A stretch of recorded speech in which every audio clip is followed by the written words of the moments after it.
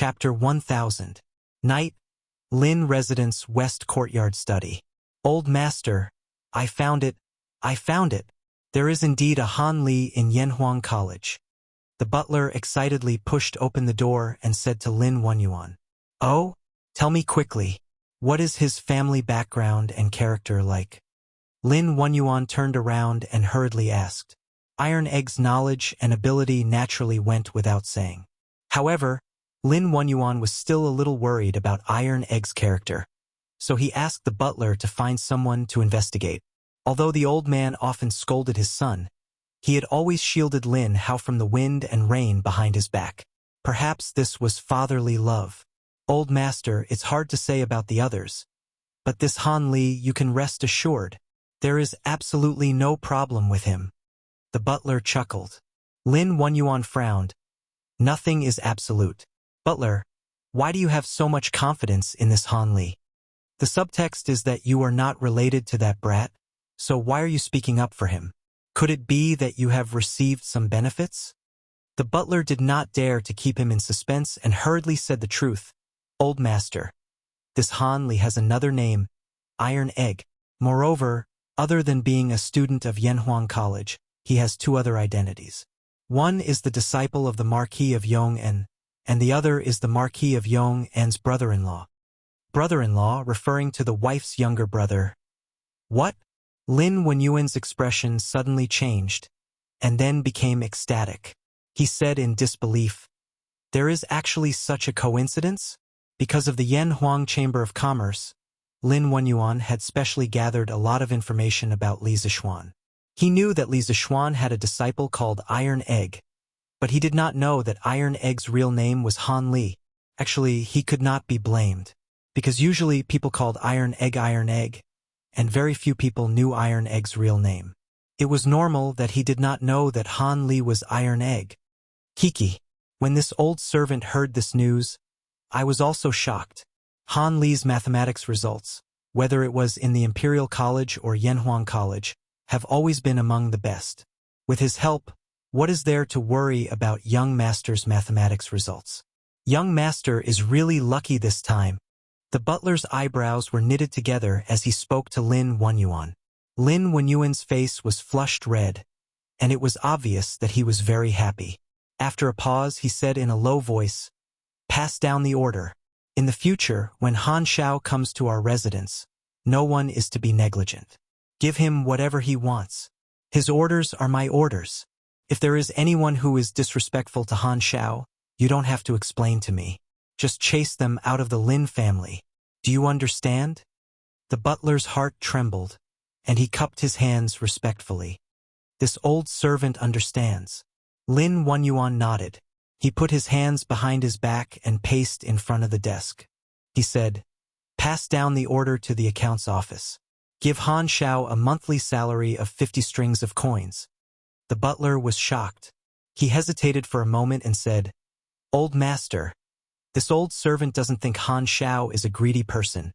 We previously agreed on a monthly salary of 20 strings of coins. If we suddenly increase it to 50 strings of coins, I don't think he will accept it." Lin Wenyuan frowned. He also felt that the old butler's words made sense. After thinking for a moment, he said, "Let the accounts office think of a way. If Han Shao accepts it, this old man will reward him handsomely. If he doesn't, then forget it. But there is one thing.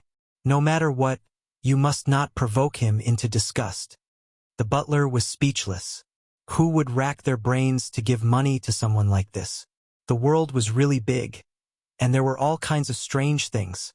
"Yes, old master." The next day, Monday, the cold wind blew. Although there was no rain or snow, the wind in this season was like a knife on one's face. F***CK. The weather is getting colder and colder. I really want to stay in bed forever. Outside the entrance of Yanhuang College, Li Tai walked in while rubbing his hands and cursing. At this time, he could not help but touch his stomach. That's right, he was starting to miss the fat on his body. After all, fat could keep out the cold. The old him was not so afraid of the cold. "Hee. Ching K, you can come to school with a blanket," Chang Chumo said mischievously. F***CK off. Li Tai kicked Cheng Chumo, but the latter easily dodged. Then, he said unhappily, Chon Yo, have you written your self-reflection? Speaking of which, if it were not for Cheng Chumo's instigation on Friday, they might not have gone to a small shop to drink. Naturally, they would not have been punished by Li Zishuan to write a self-reflection. Of course I wrote it. Then hurry up and let me take a look at yours. Why? If you want to take a look, go look at yours. Cheng Chumo said with an unnatural expression. F***CK. Why? You tell me why? If it were not for your instigation on Friday, would I have gone drinking with you? Now I'm being punished to write a self-reflection. It's all your fault. When little Fatty heard this, he immediately exploded. Cheng Chumo pulled Sun Zifen over and said, Heh, I wasn't the only one who said I wanted to drink. Didn't Sun Zifen say it too? How is it only my fault? Sun Zifen, who was implicated even when he was not doing anything, almost vomited blood. He said gloomily, F***CK. Chonyo, you're so mean. The two of you were having a good conversation. Why did you suddenly drag me into it? All right. I'm too lazy to argue with the two of you. Let's go quickly. We'll be late. Li Tai waved his hand in annoyance and then led the way into the academy. F***CK. Quick, look, what's that? After entering the academy, Sun Zifen suddenly exclaimed and pointed in front of him. F***CK. Could it be? Cheng Chumo's face darkened as if he thought of something terrifying. The monthly test results. The monthly test results should be out. I didn't expect the teachers of the academy to be so efficient. In just 2 days, not only did they finish marking the papers, they even tabulated the results. Let's go and take a look. Li Tai looked at the huge red list in front of him, and there were many students around it. He could already guess what was written on the list. However, he had thought that it would take at least 3 or 4 days for the test results to come out on Friday. He did not expect that the results would come out after only 2 days. The efficiency of the teachers in the academy was really beyond his expectation. If you want to go, you go. You're going to see if you got first place. What can I do if I go? Cheng Chumo waved his hand listlessly and complained. Hey, Chonyo, you can go and see if you got last place? Ha ha ha. Li Tai smiled and said sarcastically to Cheng Chumo. F***CK. Chin K. Are you asking for a beating? Cheng Chumo was furious and threw a punch at Li Tai's chest. Chapter 1001. In the afternoon, all the students received a notice and gathered at the field. That was because Li Zishuan was holding a commendation ceremony for the monthly exam. The monthly exam is over. Are you satisfied with your results? There was no flowery opening speech, nor was there a prepared speech. Li Zishuan went straight to the point as if he was chatting about daily life. He didn't like the formalism of his previous life. Not satisfied. Not bad. Li Zishuan's impression in the hearts of the students was still relatively amiable, so as soon as his voice fell, the students below immediately gave different answers. If it had been someone else asking, perhaps there would have been very few students who would have answered. Among the answers, most of them were dissatisfied. Only a few students said that they were satisfied. Li Zishuan pressed his hand down, and the students immediately quieted down. He smiled and said, it doesn't matter if you're satisfied or not. It doesn't change the fact that the first monthly exam is over. As a Yamacho of Yanhuang College, I want to tell you today that there's no turning back in life. Yesterday was just a passing scenery. Let bygones be bygones. What you need to do is to work hard to make today a sunny day and tomorrow's hope a reality. No one is born worse than others. If you can't beat others now, it only means that you're not working hard enough. As long as you're willing to work hard, the first place in this monthly exam may be trampled under your feet next time. Do you still have confidence? Yes. Although Li Zishuan's words were not comforting, if one listened carefully, it seemed to contain some kind of magical power. It filled one's body with strength, and some even had goosebumps. Perhaps this was the power of chicken soup for the soul. Therefore, after he finished speaking, more than 600 students immediately roared in unison. Li Zishuan pursed his lips and pretended to be disdainful. He said, Sorry, I don't feel your confidence at all with such soft voices. Tell me loudly, do you still have confidence? Yes. 600 people roared in unison. Their voices were more than twice as loud as before. Instantly, the sound waves shook the heavens. Below the rostrum, Li Gang, Yen Silu, and the others couldn't help but nod secretly when they saw this scene.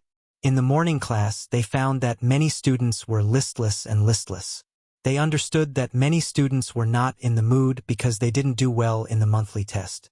In private, they had also discussed possible solutions, but they did not expect Li Zishuan to stir up the fighting spirit of the students with just a few words. With this kind of ability and this kind of grand prestige in the hearts of the students, they couldn't even be envious. Good. Next up was the monthly tests award ceremony. Students, please give a round of applause. Let's welcome Mr. Li Gang to present the prizes to the top 10 students. Seeing this, Li Zishuan nodded in satisfaction. Smack, smack, smack. Li Gang slowly walked up to the rostrum. The students below the stage cooperated very well and gave a warm round of applause. Looking at the young but vigorous faces below, Li Gang felt as if he had become several decades younger. At this moment, he took a piece of paper from Li Zishuan and began to read. The first place of this monthly test is Jia Jian of Year 1 Class 2. He is rewarded with a football and 50 strings of copper coins. Second place is Li Tai of Year 1 Class 1. He is rewarded with a football and 30 strings of copper coins. Third place is Meng Wenhao of Year 1 Class 1. He is rewarded with a football and 10 strings of copper coins. Fourth place is Li Yen of Year 1 Class 2. He is rewarded with 70 strings of copper coins. Ninth place is Zhong Jinsheng of Year 1 Class 12. He is rewarded with 20 strings of copper coins. 10th place is Di Jishuan of Year 1 Class 2. He is rewarded with 10 strings of copper coins. Let's invite the students I just read to come up to the stage to receive their prizes. Li Gang was already 80 years old this year. He was not as young and strong as Li Zishuan. Moreover, he did not practice martial arts, so his voice could not reach every corner below the stage. However, the impact was not great. This was because every sentence he said, Mo Zhong would help him pass on a sentence. With this human-shaped microphone, there was no one who could not hear what Li Gang said. As soon as he finished speaking, 10 students quickly walked out from the group of students. The rest of the people immediately cast envious and jealous gazes at them. This was because the Academy's rewards were really too generous, especially those children from poor families. At this moment, they finally understood that exams could really make one's family rich. Moreover, the results were too fast. It only took a month.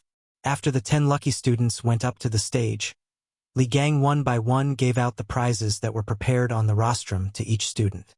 Then, Li Gang said a few words of encouragement to all the students.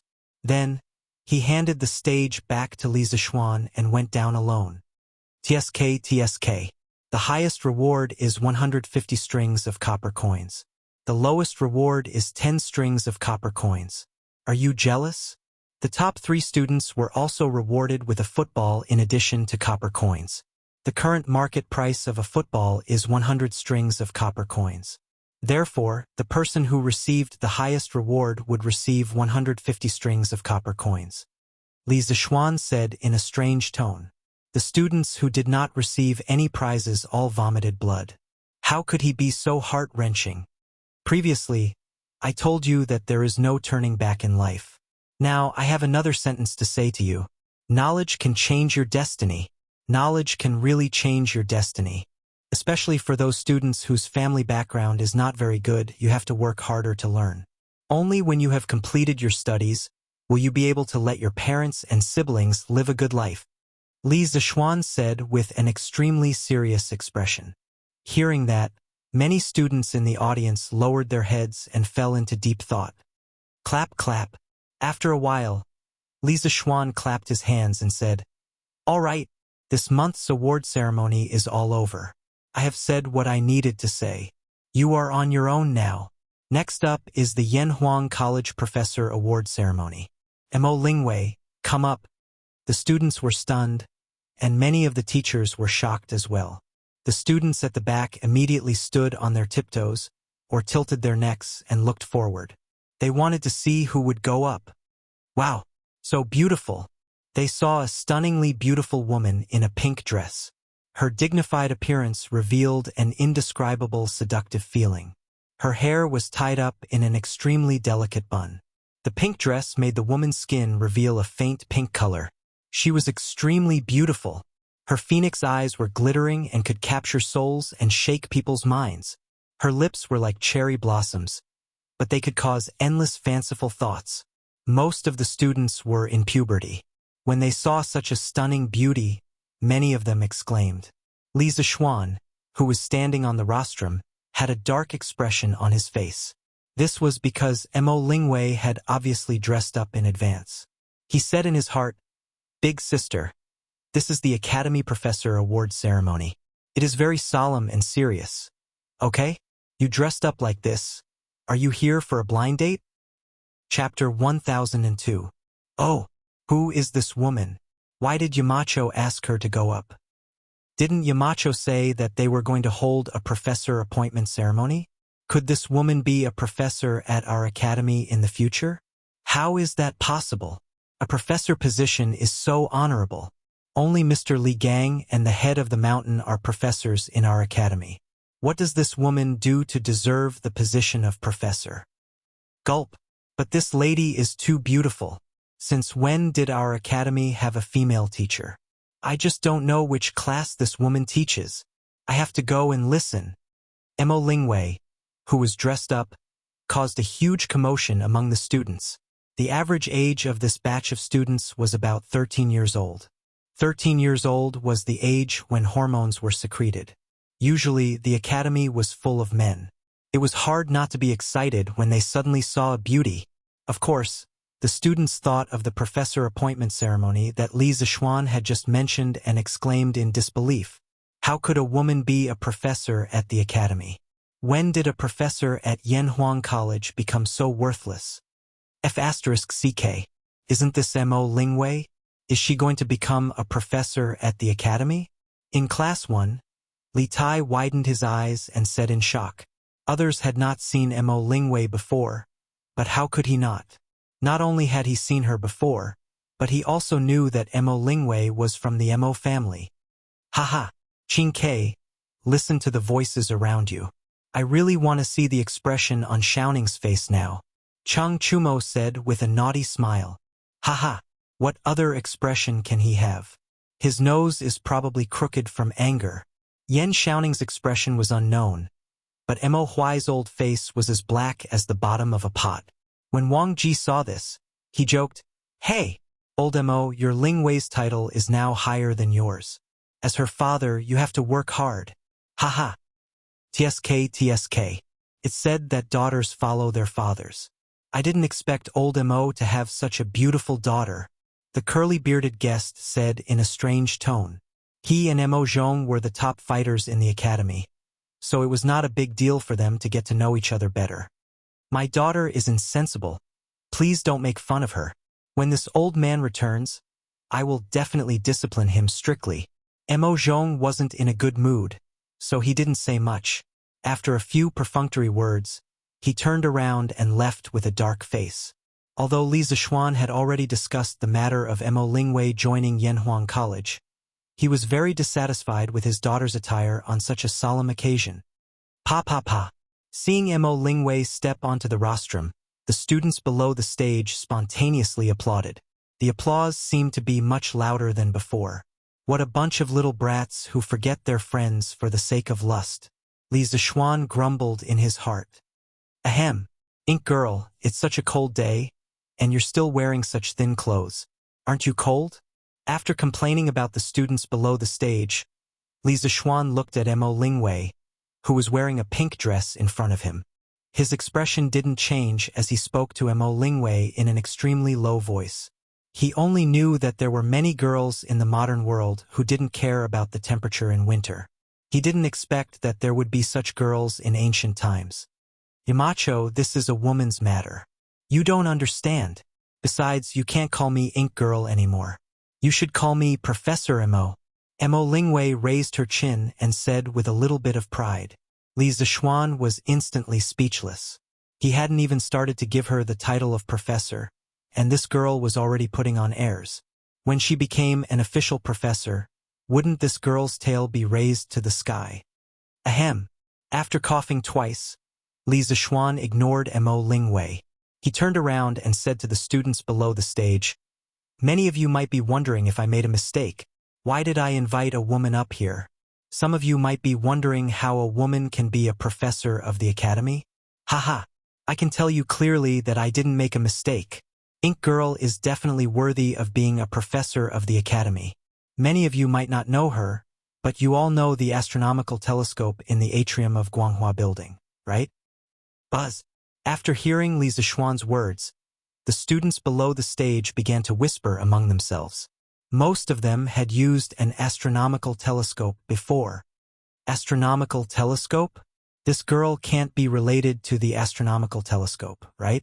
Oh my God. Can't be, right? I thought that the astronomical telescope was made by Yamacho. If the astronomical telescope is really related to this girl, then it makes sense for her to be a professor. Then this girl is too amazing. Ahem. Quiet down.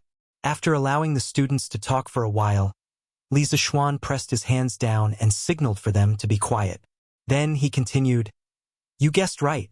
The astronomical telescope in Guanghua Building was built by Ink Girl. Yanhuang College is a place to educate, broaden the knowledge of the people, and promote engineering. Here, as long as you are talented and capable, you will be put to good use. It doesn't matter if you don't know how to flatter or be tactful. Here, we only talk about talent, and Yanhuang College is only about talent."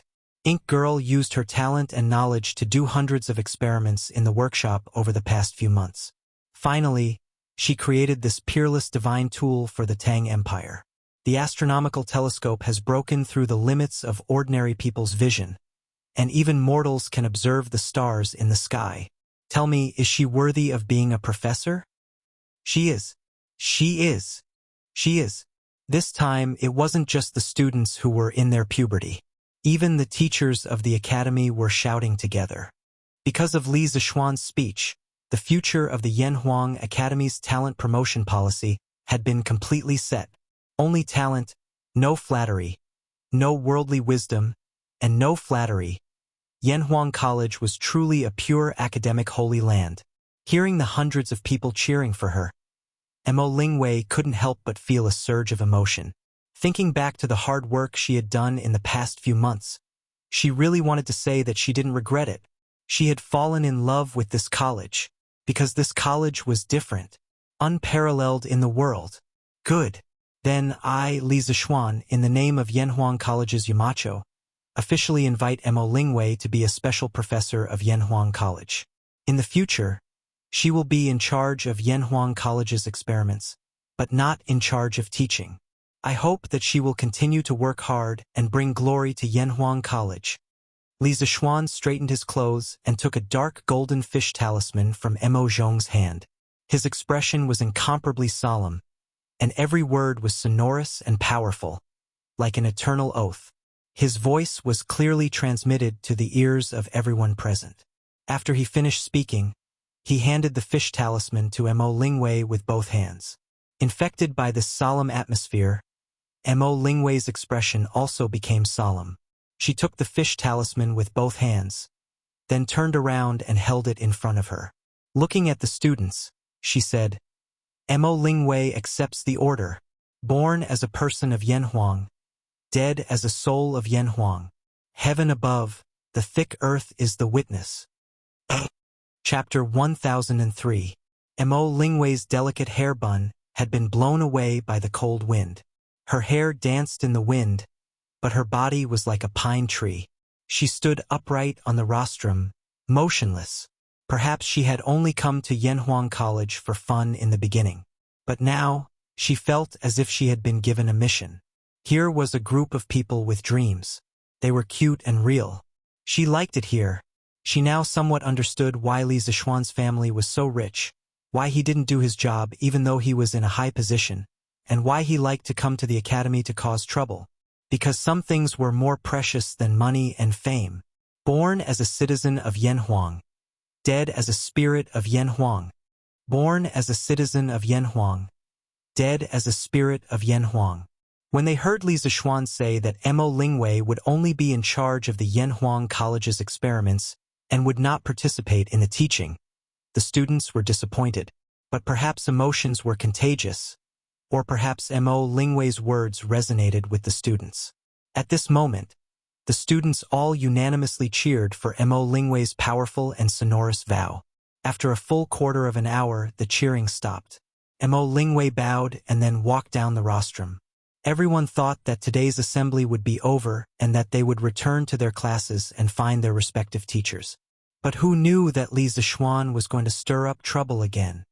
Chang Chumo, come up. Li Zixuan looked at the students of Class 1 and said expressionlessly. Everyone was stunned and did not understand. Why did Yamacho suddenly call for Chang Chumo? Could it be that they want to appoint Chang Chumo as a professor of the Yanhuang College? Some students guessed with uncertainty when they thought of Mo Lingwei. But as soon as this was said, it was immediately refuted. T. How is that possible? I saw it this morning. Chang Chumo's monthly test results are in the 400s. He's even lower than me. If he can be a professor, then the rest of us can too. Yeah. I'm in the 200s this time. There were different opinions. The students of Class 1 all looked at Chang Chumo. Chang Chumo, who always liked to be in the limelight, was now like an ostrich, lowering his head and counting ants on the grass. It was as if he did not hear Li Zixuan calling for him. F***CK. Ugly ox. Yamacho is calling for you. Why aren't you going? Maybe you'll be a professor too. Sun Zifan was standing to the left of Chang Chumo. Seeing this, he could not help but touch Chang Chumo's arm and whispered, T. Whoever wants to go, go. I'm not going. It's not something good. Chang Chumo shook off Sun Zifan's hand and said angrily, Ugly ox, how can you? Did you do something wrong and we don't know about it? Li Tai asked curiously. Chang Chumo, come up. Do you want me to go down and invite you up? Just as Chang Chumo was about to argue, Li Zixuan's voice came from above. Chang Chumo had no choice but to walk up to the rostrum. He walked unwillingly and dragged his feet. It was as if something terrible was waiting for him. Under the gazes of tens of thousands of people, Chang Chumo slowly ascended the rostrum. Li Zixuan did not wait for him to ask, but handed him a piece of paper with some words written on it. Read it. As long as you can finish reading it, I'll let bygones be bygones. Chang Chumo was dumbfounded. The students looked at each other. They did not know why Li Zixuan had spent so much effort to invite Chang Chumo up. Li Tai, Sun Zifan, and Yuchi Bao Lin looked at each other. Li Tai said uncertainly, What's that? Bao Lin, you can see very far. Help me take a look. Okay. Yuchi Bao Lin responded and looked at the paper. After a while, he replied, Qingke, that seems to be the self-reflection letter that we handed to Yamacho this morning. It should be Brother Cho Nyo's. I remember that he only wrote half of it. Self-reflection letter? Li Tai was stunned. Then, he said happily, Chumo was unwilling to show it to me this morning. Now, it seems that Yamacho wants him to read it to us. Haha. Yamacho, don't. I'll just write another one. On the stage, Chang Chumo lowered his voice and said to Li Zixuan. However, Li Zixuan did not buy it. He said seriously, Now you know that you're just doing it half-heartedly? What were you doing earlier? Read it quickly. Don't waste everyone's time. After hearing Li Zixuan's words, Chang Chumo knew that there was no room for discussion. He said gloomily, Fine, then you have to keep your word. As long as I read it, I'll let bygones be bygones. I won't have to do any self-reflection in the future. Okay, of course. Li Zixuan nodded. Chang Chumo took 2 deep breaths. Then, he took the self-reflection letter that he had written earlier and looked at the students in the audience.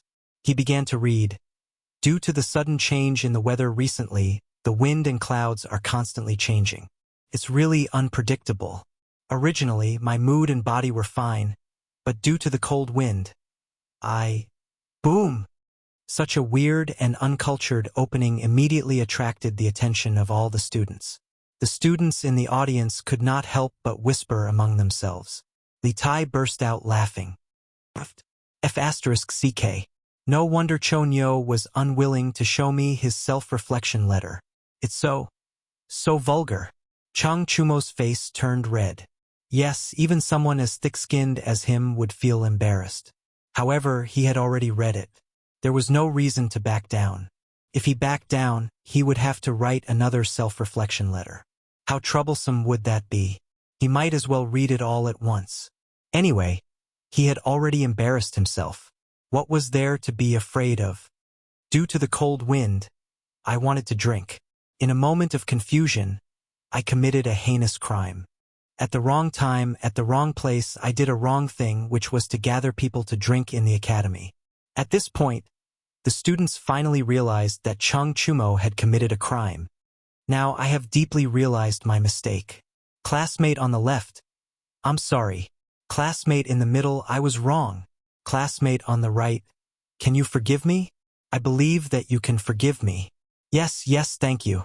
As the saying goes, practice makes perfect. At the beginning, Chang Chumo felt a little embarrassed to read it in front of so many people. However, as he read it, he became more and more fluent. He finished reading the remaining 100 words in one breath. However, the students in the audience were laughing so hard that their stomachs were about to burst. Ha ha ha. Is Chang Chumo writing a self-reflection letter? This is too funny. How can there be such a self-reflection letter? Drinking is just drinking. How can it be related to the weather? It seems like it's really related. Ha ha ha. Chapter 1004.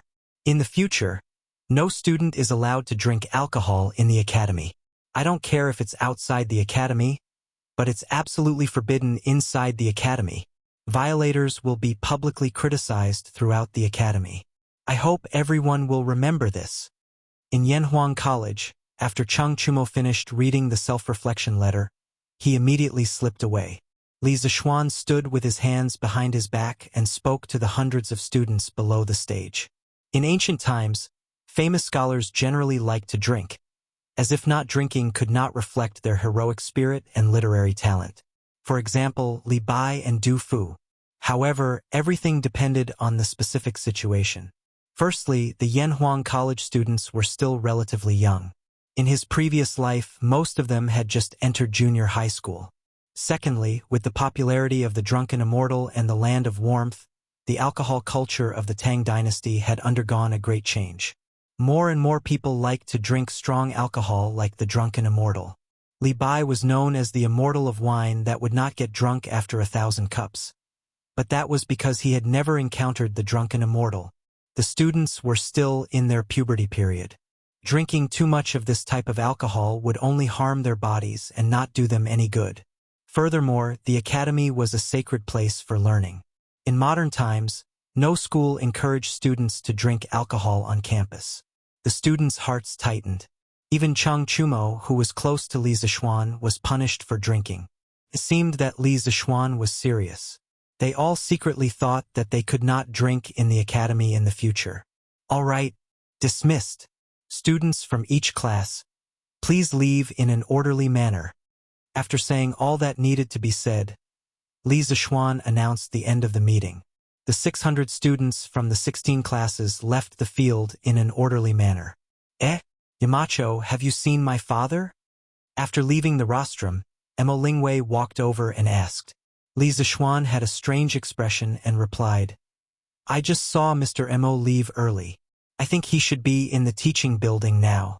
However, I suggest that Ink Girl look for Mr. Mo later if there's nothing urgent. Mo Lingwei was not stupid. She rolled her eyes and wrinkled her nose. Oh, Yamacho has a point. Then I'll go back and change first. I'm freezing to death. After saying that, the girl waved at Li Zishuan. Then, she hugged her shoulders, curled up into a ball from the cold, and quickly walked out of the field. Li Zishuan was speechless. Women were indeed creatures that were hard to understand. Volume 11. The Descent of a True Immortal, Chapter 2446. Ascending to the Immortal Realm. Wuxia nodded in response. This is merely an unfulfilled wish of my former master, and he'll only be able to fulfill it after you ascend, Wuxia replied. At this moment, the five-colored cloud in the sky grew larger and larger, and an indescribably heavy aura emanated from it. In the south of Chong and in the reclining lane, Lin Mansion. On this day, Lin Hao was lying in the courtyard, basking in the sun while enjoying the massage from the maidservants.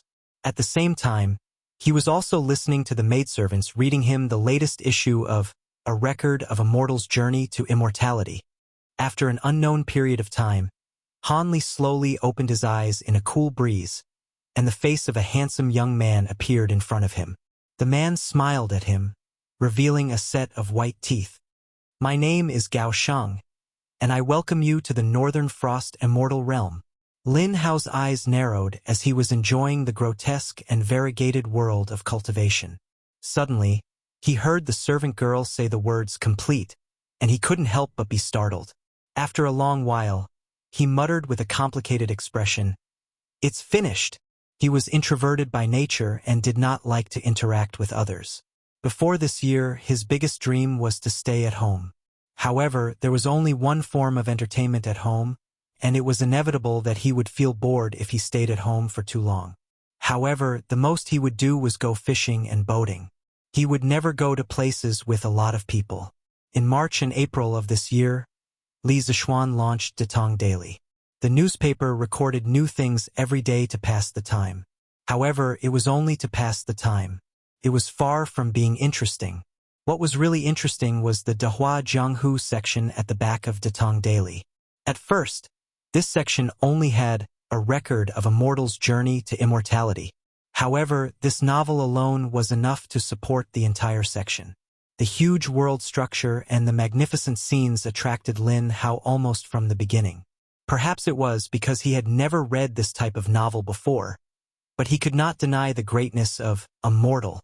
Other than cultivation, fighting monsters, and leveling up, Immortal was also a novel that went straight to the heart. Immortal, immortal, immortal. From the beginning to the end, he never forgot his own pursuit. For people who pursued immortality, feelings were nothing. Everything was natural and there was no need to force things. There was no ambition to instigate any fights, and there was no need to complain. Silently working hard was the true essence of being immortal. This was very immersive. That's right, Lin Hao only read it for 3 days, and he already thought of himself as the main character of the novel. The most important thing was the terrifying speed at which Immortal was updated.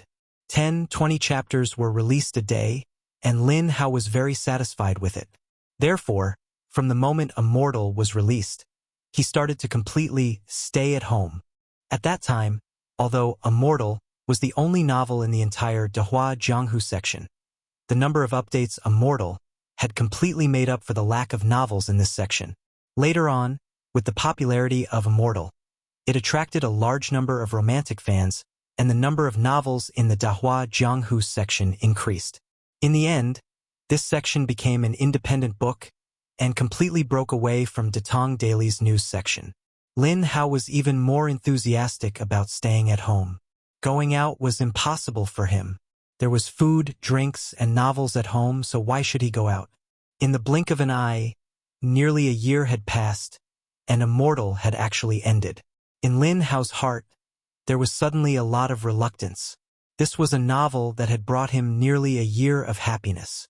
Young master, it seems like it's really over. Servant Xiao Qin saw that Lin Hao's expression was a little strange, and said in a mosquito-like voice, "That's it? Then what should I do in the future?" Lin Hao's expression was lonely. He put his hands behind his head and asked the heavens speechlessly. A novel that took more than 8 months, with a total of more than 2,400 chapters, and a total of more than 7 million words, suddenly ended just like that.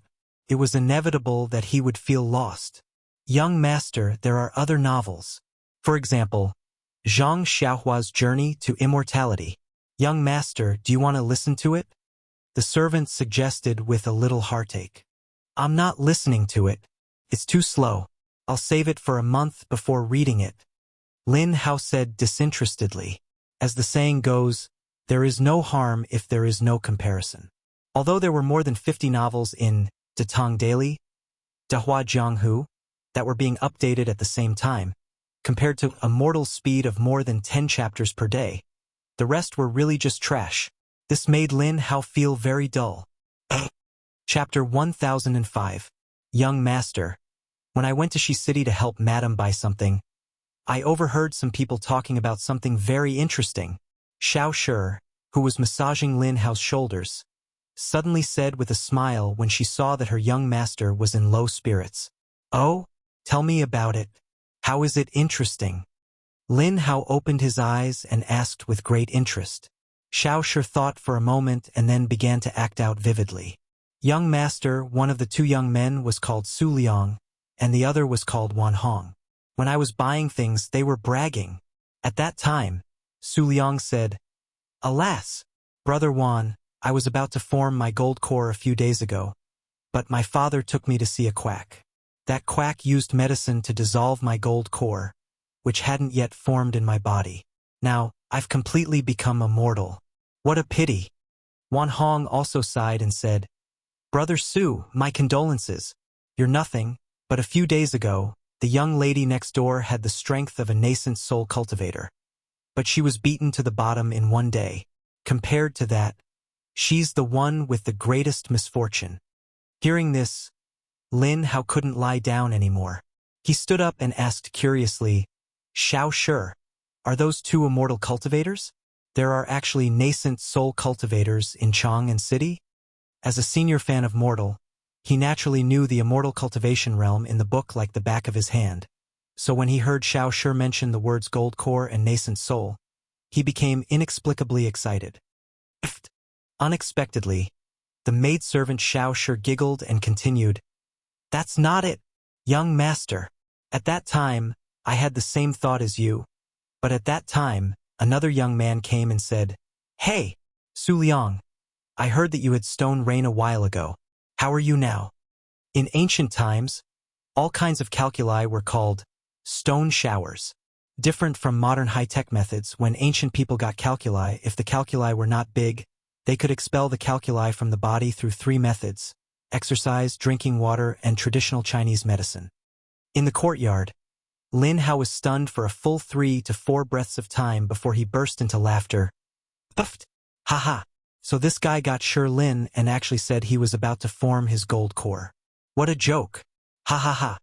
The other 3 servant girls couldn't help but cover their mouths and chuckle. The previously depressing atmosphere in the courtyard immediately lightened up. Xiao Shi, that guy called Wan Hong, what's going on with the little girl who's about to reach the nascent soul stage? After laughing for a long time, Lin Hao laughed until his stomach hurt. Only then did he gradually stop laughing. He thought of another person and asked. At this time, he also guessed that the nascent soul stage lady that Wan Hong spoke of was probably just a joke. Xiao Shi said with a smile, Young master, please listen to Xiao Shi. After Su Liang saw that his secret was exposed, he quickly left with his tail between his legs. Coincidentally, at this time, a couple came out of a nearby medicine shop with a baby in their arms. Someone in the crowd shouted, Wan Hong, isn't the little girl next to you Master Zhu's wife? I heard that his wife just gave birth to a big fat boy a few days ago. When did his wife become a nascent soul cultivator? Haha. Interesting, interesting. It turned out that the young lady was pregnant. Haha. This Wan Hong is too funny. He actually said that a pregnant woman is a nascent soul expert. I'm dying of laughter. Ha ha ha. I can't laugh anymore. Haha. After listening to the maidservant Xiao Shi's words, Lin Hao couldn't help but burst into laughter again. The maidservants also laughed until they were trembling. For a moment, the courtyard was bustling with noise and excitement. After a long time, Lin Hao's face regained its calmness. He got up and rubbed the maidservant Xiao Shi's head. He sighed and said, Okay, I'm in a much better mood now. Thank you, Xiao Shi. It's good that the legend of a mortal's journey to immortality is over. It's time for me to review my homework. The maidservant Xiao Shi said shyly. Young master is so hard-working. If master and old madam know, they will definitely be very happy. Ha. Lin Hao shook his head and smiled inexplicably. Then he said, Go take 1,000 strings of cash to the Datong Daily editorial office and reward Leather Knight. Take it as a thank you to him for his The Legend of a Mortal's Journey to Immortality for half a year. Ah? 1,000 strings of cash? Young master, if master finds out, Xiao Shi said with her mouth wide open in shock. The rest of the maidservants were also in disbelief. 1,000 strings of cash was enough for a family of 6 to live for several lifetimes. This is all my pocket money. Even if my father finds out, what can he say? Go quickly. Lin Hao rolled his eyes and said unhappily. As the only son of the Lin family, he had been doted on since he was young. How could he lack money? Yes. Young master. In the new workshop of the Strange Interest Pavilion, in the editorial office of Datong Daily. When Li Zixuan moved the workshop here, in order to facilitate Ma Zhou's teaching activities in Yanhuang College, he moved the editorial office of Datong Daily over as well. In this way, Ma Zhou could take on 2 jobs at the same time. Today, the editorial office of the new workshop welcomed many people. These people were the staff of the various Datong Daily offices in Chang'an City. The eldest son of the Chao family in Chang, and Xiao Shi, rewards The Legend of a Mortal's Journey to Immortality Leather Knight 3,000 strings of cash. The eldest son of the Murong family in Chang, and Murong Jun, rewards The Legend of a Mortal's Journey to Immortality Leather Knight 1,000 strings of cash. The eldest son of the Wang family in Taiyuan, Wang Renbiao, rewards The Legend of a Mortal's Journey to Immortality Leather Knight 10,000 strings of cash. Ever since the first carriage full of copper coins drove into the workshop, the page boys' singing never stopped. Previously, in order to make it easier for readers to reward their favorite novels, the editorial office of Datong Daily had specially set up offices in Chang'an, and even more than 300 states and counties across the country to accept rewards and give fan badges to the recipients. Normally, every 10 days, the various offices would send the rewards they received to the editorial office of Datong Daily in the workshop. However, today was different. With the completion of The Mortal, the hundreds of thousands of readers who had accumulated in the past 8 months suddenly went crazy. They lined up to the Datong Daily office to reward The Mortal. The rewards ranged from a few hundred copper coins to tens of thousands of strings of cash. The warehouses of the major offices in Chang and City where the copper coins were stored were immediately filled to the brim. For safety reasons, the various offices hurriedly sent people to the new workshop in Plum Village to deliver the copper coins. On the cement road from Plum Village to Chang'an City, one after another, money trucks appeared in an endless stream. Fortunately, the road from Chang'an City to Plum Village had already been repaired. Fortunately, this place could be considered the foot of the emperor, so the security was not bad. Otherwise, such a huge amount of money would be tempting. What's the 100th? When Ma Zhou received the news, he immediately rushed over from Yanhuang College. Hearing the rewards coming in one after another, his head started to ache. This scene was simply too crazy. Godfather Ma, this is the 950th person who has rewarded more than 100 strings of cash. Song Xiaoxi replied. 951? Oh my God! Are there going to be 1,000 league leaders today? Ma Zhou was not someone who had not seen the world. However, when he heard such a result, he could not help but be flabbergasted. 1,000 league leaders appearing in a day? Wasn't this too crazy? The income that the mortal brought to the editorial office of Datong Daily was actually several times more than the total income of the other 50-plus novels combined. How could anyone live with this? Chapter 1006. The ending of The Mortal triggered a huge tipping chain effect. Datong Daily's offices in Chang and City were overcrowded with people. Thousands of copper coins were being pulled in continuously. The shopkeepers of the other shops were envious, because the income of this office in a day was equivalent to 10 or even 100 years of their income. TSK. It really made one's eyes red with envy. But the one who benefited the most should be the Leather Knight who wrote The Legend of a Mortal's Journey to Immortality, right? He will get a share of the tipping Datang Daily receives. I didn't expect this. Writing novels can actually make so much money. The shopkeeper of a calligraphy and painting shop next to the Datang Daily's office stood at the entrance of the shop. He couldn't help but sigh as he looked at the rich people next door. This old man must have not seen the miserable situation of the other failed authors. That's why he was so emotional, right? Xiaolu, why did you come out from there? The shopkeeper's eyes suddenly widened. He saw his shop assistant coming out of the office.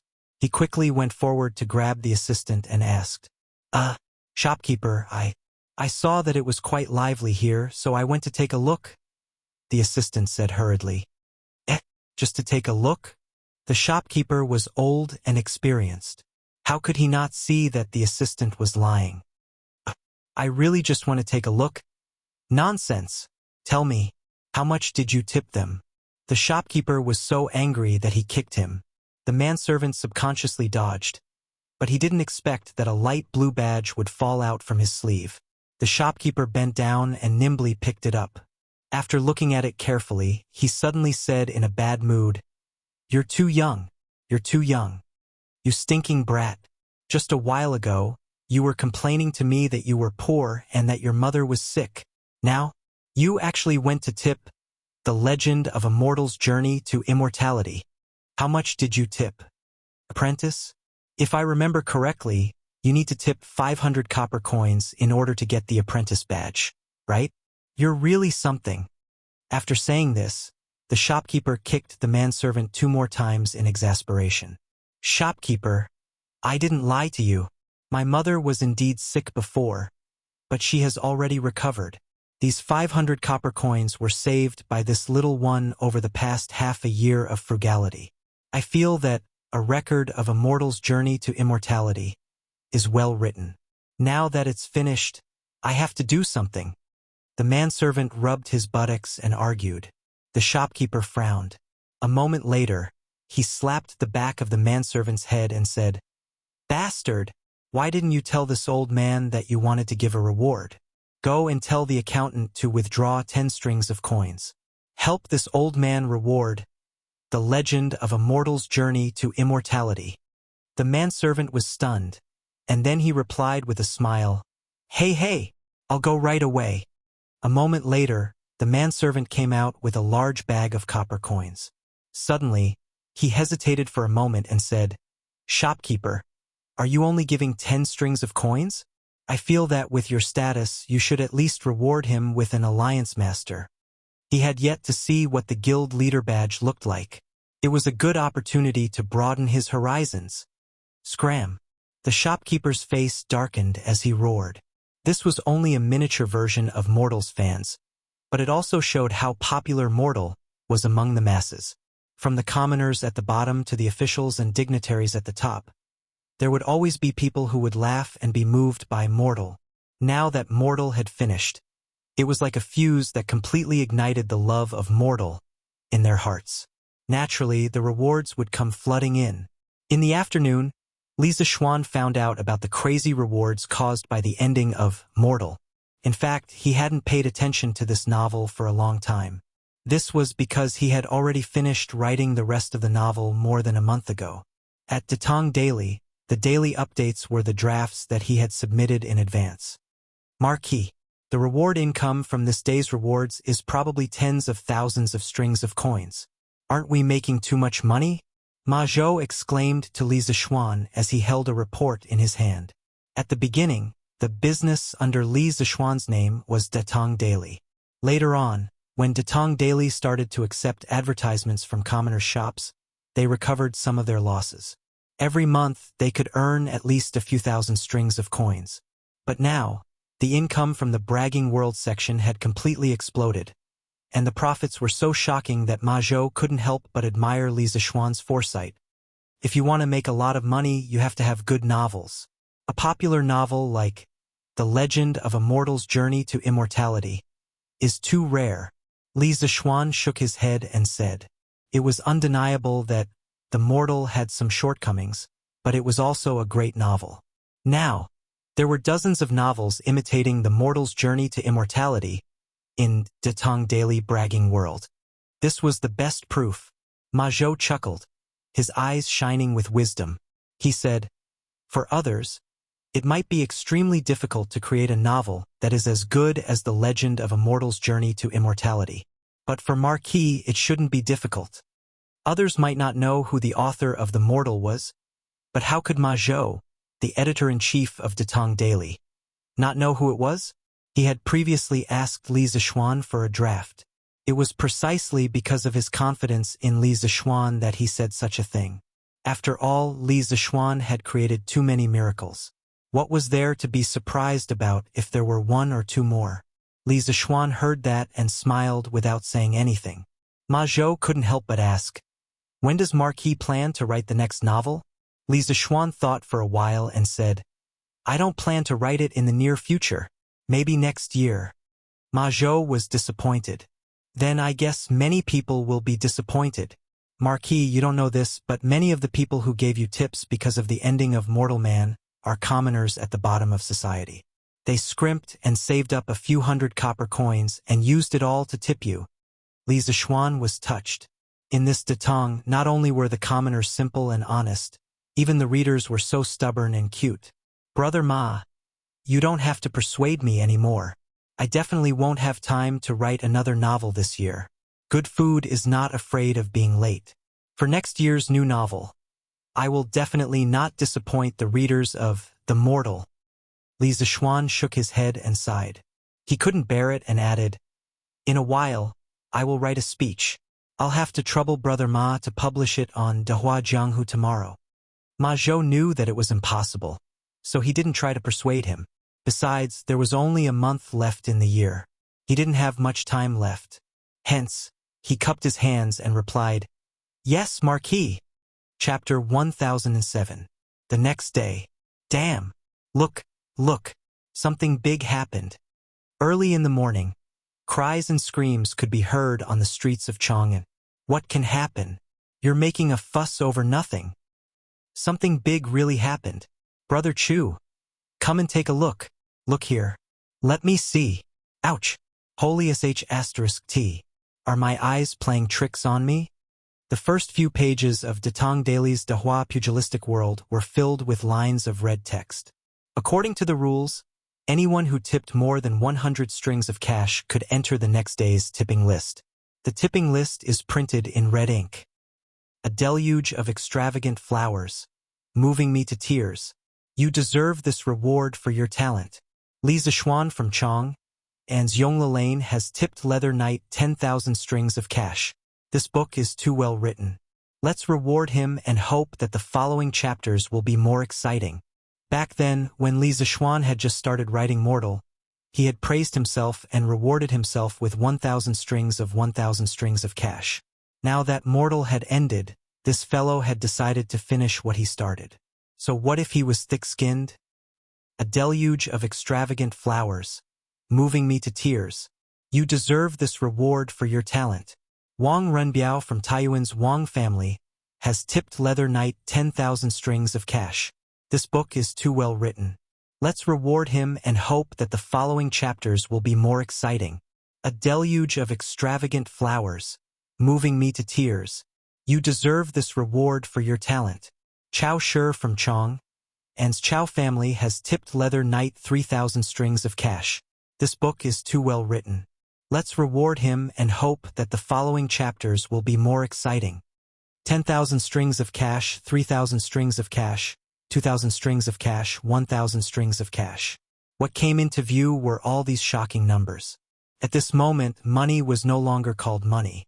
It was just a number that shocked people to the point of numbness. What the heck? There were a total of 10 pages. How much money does it add up to? Gulp! I'm afraid there are more than 1,000 people on the list. That means there were more than 1,000 people who tipped A Legend of a Mortal's Journey to Immortality yesterday. More than 1,000 league leaders appeared in a day. That's at least 100,000 strings of cash. That's crazy. Are there really so many people tipping? Of course, I even tipped him 100 copper coins yesterday. At that time, there were a lot of people who tipped him. The news of a record of a mortal's journey to immortality, collecting thousands of alliance members, spread like wildfire among the crowd. Chang'an City and some of the counties near Chang'an City immediately boiled over. In the streets and alleys, in the restaurants and tea houses, there were basically people talking about yesterday's grand occasion. Many people proudly took out their mortal badges, indicating that they were also part of the reward army yesterday. From this, one could see how popular mortal was. However, compared to the huge amount of rewards, the mortal section in Tang Dynasty Daily, Bragging World was even more touching. Final thoughts. I heard that the streets and alleys of Chang'an City were emptied yesterday. Countless people tipped swordsmen, ranging from dozens of copper coins to tens of thousands of strings of cash. Swordsmen were moved to tears. The legend of a mortal's journey to immortality was completed in March and finished in November. It took more than 8 months to complete, with a total of more than 7 million words. During this period of time, I would like to thank everyone for their continuous support. Swordsman will return in March next year. Please look forward to it. Seeing this final thoughts, many people could not help but recall the various things that happened when they first started reading Mortal. Their hearts were very touched at first. However, the last sentence of Swordsman will return in March next year made many people curse. F***CK. What does that mean? It means that Leather Knight will not write another book until March next year? Isn't that too much of a scam? There are still about 4 months until March next year. How am I going to survive these 4 months? Writing for 8 months and resting for 4 months. This guy is too much of a playboy, right? I don't agree. Who knows where that Pai Shajua guy lives? I'll bring some people to tie him up and lock him in a small house to write novels for me every day. If he doesn't write 20 chapters a day, he's not allowed to go anywhere. Li Zishuan probably did not expect that the Tang Dynasty would have such a ferocious reader. Yes, this is a good suggestion. Tie him up. Yes, tie him up. Tie him up. But no one knows where he lives. A certain person's suggestion received a lot of responses. However, the cruel reality made everyone fall silent. Let's go to the workshop of the Curious Pavilion. Find the people from Datong Daily. They definitely know who Leather Knight is and where he lives. Yes, let's go to the workshop of the Curious Pavilion. I know where he lives. I'll lead the way. In an instant, dozens of irritable readers rushed towards the new workshop of the Curious Pavilion. However, these people were too naive. The author of The Legend of a Mortal's Journey to Immortality was the big boss of the Curious Pavilion. How could the staff of Datong Daily tell them the real information? What's more, the new workshop of the Curious Pavilion was also guarded by a group of Imperial Guards sent by Li Er. A few dozen people would not be able to break through the door of the workshop. In the end, Ma Zhou comforted them for a long time and promised that he would keep urging Leather Knight to release his new book as soon as possible. Only then did the irritable readers disperse. Looking at the backs of these people, Ma Zhou wiped the cold sweat off his forehead. Of course, what he said just now was a lie. Once Li Zishuan decided on something, it was very difficult to change his mind. He definitely would not ask for a rebuff by urging him to release his novel. At this time, he really wished that he never knew that Li Zishuan was Leather Knight, because many times, it was harder to keep a secret than to know a secret. A bunch of ignorant and unruly commoners. They don't want to read the writings of sages and scholars, and they want to fight over reading that vulgar novel. Sure enough, the world is ignorant. Rotten wood cannot be carved. Of course, not everyone was a die-hard fan of The Legend of a Mortal's Journey to Immortality. There was no lack of voices criticizing The Legend of a Mortal in Chang'an City, such as the Imperial College and the Hongwen School. But first, the number of people who liked The Legend of a Mortal obviously had an absolute advantage. Second, Datong Daily was run by Li Zishuan, and Li Er also participated in it. Although scholars had character, no one was willing to go through so much trouble for such a small matter. It was not worth it. What the eye doesn't see, the heart doesn't grieve over. This was the most common method used by those arrogant scholars. But there were many things that you could ignore, but you could not change its greatness. For example, the huge fan base of The Legend of a Mortal's Journey to Immortality showed that it was an irreplaceable novel. Next March. That's great. That means that these 4 months are our chance. At noon in Yanhuang College, the 3 people from Jinyu Academy had eaten lunch and were reading the newspaper on a stone bench in the woods of the academy. After seeing the acceptance speech of The Legend of a Mortal, Liao Feichen's eyes lit up and he said excitedly, Chapter 1008. Yes, without the popular novel, A Legend of a Mortal's Journey to Immortality, we can indeed give it a try. Who knows, we might be able to reach a higher level. In Yanhuang College, Chun Tianhua nodded after hearing his good friend's words. Both he and Liao Feichen had serialized novels in Tang Dynasty Daily. His novel was Zhang Xiaohua's Journey to Immortality, and it was about 900,000 words long. Liao Feichen's novel was called The Long Road to Immortality, and it was slightly slower, but it was also about 800,000 words long. Even though they had been admitted to Yanhuang College a few months ago, they still insisted on writing novels in their free time. In fact, this kind of half-study, half-work state did not affect their studies because there were many poor students in the college who were in this state. The difference was that the others were working at the posts provided by the college, while the 2 of them were using their free time to write novels. In the past, A Legend of a Mortal's Journey to Immortality was an insurmountable mountain in front of Chun Tianhua and Liao Feichen. Now that A Mortal had ended, the 2 of them felt that their opportunity had come. This was especially so for Chun Tianhua. Other than Mortal, his Legend of Zhang Xiaohua's Cultivation to Immortality was the novel with the best results in talking about pugilistic world, taking advantage of the time when Mortal was finished.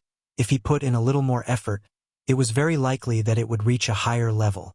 Yes, let's hurry up and try to write more during this time. Liao Feichen nodded fiercely. Hey, Hong Yi, didn't you say that you were about to start writing your novel? Why haven't you started? Are you trying to scare us? Chun Tianhua suddenly thought of something and turned his head to ask. What I said earlier was true. I wasn't lying to you. I've already thought of the plot framework for this novel, and I can start writing at any time. Hua Hongyi said with an embarrassed expression. The other 2 obviously did not believe him. Chun Tianhua said, Hongyi, then tell us, when do you plan to publish your novel? When the time comes, Feichen and I will definitely support you. Yes, that's right. I'll definitely support you. We definitely can't afford the title of Alliance Master, but we can still afford the title of Disciple. Liao Feichen echoed. Hua Hongyi rolled his eyes. After thinking for a moment, he said, although the framework of the plot has been conceived, the specific details still need to be considered. Next March. I'll publish the book next March. Poof. What? F***CK. Hongyi, are you still asleep? Why do you want to publish your book in March of next year? Aren't you courting death? Liao Feichen almost vomited blood when he heard that Hua Hongyi was going to publish the book in March next year. He stared at his old friend as if he was looking at a madman. How is that courting death? Feichen, didn't you want to say that Leather Knight will also release a book next March? Hua Hongyi shook his head and said nonchalantly, if he wants to publish books, then so be it. Who said that we can't publish books together with him?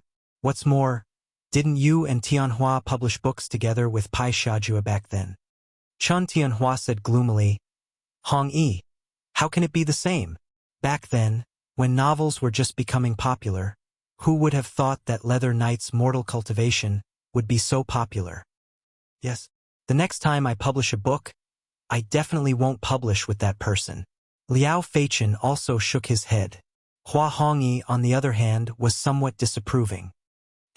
Tianhua, Feichen were 7 feet tall men. Even if we can't beat him, we can't be afraid before the battle. Besides, I have confidence in my novel. It might not lose to Leather Knight.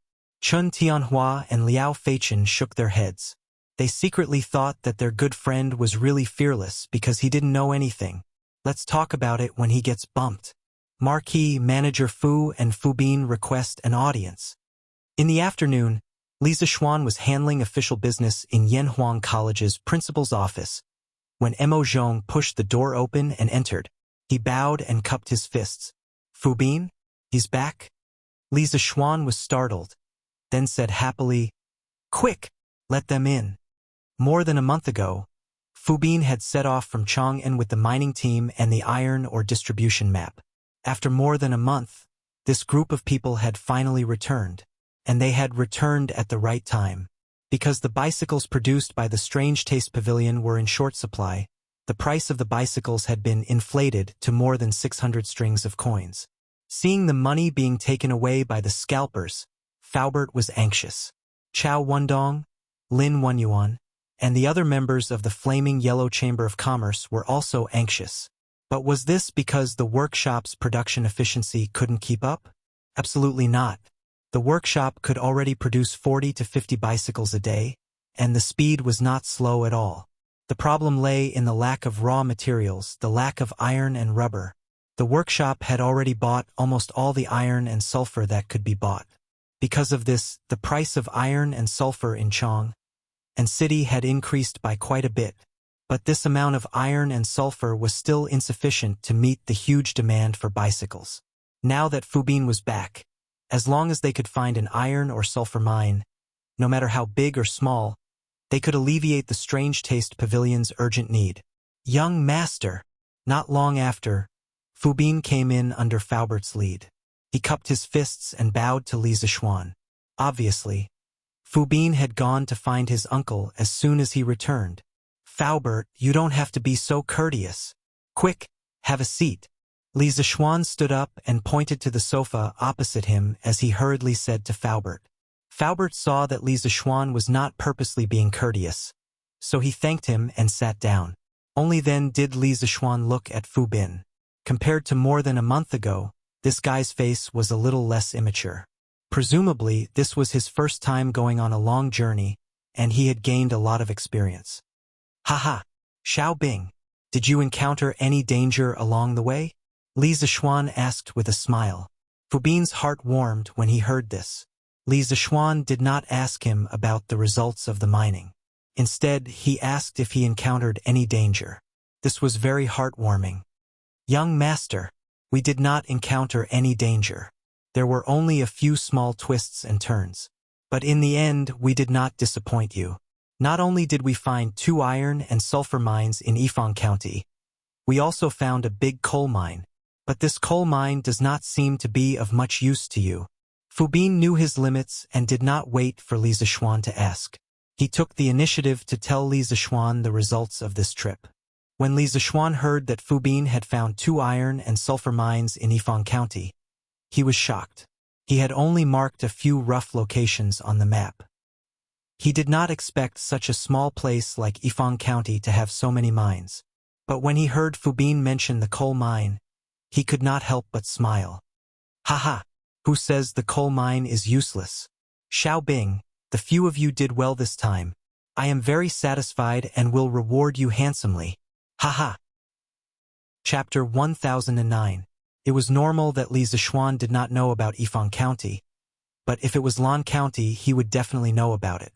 In the modern era, Shaanxi province had 546 billion tons of usable reserves and 514 million tons of unusable reserves, ranking 4th in the country. This did not include the Shaanxi type of limonite or that was widely distributed but had not been explored. Among them, 89.3% of the discovered iron ore resources were concentrated in Lan County, 2 billion tons, and Wutai Mountain, 625 billion tons. Other than iron ore resources, Lan County was also rich in other mineral resources, such as coal, iron, manganese, sulfur, marble, granite, and so on. Could be said that it was a real mining county. Lan County was called Yifang County during the Tang Dynasty's Jingguan period, and it was the capital of Lan Province at that time. Therefore, it was not surprising that Fu Bin could find 2 iron ore mines, 2 sulfur mines, and a big coal mine in Yifang County. "Thank you, young master." In Fu Bin's eyes, Li Zixuan was a real big shot. Now that he could get Li Zixuan's praise, he was overjoyed. Ahem, young master, forgive me for being blunt, but this coal mine is very difficult to mine. If we can mine a large amount of coal, it'll be fine, but if there's no coal and it's all coal, then it'll be a big loss. Faubert was obviously more mature and looked at the long term. He said to Li Zixuan worriedly, Faubert, why is coal useful? Oh, I understand now. But Faubert, you don't have to worry. To me, coal is useful, but coal is also useful. Just as Li Zixuan was about to ask why charcoal was useful and coal was useless, some memories of his predecessor suddenly emerged. He quickly swallowed the words that were already at the tip of his tongue and changed his words. His predecessor's memory told him that although people had started to use coal, coal was not popular yet. The history of ancient coal mining in China can be divided into 4 stages. The Preqing dynasty was the discovery and early exploitation of coal. The Western Han dynasty to the northern and southern dynasties was the mature stage of coal exploitation. The Sui, Tang, and Yuan dynasties was the general development and rapid progress of coal exploitation. The Ming and Qing dynasties was the heyday of ancient coal exploitation. However, it should be noted that the coal mentioned above was mainly referring to charcoal, not coal. At least before the Song dynasty, coal was not used on a large scale. This was because the unprocessed coal dug out from the coal mines was difficult to burn fully. On the other hand, this kind of coal would emit a lot of soot when it was burned. Therefore, the people would rather burn firewood than coal. This was because the smoke emitted from firewood was less than that from coal. It wasn't until the late Tang dynasty that the technology of using coal to make coke appeared. According to the Tang dynasty scholar Kong Pian's drama talk log, when the rich and powerful children of Luo Luoyang used coal to cook rice, they would first burn the coal to remove the smoke. This was called cooked coal or refined coal, and then they would use this refined coal to cook rice. This type of refined coal was closer to coke, but because it wasn't deliberately burned, it was only the prototype of coke. In the Song dynasty, the coking technology was perfected, and the raw coal processing and utilization in our country entered a new stage, and the use of coal gradually became more widespread. During the Ming and Qing dynasties, the development and utilization of coal in our country had reached the heyday. Similar to the previous salt and iron dictatorship, the mining rights of coal had been nationalized, and coal mining taxes had been collected. What? Young master has a way to use raw coal? Fu Bin didn't think much of it, but Faubert's eyes suddenly widened. He sat up straight from the sofa and said in shock, as long as one had a little bit of common sense, they would know that if raw coal could be used, then a coal mine could bring an amazing amount of wealth. Li Zixuan didn't deny it and nodded happily and said, I do know some ways. Therefore, this coal mine must be mined. Whether it's charcoal or coal, we want it all. Faubert said excitedly, if young master really has a way to use raw coal, then of course this coal mine must be mined. Li Zixuan smiled. He muttered to himself for a while, then looked at Fu Bin and asked, Xiaobing, previously you said that you met with some problems in Yifang County. What exactly happened? Fu Bin scratched his head and replied, young master, it's like this. When we first arrived at Yifang County, we were targeted by a few local ruffians. Those ruffians heard our accent and knew that we came from Chong. So they wanted to collect toll from us. Biao Zi was furious. So he gathered his brothers and beat up those ruffians. Originally, it was nothing much, but who knew that those ruffians were related to the county magistrate's son? That county magistrate's son didn't know what was right and wrong. So he ordered the bailiffs to arrest us and put us in jail. Luckily, Biao Zi's martial arts were much better than those bailiffs. So he took advantage of the chaos to escape. 2 days later, the county magistrate interrogated us. Actually, it was just a formality. In court, those ruffians became the good guys, and we became the bullies who bullied the weak and feared the strong. The county magistrate and deputy county magistrate didn't even give us a chance to defend ourselves, and wanted to send us to a mine in the county to do hard labor. Luckily, Biao Zi arrived in time and brought along the Lan province's provincial governor's office. Those 2 days, he was carrying young master's warrant and went to the Lan province's provincial governor's office to get reinforcements. At that time, The Lan province's provincial governor was not in the government office, so the county magistrate came over. What happened after that was logical. The county magistrate of Yifang County did not teach his son well and allowed his son to keep evil slaves, disrupting the law and order. He was removed from his position and investigated by the Lan province's provincial governor. Even the deputy county magistrate was not spared. After this incident, we no longer met any obstacles when we were looking for or veins in Yifang County. After hearing what Fu Bin said, Li Zishuan curiously said, "Hey, there's such a thing? This Lan province's provincial governor is not bad. Xiao Bing, thank you for your hard work." "Humph, Marquis, you don't need to sympathize with this kid. When you are outside, you should wear normal clothes to keep a low profile. Are you afraid that others will not know you are from Chang? There are so many people going to Yifang County. Why didn't those ruffians look for other people? Why did they look for the few of you? Isn't this your own fault?" Faubert sneered and scolded them mercilessly. Fu Bin's face was immediately filled with embarrassment. Clearly, Uncle Fu's words had hit his sore spot. Li Zishuan looked at Fu Bin and laughed. "Faubert, you can't say that. This person was walking on the streets and was knocked down by someone. Can you blame that person for not going out today? Xiao Bing and the rest did not break the law and were bullied by the ruffians. How can they not retaliate? Before they left, I had told them not to create trouble, but they cannot be afraid of trouble. I feel that they had done well this time. Furthermore, Xiao Bing and the rest had unintentionally helped the people of Yifang County to get rid of a big problem. Not only did they not do anything wrong, but they also did a good deed. Haha." Chapter 10:10. Thank you, young master, for your magnanimity. Fu Bin will definitely follow young master's lead. Yanhuang College, Principal's Office. Fu Bin was moved to tears when he heard Li Zishuan speak up for him. In fact, when they arrived at Yifang County with the huge sum of money, they were indeed a little smug. They were dressed in fancy clothes, and it was obvious that they were not ordinary people. That was why the local ruffians came looking for them. Before coming to Li Zishuan's place, his uncle had already harshly reprimanded him. Originally, he thought that he would be reprimanded again. He didn't expect that not only did Li Zishuan not reprimand him, he even spoke up for him. How could he not be touched? Ha ha! Li Zishuan heard this and could not help but laugh. Perhaps Fu Bin had been hanging out in the streets since he was young, and he had the aura of a ruffian, which could be heard from his words. Calling him a ruffian was not referring to him being bad. Normally, people like him were more loyal and righteous. If you treated him well, he would also treat you well. That was the general meaning of it.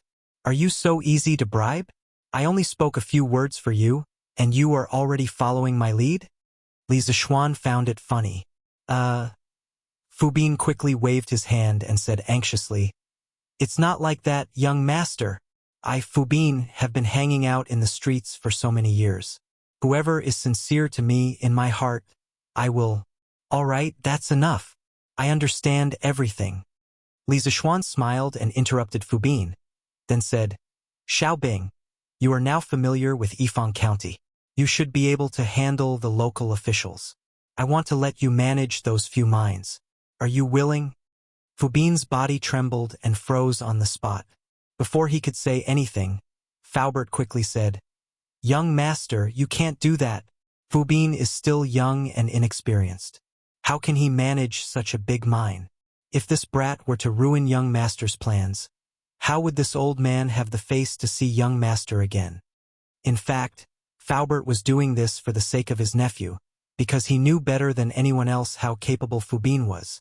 Fu Bin also reacted at this time. He cupped his fists and said, "Young master, you'd better take back your order. If you want me to help you gather information or search for people, then I can do it. But I definitely can't manage a mine.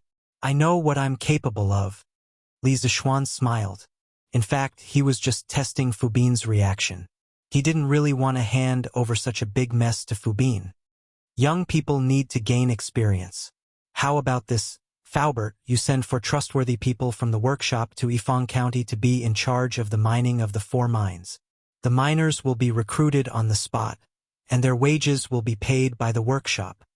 Originally, there were 5 mines, but one of the iron mines had to be handed over to the imperial court. This was the condition promised to Li Er. Faubert muttered to himself for a moment, then nodded and said, "Okay, this old man will arrange it."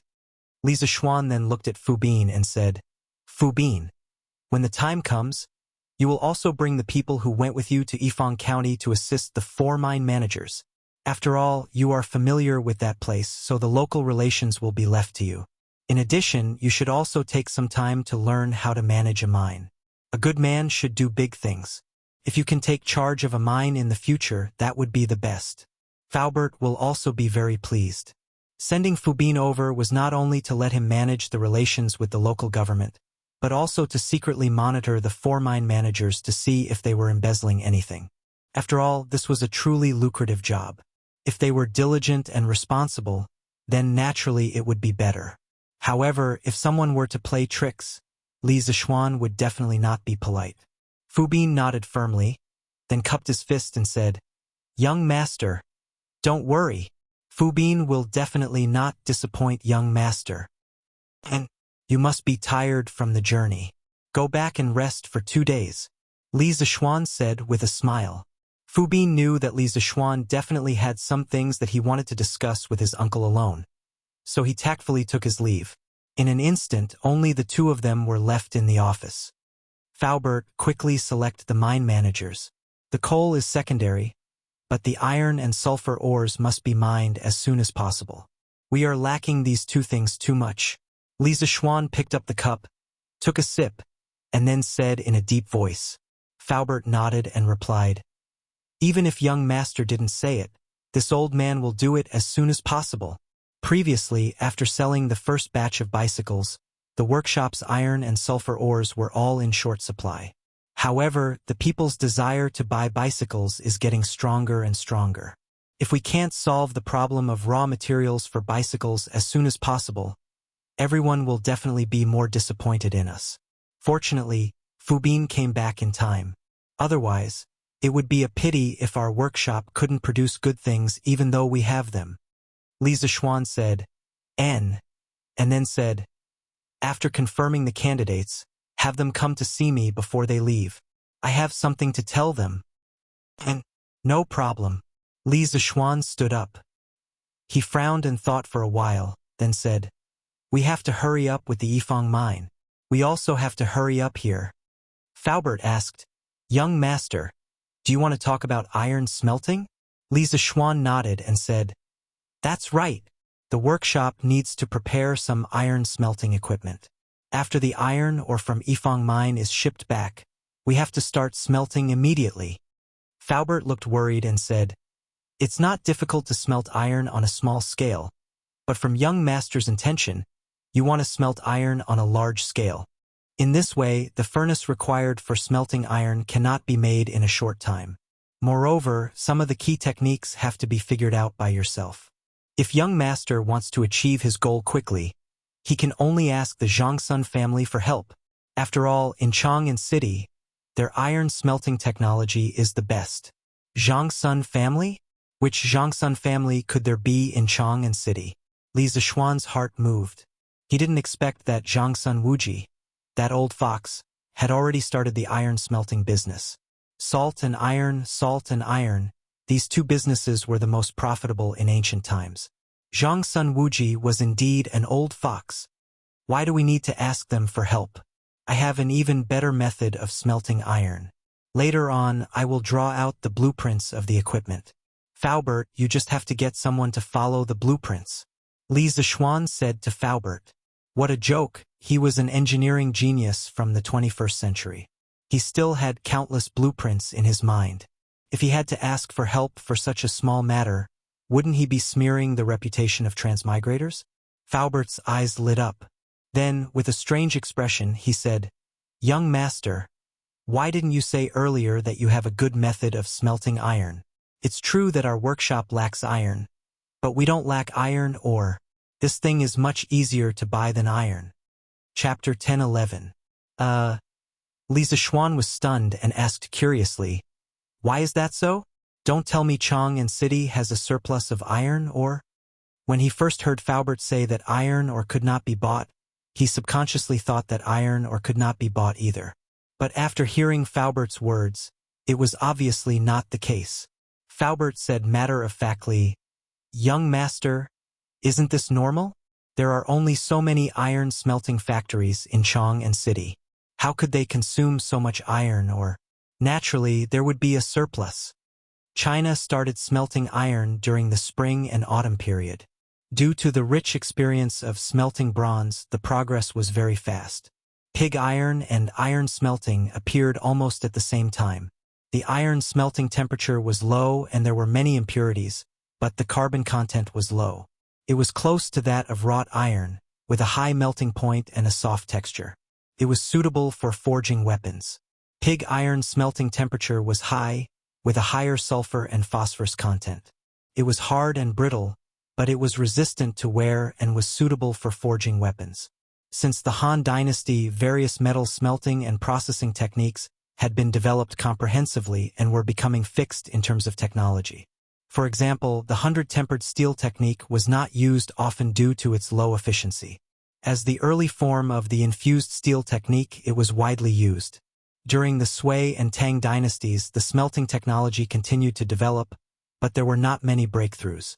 They mainly followed the infused steel technique at the end of the Han Dynasty, and the smelting efficiency was not high. Furthermore, the smelting business in this era was owned by the country.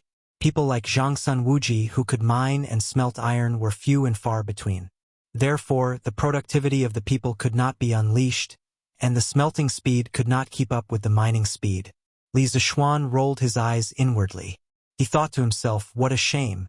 If I had known about this earlier, would I have waited until now? Sigh. Forget it. Since it's already like this, another 10 days or half a month won't make a difference. When the smelting equipment is completed, the iron ore from Yifang County should be transported back. By then, our workshop will not lack iron anymore.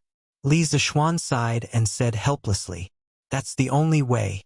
If young master has nothing else, this old man will return to the workshop first." Faubert could hear the confidence in Li Zishuan's words. He could not help but smile and bid farewell. "Yes, Faubert, you should also take care of your body. If there's anything you need, just order your subordinates to do it. Don't tire yourself out." Li Zishuan asked with concern. To be honest, Faubert was already so old, but he was still busy. He felt very apologetic. But at the moment, he really didn't have anyone who could replace Faubert. Fu Bin might be able to do it in the future, but he was still too inexperienced to take on such a huge responsibility. If possible, he really hoped that Faubert would live a long life. "Ha! Young master, there's no need to worry. This old man's body is fine." With that, Faubert left the room. "Your Majesty, the Marquis of Yong, and requests an audience." Afternoon, Suite Du Hall. Li Er was busy flipping through memorials. It was the end of the year and there were always a lot of things to do.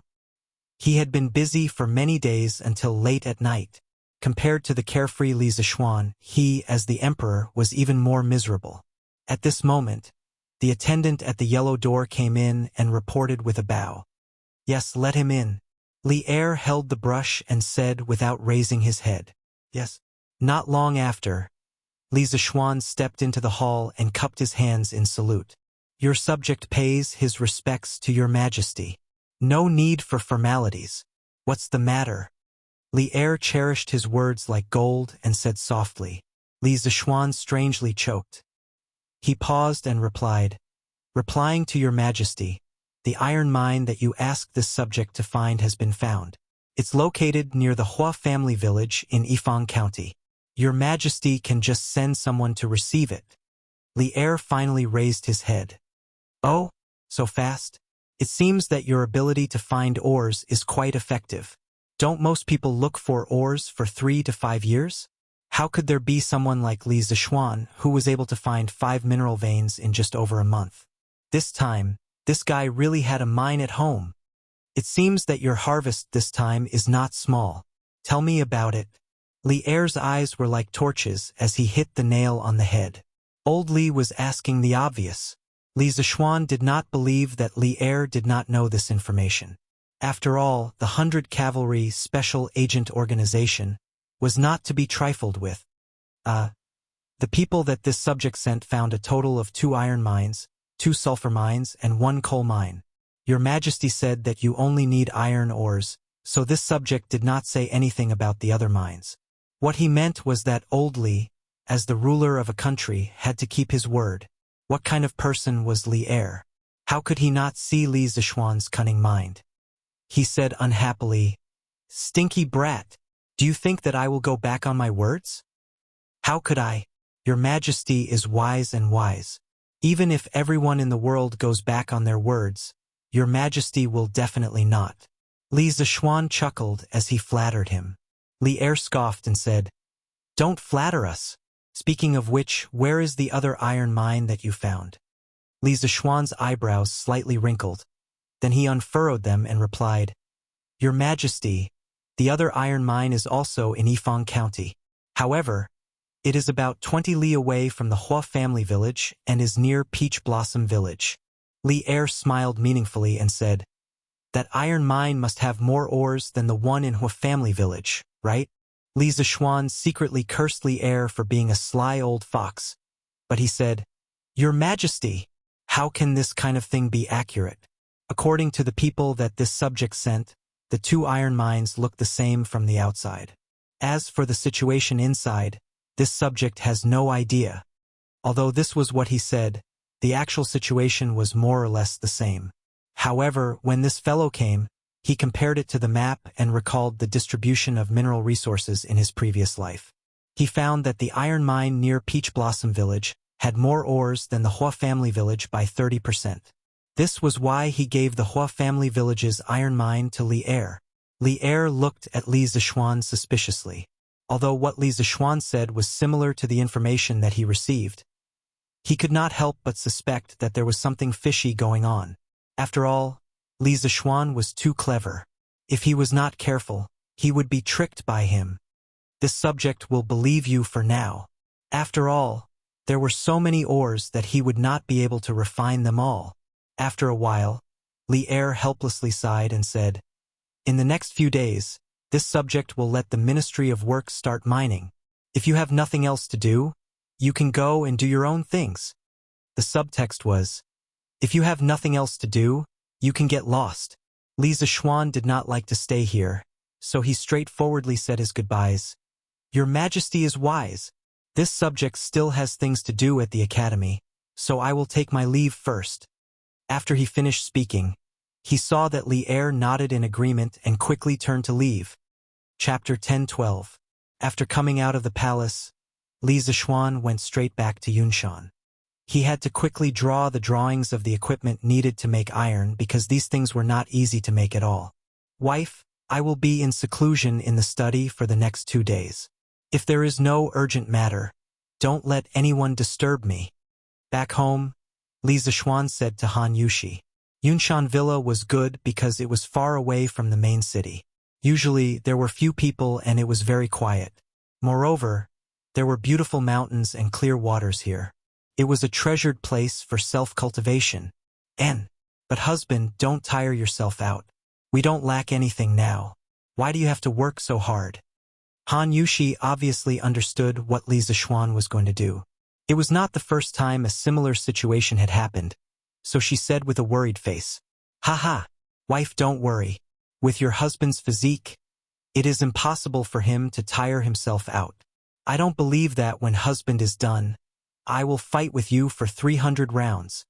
Li Zishuan smiled and pinched Han Yushi's pretty face, then said indecently, of course, even though he said that, he was still very grateful for his wife's concern. "Husband." Han Yushi was ashamed and angry. She stomped her feet and said coquettishly, but Li Zishuan had already slipped away at this time. "Blast furnace. If you want to improve the efficiency of iron making, you must build a blast furnace." In the study, Li Zishuan muttered to himself in front of a large piece of white paper on the desk. In modern industry, the methods of iron making included blast furnace method, direct reduction method, melting reduction method, plasma method, and so on. Blast furnace iron making was the main method of iron making in modern society. Its output accounted for more than 95% of the world's total pig iron production. Blast furnace iron making was a complicated process. The raw materials used were iron ore, limestone, and coke. The reaction in the blast furnace was mainly divided into three parts. The first part was the process of preparing the reducing agent, the second part was the main principle of iron making, and the third part was the process of removing impurities and forming slag. However, the iron smelted by the blast furnace was not pure and contained a small amount of impurities, so it was called pig iron. In the process of smelting iron ore, raw materials such as iron ore, coke and limestone are layered into the blast furnace, iron smelting furnace, according to a certain proportion. A large amount of oxygen-rich air heated by the hot blast furnace is blown into the blast furnace through the air inlet, so that the coke is burned to form carbon dioxide. The carbon dioxide then reacts with the hot coke on the upper layer to reduce into carbon monoxide. Carbon monoxide was added from the top of the furnace and reacted with the falling iron ore. The iron oxides were gradually reduced to liquid iron, commonly known as molten iron. After the restored liquid iron accumulated to a certain extent, it was released from the bottom of the furnace. When smelting iron, limestone was added to create slag. Its purpose was to cause the iron or ore with a high melting point, its main component was silica, to react with limestone, forming calcium silicate and the like floating on top of the molten iron, forming slag and separating it from the molten iron. In fact, blast furnaces were not a patent of modern people. As early as the Song dynasty, this method of smelting iron was popularized. According to historical records, during the Yuan-Feng period of the Northern Song dynasty, the imperial weapons supervisor set up blast furnaces on both sides of the Bian River. The red light of smelting iron was reflected in the sun, day and night. At the peak of production, the annual iron and steel production in northern China alone reached more than 70,000 tons. One must know that the British Empire only reached 70,000 to 80,000 tons of iron and steel production 700 years later. At that time, it had already started the Industrial Revolution. From this, one could see how powerful the Song dynasty was at that time. It was just that, at that time, there were some famous generals and sages missing. If Li Er's team of civil and military officials were sent to the Song dynasty, perhaps they could really create a super prosperous era. TSK. Luckily I traveled to the Tang dynasty. If I had traveled to the Song dynasty or after the Song dynasty, how would I be able to use blast furnaces to show off? Li Zishuan's thoughts had already flown off to God knows where, only to hear him muttering to himself. In some later YY novels, the protagonists traveled to the Song dynasty or the Ming dynasty and built blast furnaces to show off. Those were all pure nonsense. If the protagonists really did that, they would be slapped in the face instead of showing off.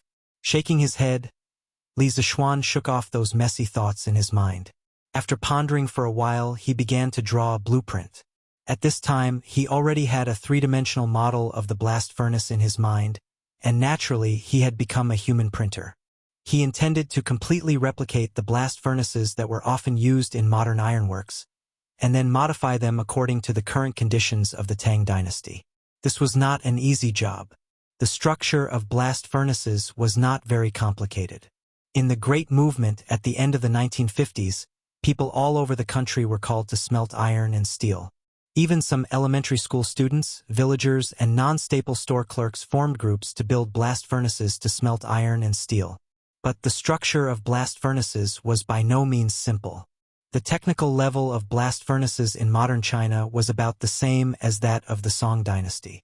In theory, they could smelt iron, but the technical mastery was not up to standard, so most of them were left unfinished.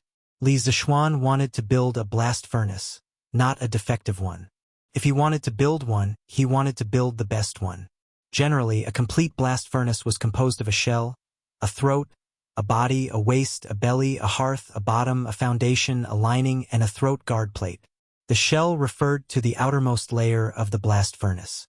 Its main function was to stabilize the blast furnace and protect the furnace body from leakage.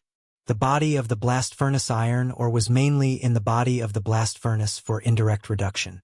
The throat of the blast furnace was the uppermost part of the blast furnace body. It was shaped like a cylinder. The raw materials for smelting iron were added from the throat of the blast furnace. The gas was also discharged from the throat of the blast furnace. The throat guard plate referred to the protection plate of the throat of the blast furnace. The waist of the blast furnace was the largest in diameter. It connected the body and the belly of the blast furnace. The belly of the blast furnace was in the shape of an inverted cone. It was the main area of the blast furnace for melting and making slag. The hearth was used for fuel combustion, slag and iron reaction, storage and gas emission. It was shaped like a cylinder. The bottom of the blast furnace was located at the bottom of the blast furnace. The bottom of the blast furnace was subjected to the static pressure of the charge, slag, and molten iron. It was also subjected to the high temperature, mechanical and chemical corrosion of 2,000 to 4,500 degrees Celsius. The main function of the furnace base was to evenly distribute the weight borne by the blast furnace to the ground. Its shape was also gradually expanded from top to bottom. Generally, there were circles or polygons to reduce the uneven distribution of thermal stress. Time passed bit by bit. Even though Li Zixuan had the super speed of a humanoid printer, it was already dark when all the internal and external structures of a blast furnace were drawn. Bang bang! Just as Li Zixuan was intoxicated by the sea of construction machinery, there were 2 knocks on the door, followed by a series of footsteps. Li Zixuan frowned at first, but then he relaxed because he knew that Han Yushi pushed the door and came in just by listening to the footsteps. Although they had been married for less than a year, the husband and wife had already engraved everything about each other in their hearts, including the sound of footsteps. Husband, let's eat something first. It's not a big deal anyway. Your health is the most important. Han Yushi put the food box on another table and turned back to speak to Li Zixuan. Li Zixuan put away his thoughts, clapped his hands, got up, and walked toward Han Yushi. Haha, thank you for the meal, my wife. Sigh. I didn't feel hungry at first, but when I smelled the aroma of the food, the gluttonous worm in my stomach began to make a ruckus. Even the god of cookery in the sky would probably have to admit defeat when he meets my wife. Li Zixuan sat down and said with a smile when he saw Han Yushi take out 2 plates of fragrant dishes from the food box. Husband, stop fooling around. Hurry up and eat. Han Yushi glanced at him and said coquettishly, Haha, eat, eat, eat. Aren't we eating? Wife, do you want to eat some too? No, husband, eat. I've already eaten. Han Yushi responded and then turned her gaze to the several large drawings on the desk. The complicated and winding lines on the drawings seemed to have a life of their own, outlining a huge and majestic blast furnace. Perhaps it was because Li Zixuan's drawings were too lifelike, but Han Yushi seemed to be able to feel the terrifying heat in the furnace and couldn't help but take 2 steps back. What? Is my wife still interested in engineering? Li Zixuan asked with great interest while chewing the food in his mouth. No, I'm just looking around. Han Yushi came back to her senses. She thought for a moment and said, When I saw that my husband's drawings were so good, I was thinking that if my husband were to use this technique in painting, he wouldn't lose to Yan Xiaojian, soon to be Yan Liben. Don't think that engineering drawings were all stiff and unesthetic lines.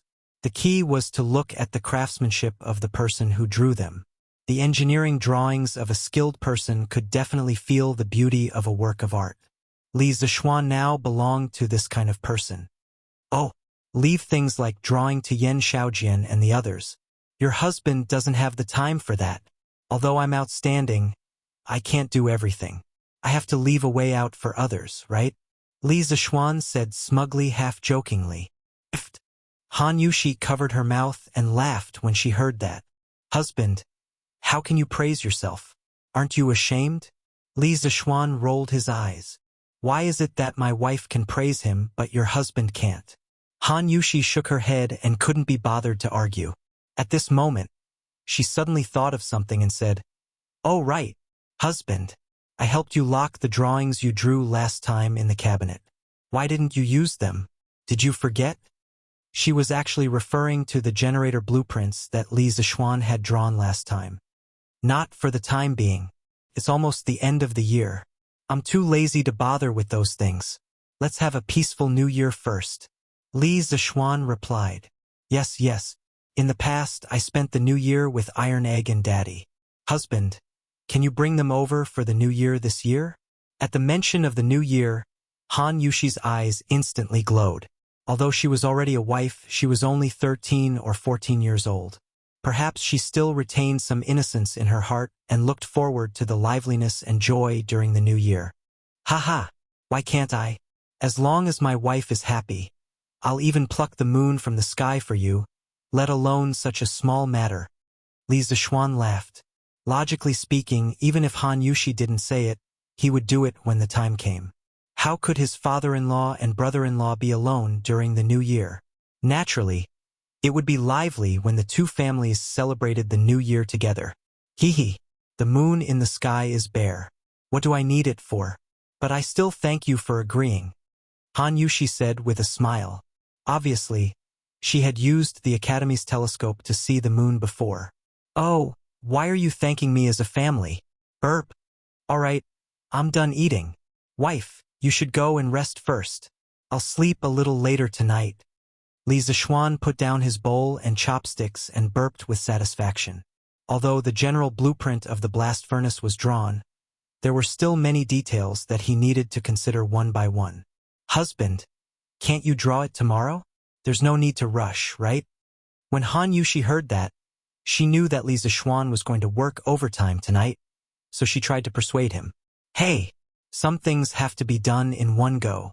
If you let go of this breath, it will take a long time to find it again. Wife, you don't have to worry. I'll go and rest when I'm tired. I won't force myself. Li Zishuan said softly as he stroked his wife's soft, jet-black hair. In fact, with his current martial arts cultivation, even if he didn't sleep for 3 days and 3 nights, he could still endure it. That's good. Husband, you have to keep your word. I won't disturb you anymore. Han Yushi knew that she couldn't persuade Li Zishuan to change his mind, so she compromised. Wife, go and have a rest, Li Zishuan said with a smile. Han Yushi nodded and left the study with the plate and food box. The study suddenly became quiet again. Fire-resistant. First of all, the furnace must be fire-resistant.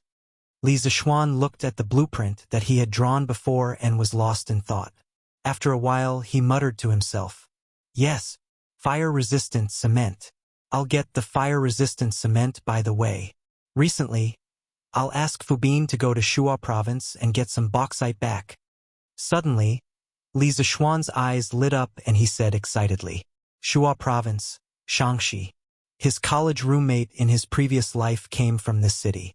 That guy really had a mine at home. It was not a coal mine, nor an iron mine, but a bauxite mine. Li Zishuan went with him to see it during the National Day holiday one year. Coincidentally, his roommate had bragged to him about the history of Shuo province, saying that the name Shuo province already existed during the Northern Zhou dynasty. Although it was renamed to Mai County during the Sui dynasty, Li Yuan changed it back during the Tang dynasty. Could be said that it was a famous historical city. The current Li Zishuan, relying on his memory, could even mark the detailed location of his roommate's bauxite mine on a map. Hee, old classmate. I'm sorry, but let me borrow your mine first. You don't mind, right? Li Zishuan was like a neurotic, talking to air. Bauxite was also known as high alumina clay. The main minerals were diaspore, baemite, gibbsite, kaolinite, etc. It had a high alumina content. After grinding and calcining with limestone, it became fire-resistant cement. It was directly pressed into bricks and could be fired into fire-resistant bricks. The lowest refractory temperature could reach more than 1,500 degrees. In fact, the small blast furnaces of the Song dynasty were generally built directly with clay, but they did not have a long lifespan. Li Zishuan wanted to build a blast furnace that was closest to the ones used in modern steel factories, so this kind of high-grade fire-resistant material used in modern steel furnaces was naturally used. What's more, he still had the bauxite mine that his old classmate left for him. It would be a waste not to use it. Chapter 1013. According to the statistics of modern society, Shangxi was the province with the largest reserves of bauxite in the country. It was reasonable to say that it should be easy to find bauxite. However, if Li Zixuan wanted to find it in the shortest time possible, he could only go to his old classmate's iron mine. Who asked him to go to that bauxite mine? Who asked the modern Shuazhou to still be called Shuazhou in the Tang dynasty? There were so many coincidences in this world. After solving the material problem of the furnace lining, Li Zixuan was faced with another problem, which was the heat dissipation problem inside the furnace. The melting point of iron was around 1,500 degrees Celsius, and the interior of the furnace was a relatively enclosed space. If the heat wasn't released in time, this thing was undoubtedly a time bomb. Once the heat accumulated to a certain degree, destroying the equipment was a small matter, but the damage to the personnel after the explosion was a big deal. Modern furnaces used special fans with powerful horsepower. Naturally, the cooling effect was great. However, in this era, there was no electricity. Even if there was a fan, it could not be turned. In fact, when it came to cooling fans, one had to talk about the ancient water drains.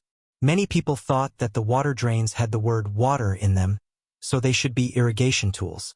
In fact, the water drains were invented by Du Shi during the Eastern Han Dynasty. At first, the water drains were called human drains, which used human power. Then, they used animal power and horses, which were called horse drains. Until Du Shi used water drains, it was called water drains. In the future, the furnace in the workshop could use this type of water drains to dissipate heat. However, the dam on the Ba River had not been built yet. Without a certain drop in the water, it would be difficult for the water drains to turn. Let's use animal drains to dissipate heat first. Next year, we will build the dam and hydropower station. After the power grid is set up, we will think about other things. Li Zixuan muttered to himself. Thinking of this, he picked up the pen and began to draw. With his current engineering skills and drawing skills, drawing an improved version of the saddle, a blower that was pulled by a horse, was not a problem. In addition to blowing in air from the outside, the horse drains the internal heat of the furnace.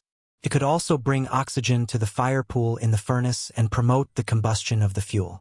On a winter night, everything was silent. There were no sounds of insects or birds.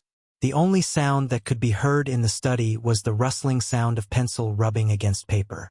Yunshan was located outside of Chang'an City, so there was no sound from the night watchman. For Li Zixuan, it was convenient for him to concentrate on thinking and drawing. Under his modification, the blast furnace moved from modern times gradually lost its original appearance, but its efficiency did not decrease much. Moreover, the blast furnace after the modification was more and more suitable for the conditions and environment of the Tang dynasty. 2 days passed in the blink of an eye. Li Zixuan hadn't left the study for 2 whole days. Han Yushi, who knew her husband's character, didn't persuade him to go back to his room to rest even though she wanted to, because she knew that it would be useless to persuade Li Zixuan. Instead, it would only add to his troubles. In the past 2 days, Li Zixuan had been eating and living in the study. In front of him, there was already a thick pile of drawings. Those drawings that had been ruined were thrown all over the floor.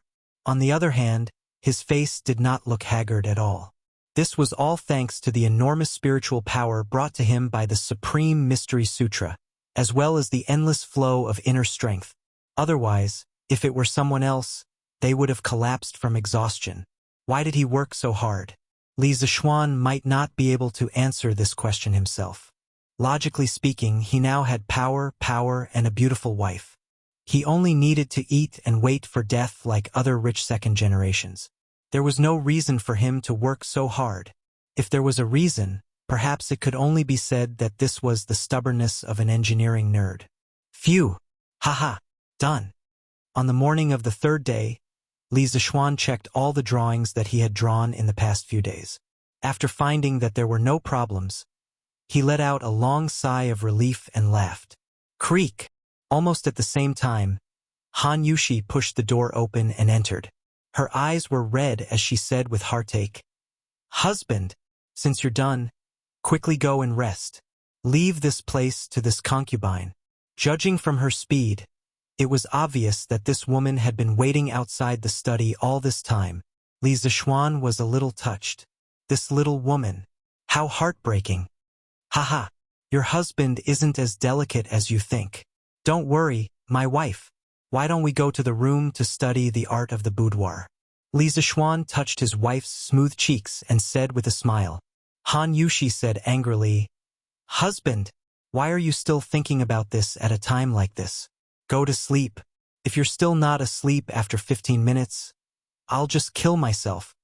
To be able to say such things, it seemed that she was really anxious and angry. Li Zishuan quickly said, Okay. Your husband will go to sleep now. Wife, don't say such things in the future. Sigh. It seems that I have to wait a little longer before I can rest. Just as he was about to move to the bedroom, he suddenly stopped and said, Husband, you. Haha. Wife, don't be anxious. It's not that your husband doesn't want to sleep, but there are guests. Han Yushi was about to get angry, but Li Zishuan interrupted her and said, After saying that, this guy walked out of the house slowly with his hands behind his back. The reason for that was that he heard footsteps coming from outside the house. Father-in-law. Faubert. Xiaobing, you're here? After a while, Li Zishuan's laughter came from outside the house. Han Yushi originally thought that Li Zishuan was just bluffing her, but after hearing that father-in-law, she couldn't be bothered to be angry with Li Zishuan and quickly ran out. Outside the house, Faubert and Han Li brought Fubin and 4 other middle-aged men over. Young master, I didn't dare to neglect the task that you gave me earlier. I'm here today to report back to you. Faubert stroked his beard and laughed. Haha, let's talk inside. Father, you're here? I'll go and get you some tea now. When Han Yushi came out of the study room, Li Zishuan and the rest had just entered the main hall. When she saw Han Li, she said happily. Although the Yunshan residence was very close to the Han family village, after she moved in with Li Zishuan, Han Li rarely came over. Usually, he would only come over when he had something to do. That was why she was so excited now. Haha, wife, don't forget to get Faubert a cup of tea too. Li Zishuan laughed and joked. Han Yushi just realized that her father wasn't the only one who came. She quickly said guiltily, Of course I won't forget. Everyone let out a burst of friendly laughter. Li Zishuan looked at Han Li and said with a smile, Father-in-law, you have to visit us more often in the future. Otherwise, Yushi will treat you as a guest. Chapter 10:14. Li Zishuan understood why Han Lijing didn't come over often. It was mainly because he didn't want to disturb them, but he didn't think it was necessary. They were a family, so why did they have to make it seem like 2 different families? Besides, he and Han Yushi usually lived at night, so they couldn't be disturbed during the day. Han Lijing looked a little embarrassed. He coughed and said, This girl, Sai, it's my fault that I don't come to Yunshan often. But in the future, even if I want to, I won't have the chance to come over. Li Zishuan asked curiously, Why is that? Is father-in-law going on a long trip? Han Tianhu said, Let's not talk about this first. Manager Fu is looking for you. Let's talk about him first. Li Zishuan could only suppress the doubts in his heart and looked at Faubert. At this moment, Fu Bo said, Young master, you asked me to pick 4 people to manage the mine in Yifang County. I've brought them here today. This is Ni Taifeng, this is Yao Jie, this is Yu Xingzhen, and this is Shang Renguang. They are all old fellows in the workshop and can handle things independently. Faubert said as he pointed at the 4 middle-aged men he brought and introduced them. Li Zishuan knew Ni Taifeng. Ni Taifeng was the leader of the 5th Regiment of the Yanhuang College Construction Corps. This person had superb skills and was the technical backbone of the workshop. Do you know the mission of this trip? Li Zishuan nodded and gestured for them to sit down. Ni Taifeng said, Marquis, Manager Fu already told us before we came. We all know the mission of this trip. Then do you know that if you are busy there, you might not be able to make it back before the new year? Li Zishuan asked again. The 4 people's faces froze. Finally, Ni Taifeng gritted his teeth and said, Marquis' big matter is important. To me, it doesn't matter where I spend the new year. Marquis, I don't care. Me too.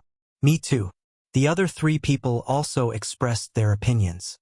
They knew that it was a rare opportunity to work for Li Zixuan face to face. Good. Don't worry. I will remember your efforts and I will not mistreat you in the future. Li Zixuan nodded and praised. Marquis is too polite. The four people said politely. Li Zixuan looked at Li Zixuan and said, Xiao, how's your preparation? There was a hint of excitement in Fu Bin's eyes as he said, Young master, I'm ready. Biao Zi is also fine. We can leave at any time. Li Zixuan, that's good. The sooner the better, the better. You will leave tomorrow. Oh, Xiao, I have something I need you to. Wait. I want to get something I to get. Tea my husband. I will go and get it. Coincidentally, Han Yushi came over with 6 cups of hot tea on a tray. Faubert, Han Lijing, Ni Taifeng, Yao Jie, Yu Xingzhen, and Shang Renguang each had a cup. Fu Bin was a junior and naturally did not have tea to drink. As for Li Zixuan, Han Yushi knew that he did not like tea and did not do anything unnecessary. When she heard Li Zixuan and Fu Bin's conversation, she quickly agreed to this task. After a while, she took out a stack of drawings and a map from the study. She then passed the map to Li Zixuan and said, My husband, do you want this? Not only did she know that Li Zixuan wanted Fu Bin to mine bauxite, but she also knew that Li Zixuan was going to hand over the drawings to Faubert. That was why she took them out. As for how she knew about these drawings, it was because Li Zixuan told her. Yes, this is it. Li Zixuan took the map and praised it. He then turned to Fu Bin and said, Come, Xiaobing, look here. Fu Bin curiously looked over and stared at the map for a while before asking, Young master, why are you showing me the map of Shuozhou? Hey, of course it is to mine. Li Zixuan remembered that he was going to mine his old classmate's mine and could not help but laugh.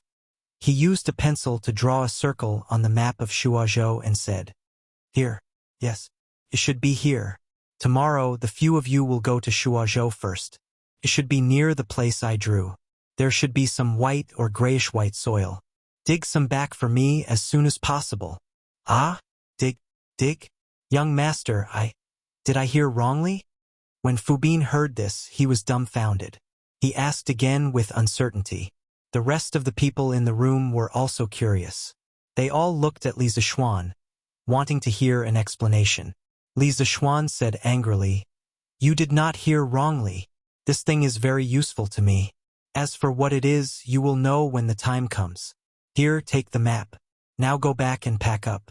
Tomorrow morning, you will leave with Biaozi and the rest. Fu Bin had a stomach full of questions and replied in a muffled voice, Yes, young master. Then he said goodbye to Faubert and left. Ni Taifeng and the other three also said goodbye when they saw that there was nothing else for them to do. Only the 3 of them were left in the room. Young master, why are you so sure that there is a bauxite mine there? Faubert finally could not hold back the questions in his heart and asked. At this time, no one used aluminum. The history of aluminum use in China should have started in the late Qing dynasty. Therefore, Faubert naturally did not know the term bauxite. He could only use bauxite mine as a replacement. Ha! If I said that I dreamed about it, Faubert, you would definitely not believe me. Then I'll tell you the truth. I did dream about it. Li Zixuan pretended to think for a while. Then he suddenly, mischievously, Faubert's mouth twitched. He really wanted to pinch Li Zixuan's ear and ask, What kind of education did you receive? Why are you so mischievous? Cough, cough. The premise was that he had to know what mischievous meant. Xiaoxian, this time I will go with them to Yifang County. Right? Han Lijing, who had been silent for a long time, suddenly said, Ah, father, you. Han Yushi opened her small mouth in shock. Her face was full of confusion. When Li Zixuan heard this, he finally understood what Han Lijing meant when he said, Even if this old man wants to come here in the future, I won't have many chances to come here. He hurriedly rejected, Don't, father-in-law. We already have enough people. You can just stay at home and enjoy your life. Why do you have to travel so far and tire yourself out? Han Tianhu slapped his daughter's hand away and said, Ha ha! I am taking advantage of the fact that I can still do some work to help my dear son-in-law reduce your burden. Besides, now that Iron Egg has entered Yanhuang College and Yushi is married to you, I have no more worries. I can go to Hudong Road to help you look after the mine. What about the village? Li Zishuan did not want his father-in-law to go so far to work, so he tried to find an excuse. Han Tianhu said, "You don't have to worry. I have already handed over all the affairs of the Han village to Brother Han Yun. There will be no trouble." Chapter 10:15. Father, your leg is not good. How can you go so far away? Yunshan Residence, Li Family Main Hall. Han Yushi heard that her father was determined to go to Hudong Road and couldn't help but speak up. Han Lijing smiled and said, "Yushi, your father is not so delicate. Besides, I'm going to Hudong Road to help Shaoxin manage the mine, not to fight. The old injury on my leg is not a problem." Li Zishuan also wanted to persuade him a little more, but he heard Han Lijing continue. In the war between the Tang Empire and the Tujue, countless soldiers were buried in the Hudong Road. So many years have passed. This old man can still see my old comrades in my dreams.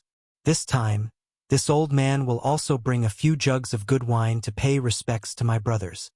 In the 5th year of Wuda, Sheli Khan tore up the peace treaty with the Tang Empire and sent out tens of thousands of soldiers.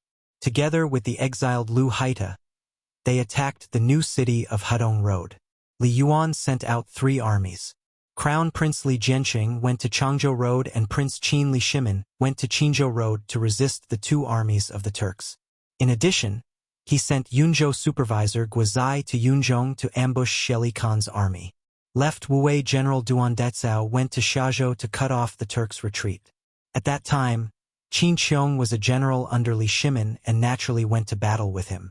As Qin Qiong's personal guard, Han Tianhu naturally had to accompany him. It was also in that battle that Han Tianhu was shot in the thigh by the enemy in order to save Qin Qiong and completely became a cripple. Even so, he was considered lucky because in that battle the Tang Empire lost thousands of soldiers. He was lucky to be able to keep his life in the end. In ancient times, when a war was over, it was impossible to transport all the bodies of the fallen back, and this was also unrealistic. In normal circumstances, the dead soldiers of one side would be collectively buried, and only the bodies of high officials and generals would be brought back to the imperial court. Thus, the soldiers who had died in battle had all been buried at the border between the Hudong Circuit and the Turks. Li Zishuan listened silently and finally stopped trying to dissuade him. In this world, other than family, friendship, and love, there was also a purer and hot-blooded feeling, and that was the friendship of a soldier. They were people who had been on the battlefield together, and they were closer than real brothers. They could truly trust each other with their backs without any scruples. After a pause, Li Zishuan looked at Han Yushi. Although the latter's face showed reluctance, there was more understanding and relief. He then turned to Han Lijing and said, "Father-in-law, you can go. As for the mine, I will instruct Ai Taifeng and the others to listen to your orders. If anything happens over there, you can look for Fu Bin. That kid is quite familiar with the local authorities in the Lan province." Hearing this, Han Lijing's eyes revealed a trace of anticipation and excitement. He nodded and said, Don't worry. What have I not seen in my life? It's just a long trip. It's not a big deal." Li Zishuan thought for a moment and suddenly said, "Father-in-law, after you go to Hudong Road, remember to tell Ai Taifeng and the others not to treat the miners harshly. They are all people who dig for food in the fields. It's not easy." This sentence made Han Lijing a little confused, but in the end, he nodded and replied, "Of course." In fact, he didn't know Li Zishuan's painstaking efforts. Since ancient China's use of minerals became more and more widespread, and mining technology became more and more mature, more and more mine owners tried to recruit people to mine. However, most of them liked to withhold the miners' wages and food, and they also squeezed the miners' strength too much. During the Ming Dynasty, there were many miners' revolts in the mines. Li Zishuan's instructions were to prevent trouble before it happened. Han Yushi interrupted at this time. "Father, then you must come back before the new year. Your daughter, Iron Egg, and Mother are all waiting for you to come back for the new year." Hearing Han Yushi mention his late wife, Han Lijing's eyes immediately flashed with a trace of gentleness. He nodded solemnly and said firmly, "Okay, Father will definitely come back before the new year." After that he got up and said, "Little Xian, you chat with Steward Fu. This old man will go back and pack up. Tomorrow we will leave together with Fu Bin and the others." Obviously, he could also see that Li Zixuan and Faubert still had important matters to discuss. "This, father-in-law, why don't you stay for lunch?" Li Zixuan urged him to stay. Han Yushi also looked over with eager eyes. However, Han Lijing said, "Haha, no, no. This old man still has to go to Chang'an to buy some things. You guys eat." After that, he looked at Li Zixuan, paused, and sighed inexplicably. "Little Xian, Yushi marrying you is this child's blessing. This old man will never tell you to treat her well, because this old man knows that you are a kind person. Even if this old man doesn't tell you, you will treat her well. This child is luckier than her mother in the past. Haha." With a sigh, Han Lijing waved his hand, turned around, and walked out of the door. His back looked somewhat miserable. "Hubby." Han Yushi felt an inexplicable sadness in her heart. She looked at Li Zixuan with tears in her eyes. She wanted to say something, but stopped. "It's okay. Father-in-law must be missing mother-in-law." Li Zixuan stroked Han Yushi's soft long hair and comforted her. Ahem. Seeing that this young couple had neglected an old man like him, Faubert quickly coughed. Otherwise, he didn't know what these two people in front of him would do. "Young master, regarding the matter of the ironworks, I wonder if you have any ideas?" When Faubert saw that the couple had finally noticed him, he quickly asked. Li Zixuan came back to his senses and took a stack of blueprints from Han Yushi's hands. He handed it to Faubert and said, "I have an idea. Here, Faubert. Take a look." A thick stack of blueprints suddenly fell into his hands. Faubert couldn't help but be shocked. "So many? Young master, did you start preparing for the steelmaking matter a few months ago?" In his words, there was some admiration for Li Zixuan's foresight. To be honest, he did know that Li Zixuan drew blueprints quickly, but he never would have thought that Li Zixuan would draw so quickly. He had at least 200 or 300 blueprints in his hands. How could he have started preparing a few months ago? He only started drawing 2 or 3 days ago. He didn't sleep well for 2 consecutive nights. When Han Yushi heard Faubert's words, she couldn't help but say unhappily. Under normal circumstances, when Li Zixuan was talking about business with others, she rarely interrupted. This time, when she saw that Li Zixuan didn't care about his body, she was really angry. "What? 2 or 3 days?" Faubert was really shocked. The blueprints in his hands were almost thrown to the ground by him.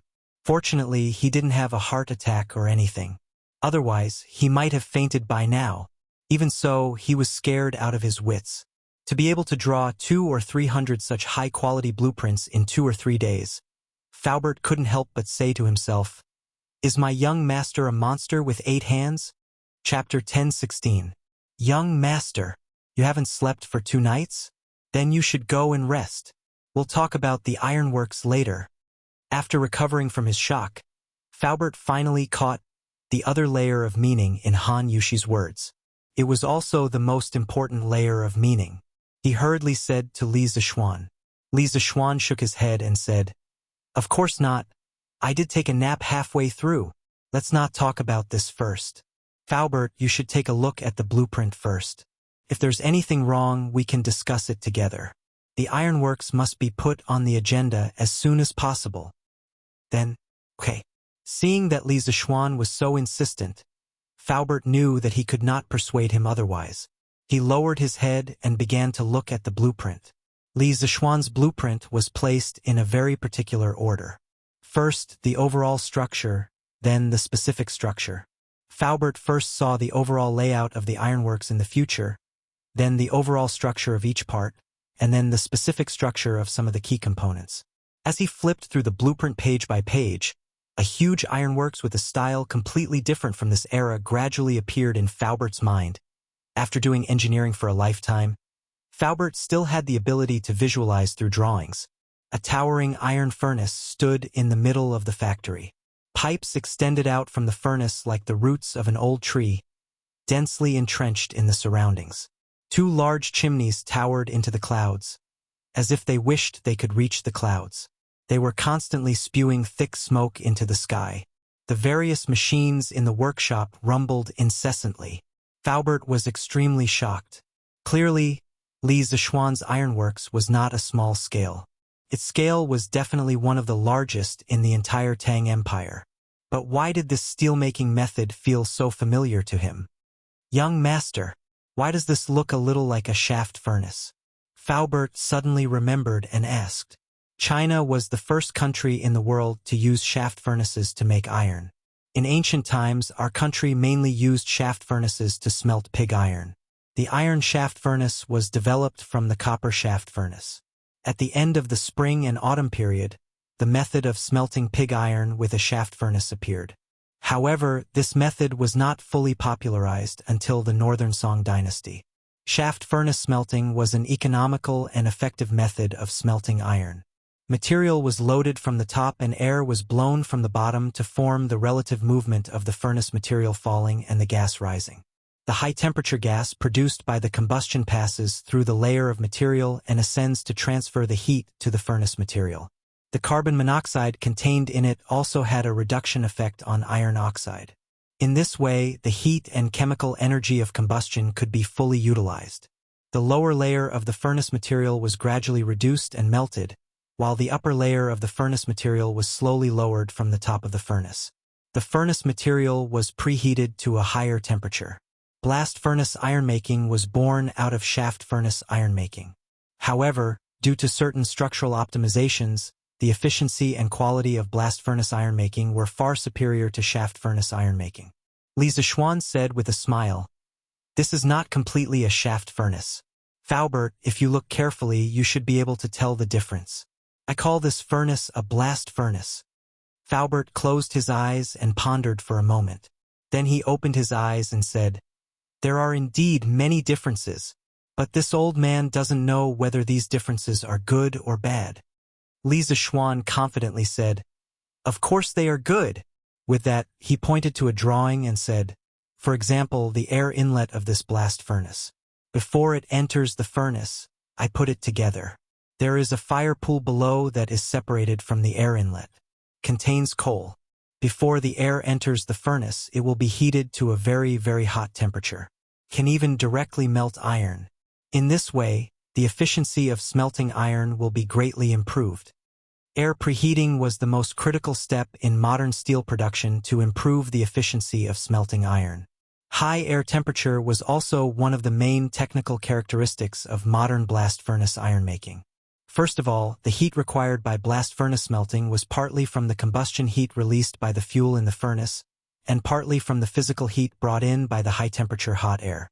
The more heat brought into the blast furnace by the hot air, the less fuel combustion heat was required, and the lower the fuel consumption. Therefore, increasing the air temperature could significantly reduce the fuel consumption and production cost. In addition, increasing the air temperature could also help to increase the theoretical combustion temperature in front of the tuyere. This would increase the temperature in the convoluted area of the tuyere and increase the heat in the furnace. This would help to increase the combustion rate of the pulverized coal, increase the amount of coal injected, and further reduce the coke ratio. Therefore, air preheating was the key technology for the blast furnace to achieve large-scale coal injection. It was also an important technological advancement in the history of blast furnace ironmaking. In Li Zishuan's impression, no one in the world had mastered this technology before the Industrial Revolution. Faubert seemed to understand something. He thoughtfully nodded and said, "What young master said seems to make sense. Maybe we can give it a try." Li Zishuan laughed and said, "Actually, the benefits of this blast furnace are more than this. Faubert, you will slowly realize it in the future. Now, the most important thing is to build this iron-making factory. As for the interior of the furnace, I intend to use the white earth ores from Shuazhou to make the refractory material. We will wait for Xiaobing to transport the earth back." Faubert, your main task now is to look at the blueprints and see if there are any problems with the iron-making factory. Li Zishuan did not intend to build the first blast furnace on a large scale. The effective volume of the blast furnace on the blueprints was only about 100 cubic meters. In modern society, the world's largest effective volume blast furnace was Shagong Huaxing's blast furnace in China. The effective volume was 5,860 cubic meters, and the annual production of steel was close to 30 million tons. So, his iron-making factory was only a small workshop in modern times. But in ancient times, it was definitely a giant. There should not be any big problems. At most, it will be a little troublesome. I will gather the craftsmen to plan this as soon as possible. Young master, you should have a good rest first. Don't tire yourself out. Faubert looked at the blueprints again and said after pondering for a long time. Li Zishuan finally heaved a sigh of relief. In fact, compared to most transmigrators, he was definitely considered lucky. This was because he had a workshop and had many excellent craftsmen by his side. Many new ideas, he only needed to draw out the blueprints, and the craftsmen behind him would think of ways to realize his ideas. He only needed to spend a little effort to draw the blueprints. Haha, thank you for your concern, Faubert. My body is still fine, but you should also take care of your body. Don't tire yourself out. Li Zishuan smiled warmly and said. Faubert shook his head and got up. Young master, you don't have to worry about me. My old bones are getting stronger the more I move. If I lie in bed all day, I will fall sick. Young master, you should rest first. I will go back to the workshop to make arrangements.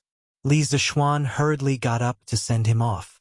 After a moment, Faubert disappeared from the sight of the couple. Han Yushi said, Hubby, why aren't you resting? Do you want me to find? Before she could finish the words, Li Zishuan had already covered her mouth with his hand. Hey, you! What nonsense are you talking about? Let's go. Let's go back. Sleeping alone is better than sleeping. Haha. No way. Chapter 1017. Li Zishuan slept from noon until the morning of the next day. It was true that his internal strength was profound and his spiritual power was strong. It was also true that he could maintain high-intensity work for a long time. However, it didn't mean that he didn't like to sleep because everyone would feel tired. It was just that people like him who practiced martial arts were more resistant to fatigue. Oh, cool.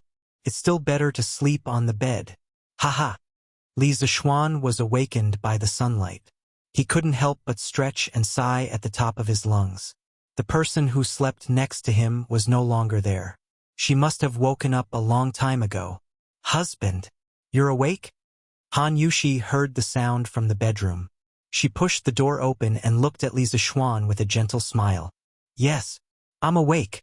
Wife, what time is it now? Li Zishuan rubbed his numb face and asked. Husband, it's almost noon. I'll get you some water to wash your face. After washing up, quickly eat. You've slept for almost a day and a night. Han Yushi said and turned to get water. Li Zishuan wanted to stop her, but it was too late. After washing up, Li Zishuan asked, Wife, where's father-in-law? Han Yushi's brows furrowed slightly and she replied, Daddy set off with Fu Binayal when it was daybreak. Iron Egg is still at the academy. He didn't even have time to say goodbye. It was obvious that she was very worried about Han Lijing. Li Zishuan patted Han Yushi's shoulder and comforted her softly. Don't worry, my wife. Father-in-law can be considered someone who has been on the battlefield for a long time. Now that he's just going on a long trip, he'll definitely be fine. As for Iron Egg, I'll bring him to Chang'an City. I heard that he has become the husband of Lin Wenyuan's eldest son. Bringing him to Chang, and will save him the trouble of going back and forth on the weekends. At the mention of her younger brother, Han Yushi's mood finally improved. She smiled and said, Husband, if I remember correctly, Iron Egg hasn't even entered the top 10 in this monthly exam, right? This brat hadn't even done his own homework, yet he was teaching others. When he comes back this weekend, let's see if this concubine, as his elder sister, will teach him a lesson. When it came to Iron Egg's education, Han Yushi had always been quite strict. Their mother had passed away early, so Han Yushi felt that she had the obligation to nurture Iron Egg into a talent. Most of the time, Li Zixuan couldn't even get a word in. As for how she found out that Iron Egg had become a tutor, wasn't it because Big Mouth Old who accidentally revealed it? Haha, clean up, as long as you're happy. Li Zixuan didn't care about it at all. Anyway, with Iron Egg's thick skin, being hit 2 or 3 times was like being tickled. Han Yushi rolled her eyes at her husband and said angrily, "Husband, what are you saying? What do you mean as long as I'm happy? I obviously want Iron Egg to focus on his studies and become a talent as soon as possible." Li Zixuan waved his hand and admitted defeat. Yes, my wife is right. Let's eat. Let's go eat." In the afternoon, Li Zixuan received news that the first batch of bean sprouts in his residence in Chang and had already grown. He naturally didn't bother to make a trip personally for such a small matter, so he directly ordered San Bao, who came to deliver the news, to send part of the first batch of bean sprouts to Zuaishan Restaurant and another part to Yanhuang College. San Bao accepted the order and left. Li Zixuan looked at San Bao's back with an inexplicable expression. "My wife, when the bean sprouts become popular, do you think someone in our residence will sell the method of making bean sprouts to other merchants for money?" After a moment, Li Zixuan turned to look at Han Yushi and asked. Of course, he didn't care about the little profit that the bean sprouts could bring. In fact, his main purpose was to use the bean sprouts to test the loyalty of the servants in the residence. Otherwise, he wouldn't have directly told all the servants in the residence about the method of making bean sprouts. Han Yushi frowned and thought for a moment before saying, "I don't think it's possible. We have always been kind to the servants in the residence, especially our father and mother. For so many years, they have rarely been harsh to the servants. The hearts of people are made of flesh. If we are good to them, they will certainly not betray us." Li Zixuan smiled and didn't deny it. "Haha, I hope so." After saying that, he turned and walked down the mountain. He had given all the drawings to Faubert before, so he had to go and see if the blast furnace had started. Oh, if this old man's eyes are not blurry. There is a new dish today. Brothers are connected by heart. Why is the name of this dish so strange? The next day at the Drunken Immortal Inn. After receiving a batch of bean sprouts from the Li estate yesterday, Manager Lu asked the chef to try this dish overnight. This morning, he immediately added a new dish name to the menu of the Drunken Immortal Inn. Brothers are connected by heart. Soon, the regular customer of the Drunken Immortal Inn, Feng Jihua, noticed the new addition to the delicacies in the restaurant, so he asked with interest. When Manager Lu heard this, he was very proud because the name of this dish was something that he had thought of for a long time last night. No matter what, it was more vivid and more elegant than stir-fried bean sprouts, right? Haha, Boss Feng has good eyesight. This is the new signature dish of this restaurant.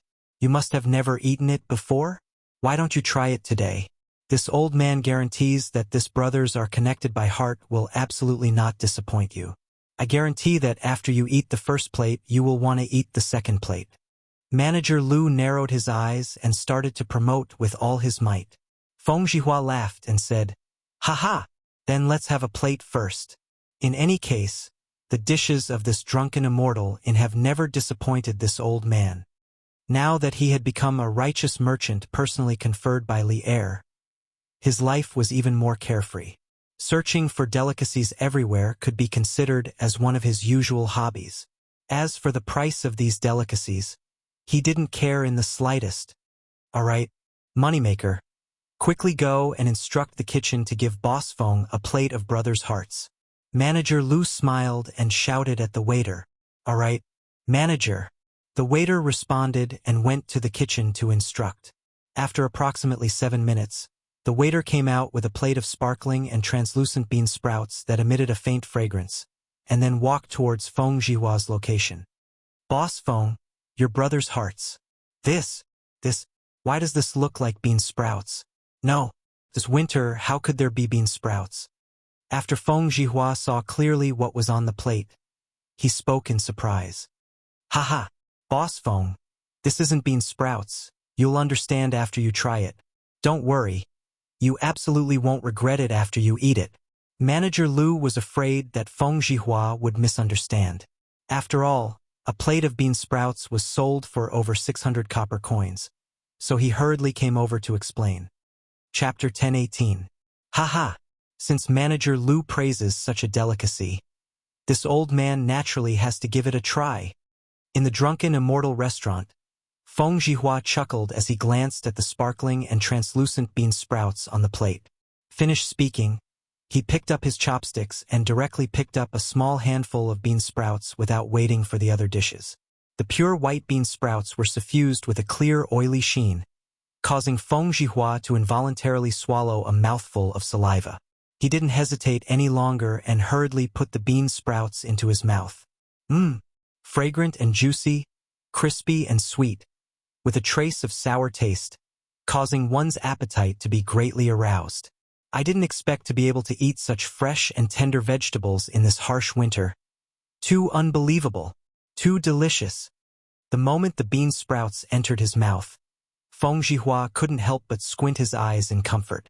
After swallowing all the bean sprouts in his mouth, he opened his eyes and praised to Manager Lu, who was beside him. Eating vegetables in the winter had always been the patent of the imperial family. Some ministers who were in the emperor's favor, if they were lucky, might be able to get some vegetables as a reward from the emperor. But in any case, merchants like them would never be able to eat them. In this era where imperial power reigned supreme, there were many things that couldn't be bought with money. Being able to eat vegetables in the drunken immortal restaurant today made Feng Zhihua extremely surprised, and he thought in his heart, the drunken immortal restaurant is truly a magical place. They actually sell vegetables in winter. Haha, it's fine as long as Boss Feng is happy eating. You can eat first. This old man won't disturb your meal, Manager Lu said with a grin. AI, Manager Lu, take care. This old man still has something that I don't understand. Feng Zhihua hurriedly put down his chopsticks and urged him to stay. Oh, Boss Feng, please speak. Cough cough. This old man is just curious. Why is this dish called Brothers Connected by Heart? Feng Zhihua pointed at the bean sprouts on the plate and asked. Yeah. Manager Lu, in my opinion, this is only bean sprouts. How can it be related to Brothers Connected by Heart? But this thing is rather delicious in winter. Yes. I'm tired of eating pickled vegetables, fish, and meat in winter. It's rare to encounter such a refreshing and delicious dish. The drunken immortal restaurant is indeed amazing. The other customers had already noticed the commotion over here and came over to join in the fun. Shopkeeper Lu explained with a smile. Everyone, please take a look. This brotherly bond is actually made from the sprouts of soybeans. The soybeans are the elder brother, and the newly grown sprouts are the younger brother. If the two of them are connected together, what else is it but brotherly bond? Smack, smack, smack. Feng Zhihua clapped and laughed loudly as he said, "Ha! Wonderful, wonderful. What a good name. Manager Lu, this name is good. Of course, the taste of the dishes is even better."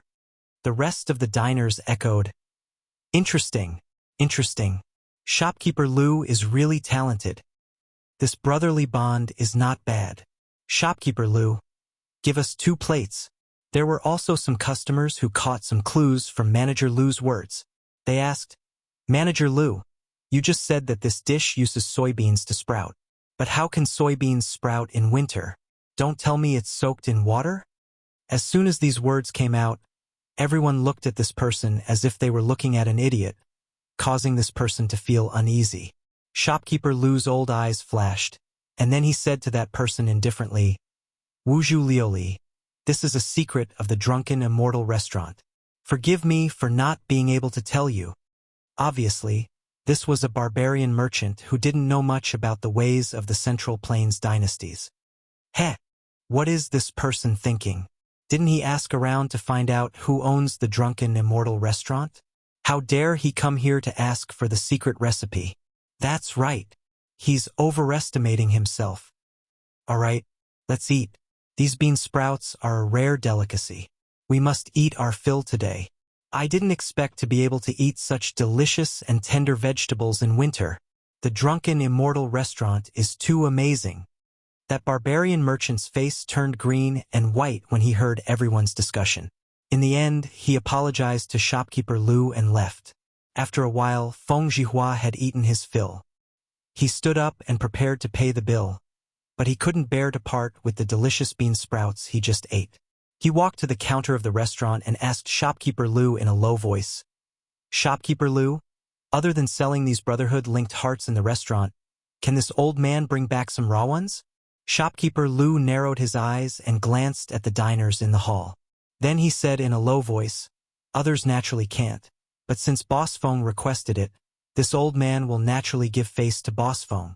When this old man returns, this old man will have someone send one. 5 caddies of freshly soaked brotherhood-linked hearts to Boss Feng's residence." Feng Zhihua was overjoyed. He cupped his hands and said excitedly in a low voice, "Many thanks, Shopkeeper Lu." Yanhuang College's cafeteria also released a new dish today. However, unlike the elegant name of the drunken immortal restaurant, there were only 4 words added to the menu: stir-fried bean sprouts. At first, the students who came to the cafeteria to eat after class didn't notice that there was a new dish in the cafeteria today. The main reason was that the same meat was served every day. No one would have thought that fresh vegetables would suddenly appear. Moreover, even if someone noticed the words stir-fried bean sprouts on the menu, they wouldn't know what kind of dish it was, so they wouldn't order it. However, there was one person who did know, and that was Li Tai.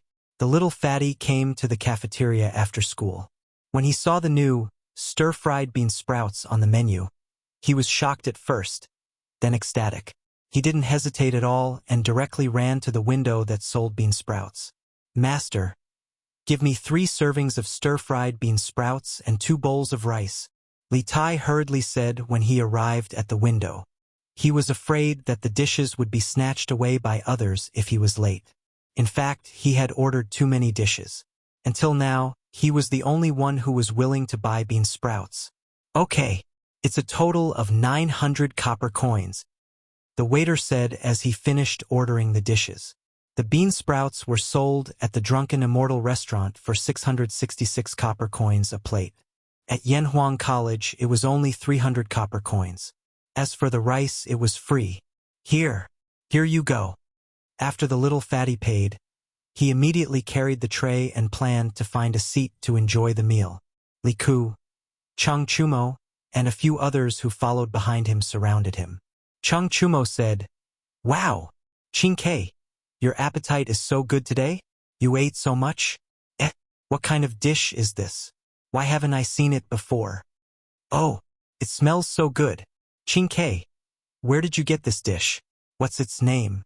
Tell us quickly." Li Ku sniffed with his nose and immediately said with a face full of excitement. Sun Zifen licked his lips and chuckled.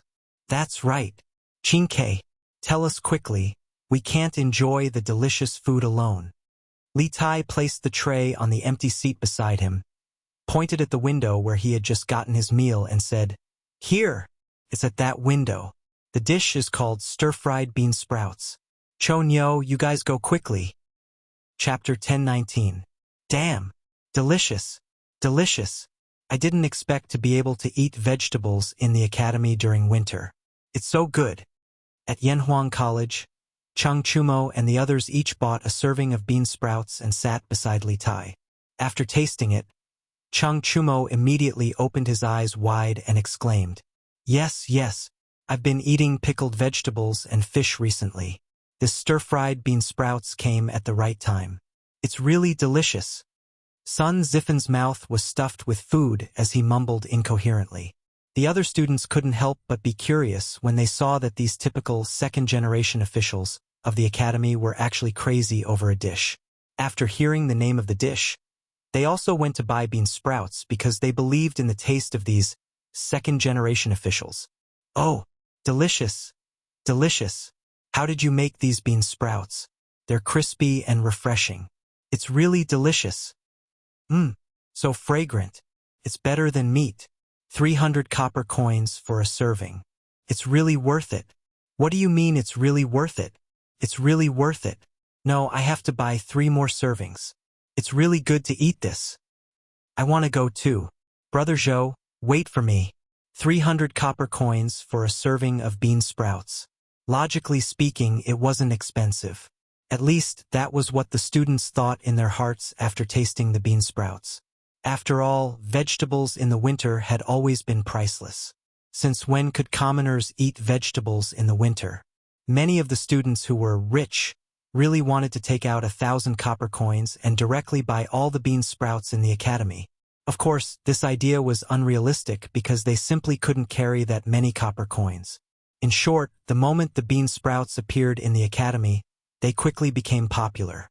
The previously deserted window that sold bean sprouts was instantly filled with long queues. In order to increase the efficiency of the meal, the cafeteria manager had no choice but to let all the windows start selling bean sprouts, which slightly relieved the pressure of the meal. However, not everyone could afford to eat stir-fried bean sprouts that cost 300 copper coins per serving. For those poor students, spending 300 copper coins on a meal was really too extravagant. Fortunately, Yanhuang College provided many part-time jobs for them, and the salary was quite good. Overall, they could afford to eat bean sprouts once a week. And it wasn't just bean sprouts, it was enjoyment. After all, in the past, only the royal family could eat vegetables in the winter. For this lunch, the 200 caddies of bean sprouts prepared by the academy's cafeteria were all snatched by the students' tea. In contrast, the popular meat dishes in the past, such as gnawed chicken, dongpa meat, and so on, were difficult to sell. In order to avoid wasting ingredients, the cafeteria manager had to reduce the price of all the meat dishes. Therefore, this strange scene appeared. The rich students were eating vegetables while the poor students were eating meat. It was the complete opposite of what they used to be. TSK. Let me tell you, the only reason you can eat bean sprouts today is all because of me. If I didn't strongly recommend Yamacho to provide bean sprouts to the academy's cafeteria, you might not be able to taste such delicious food in your lifetime. After lunch, on the way back to the classroom, Li Tai began to brag to Cheng Chumo, Li Ku, and the others. Damn! Based on what you said, Qing Ke, you've already tasted bean sprouts. I say, aren't you a little too disloyal? You don't even share the good stuff with us, and you actually eat it alone. When Cheng Chumo heard this, his face was filled with indignation. Li Tai said unhappily, I'm disloyal? If I'm disloyal, the academy wouldn't even have been sprouts. It's Yamacho who eats alone, not me. Ugly ox, if you have any dissatisfaction, you can go and find Yamacho. Cheng Chumo's old face fell, and he immediately admitted defeat. Who's dissatisfied? Well, no matter what, it's good to have bean sprouts. These bean sprouts are really delicious. After saying this, Cheng Chumo's face revealed an expression of reminiscence. He could eat, drink, and talk, but asking him to find Li Zixuan to reason, wasn't this looking for excitement? He wasn't stupid, of course he wouldn't go. The few of them immediately burst into laughter. If the academy's cafeteria was like this, then the Drunken Immortal restaurant was even crazier. Have you heard? The Drunken Immortal restaurant released a fresh vegetable today, called Brothers Linked Hearts, and it's only 666 copper coins per serving. What? Fresh vegetables? How is that possible? Isn't fresh vegetables only available in the soup department? Brother Lu, have you been deceived? It's true. I saw it with my own eyes. The juicy, crispy, and tender vegetables are definitely fresh. The world's righteous merchant Feng Zhihua just ate it, and he couldn't stop praising it. Heh! Brother Lu, what are we waiting for? Let's go quickly. 600 copper coins per serving of fresh vegetables. It's a waste not to eat it. That's reasonable. Let's go quickly.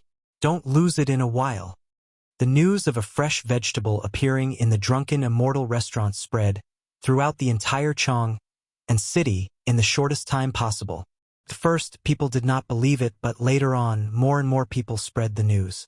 Furthermore, each and every one of them swore solemnly, as if they had eaten in person. Finally, regardless of whether they had eaten lunch or not, whether they had money or not, everyone rushed madly to Shi City, to Drunken Immortal restaurant. Some people thought that even if they didn't have the money to try it, smelling the fragrance would be considered a profit, right? How could the small drunken immortal restaurant accommodate so many people? Thus, Manager Liu decisively launched a takeout service for bean sprouts and temporarily opened 5 sales windows so that customers could directly buy from the window and bring it home to eat. Yo, it's really fresh vegetables, not pickles. The drunken immortal restaurant is indeed extraordinary. To actually be able to get fresh vegetables in the middle of winter. And fragrant. Too fragrant. Fragrant and refreshing, crispy and juicy. To be able to eat such delicacies in the middle of winter, it's really not easy. Xiaodong. Quickly go and buy another serving for this old master. And a bowl of rice while you're at it. Some people even brought utensils with them when they went out. When they smelled the unique fragrance of the bean sprouts, they couldn't help but start gorging themselves on the streets of the West City without caring about their image. In an instant, the fragrance drifted through the air, making those who came to watch the fun gulp their saliva.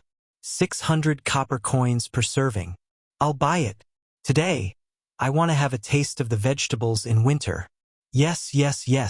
In the past, we couldn't even eat it in the winter. This year, it's rare that the drunken immortal restaurant is selling vegetables. It'll be a pity if we don't try it.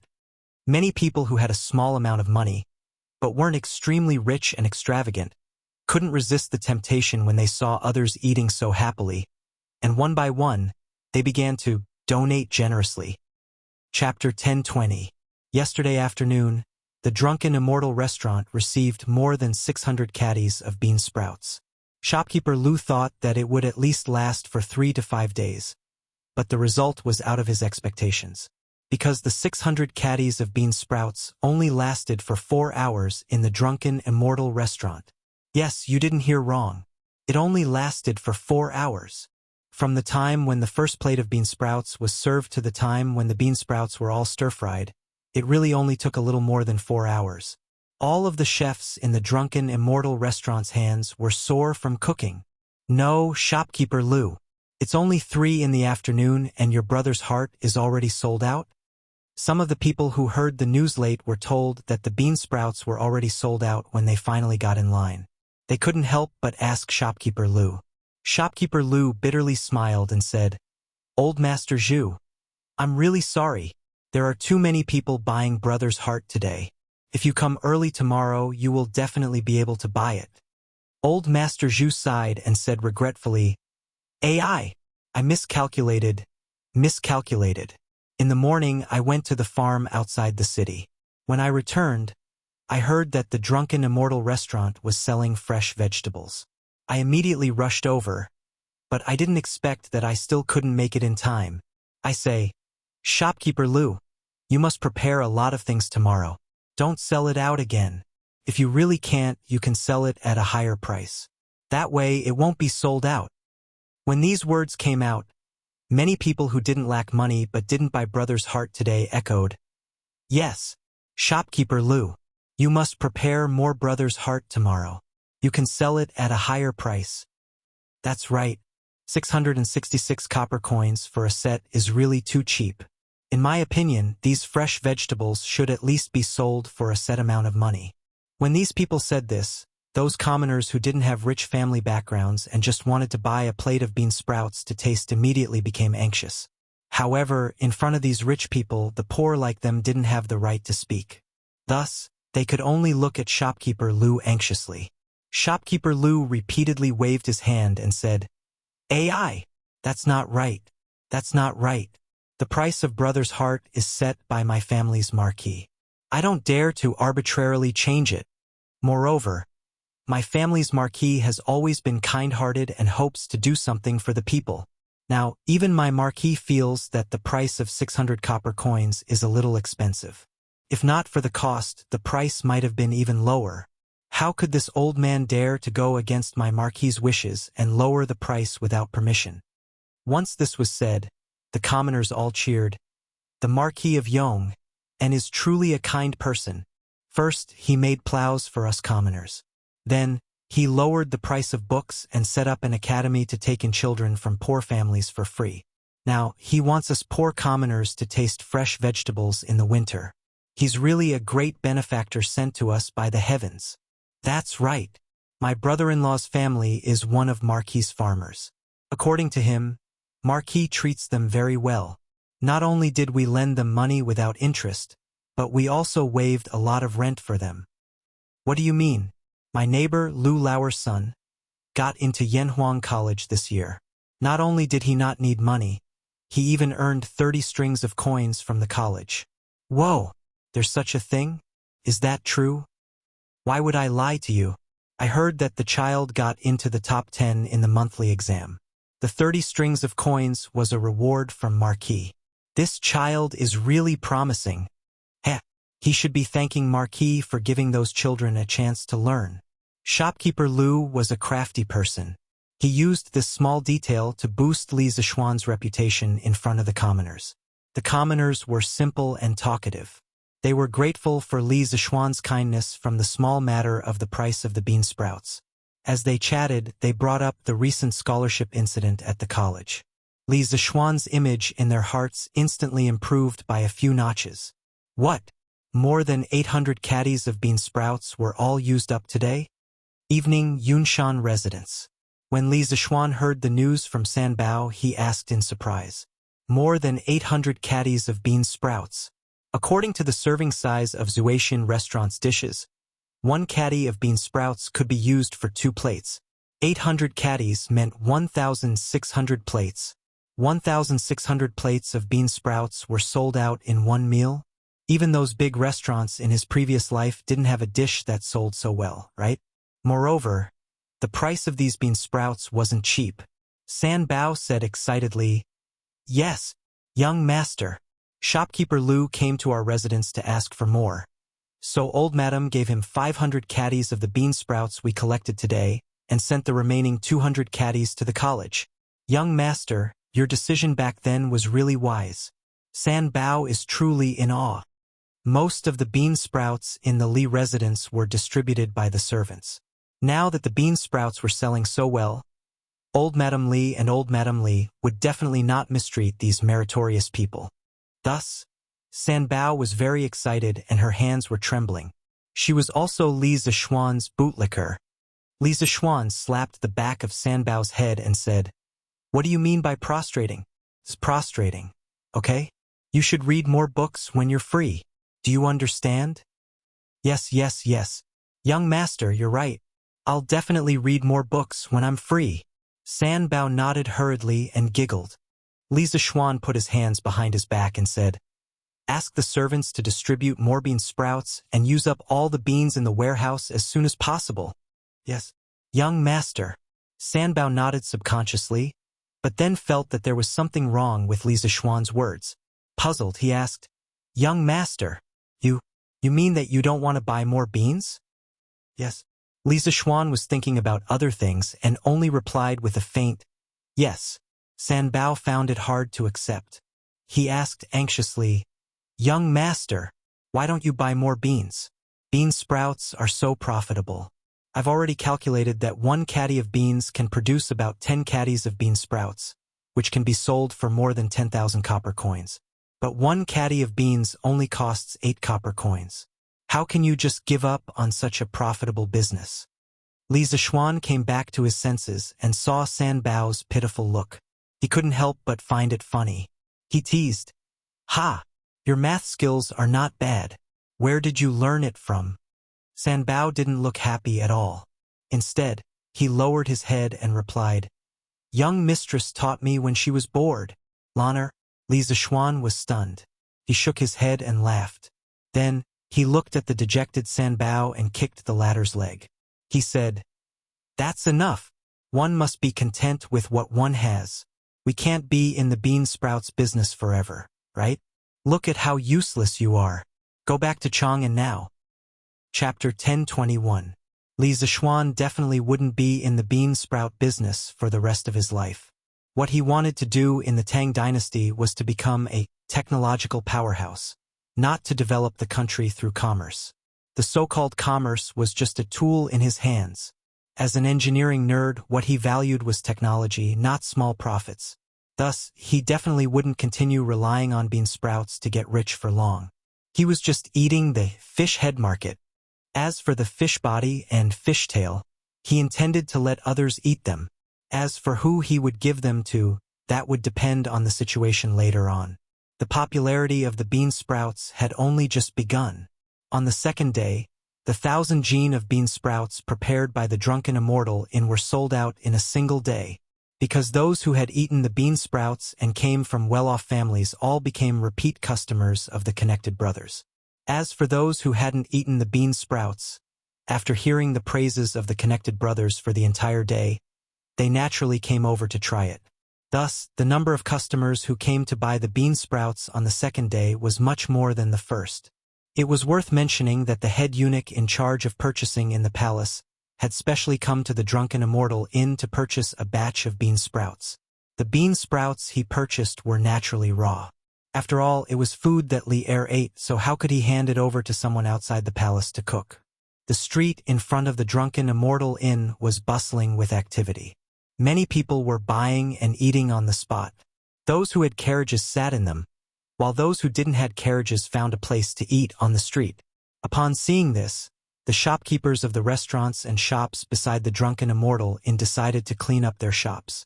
They placed some empty tables and chairs inside and outside the shop to provide a place for those who were eating bean sprouts on the street. Of course, there was a charge for this. Outside the shop, it was cheaper at 5 copper coins per seat. Inside the shop, it was more expensive at 20 copper coins per seat. They even provided free tea. If those customers took a fancy to the items in the shop and bought them, they would earn even more. Because the drunken immortal knew the secret to growing bean sprouts, they ate the meat at the front. Even though the surrounding shops didn't know the secret, they still had to follow behind to drink some soup, right? On the second day, the 1,000 jin of bean sprouts of the drunken immortal inn were all sold out.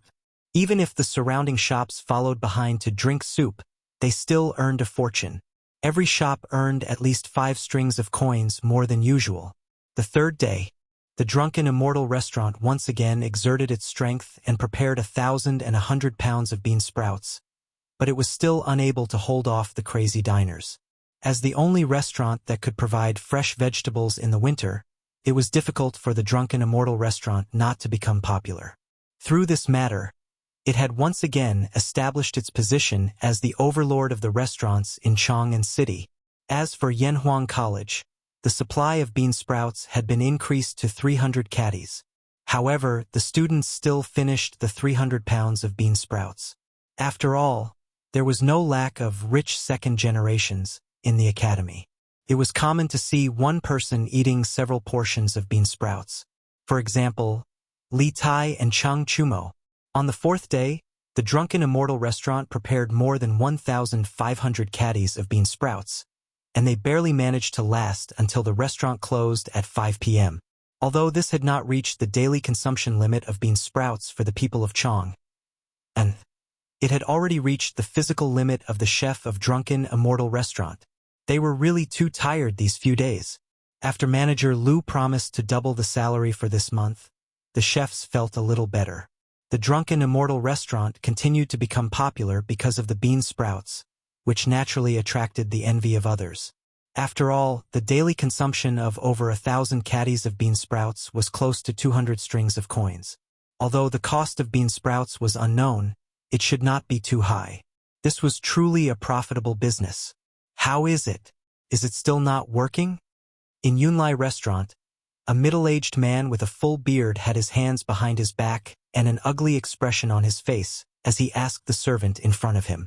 Looking at his face carefully, it was the barbarian merchant who had asked manager Lu how to distribute bean sprouts.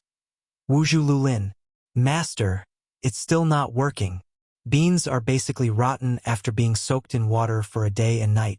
They can't be eaten at all, let alone sprouts, the servant said with a bitter expression.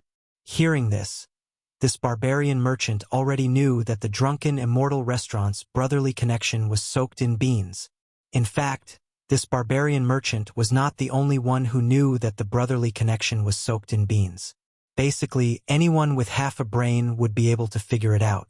There were even more people who secretly distributed bean sprouts. This was also one of the reasons why Li Zixuan did not expect the bean sprouts to make a lot of money, because this kind of low-tech thing could be easily understood by others. It was just a matter of time. Take the nibbled chicken, for example. 2 months after it was released, there were already imitations on the market. If he did not want others to imitate it, he could only raise the technology of the product. This was why he had always paid attention to technology. The workers in the workshop were currently receiving the best treatment in the entire Great Tang. Bastard! This old man has spent so much money to raise you, but you can't even do such a simple thing. You're all a bunch of trash. The middle-aged barbarian merchant roared. With a paw, he smashed the vase on the table beside him. At this moment, a beautiful barbarian woman with a seductive figure and revealing clothes walked over. That barbarian woman walked over and grabbed the barbarian merchant's hand. Then, she placed it on one of her peaks for warmth and said coquettishly, "Master, don't be angry. It's not like there's no other way." After saying this, the barbarian woman turned to the manservant and said, "You can leave for now." "Yes, madam." The manservant hurriedly withdrew as if he had been pardoned. The barbarian merchant's interest had already been piqued. At this moment, seeing that there were only the two of them in the room, he hurriedly asked, "Madam, just what kind of brilliant plan do you have? Hurry up and tell this old man." The barbarian woman smiled sweetly, her smile bewitching as she said, "Master, if we can't make it ourselves, we can steal it." "Steal? How do we steal it?"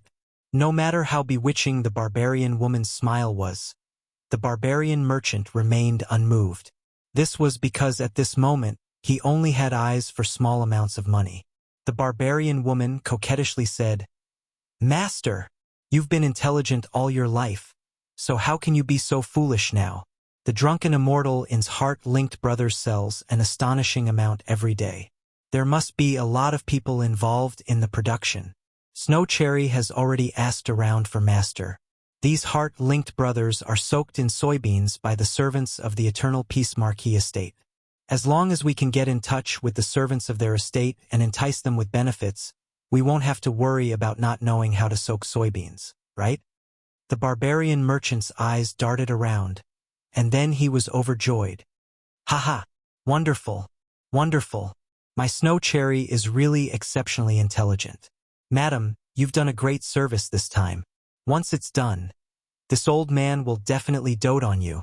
Even though there were risks in stealing secrets, especially when they were stealing secrets from Li Zixuan's estate, many merchants were willing to take risks in the face of enormous benefits. "Master, you're so hateful." Chapter 1022. Miss Lianer, are you really not going to reconsider? In Shi City, in a room of a tea house, a young woman in a thick dress said to a little girl. This little girl was the Li residence's maidservant. Lianer, no, no, I will never betray young master and young madam. Lianer shook her head fiercely and replied. Today, she had come to the pharmacy in Shi City to get some medicine for her mother. However, a woman stopped her halfway and said that she had a way to treat her mother's illness. She was overjoyed and followed her to this tea house. However, she did not expect that woman to actually want to use 100 strings of money to exchange for the Li residence's bean sprout secret formula. Lan subconsciously rejected it in her heart because the 2 strings of money in her purse to buy medicine were lent to her by Han Yushi yesterday. With that, Lian turned to leave. However, the 2 burly men guarding the door took a step forward and blocked her way. Miss Pingxiang, what do you mean by this? I'm from the Marquis's residence, and this is the foot of the Emperor. Do you want to commit murder?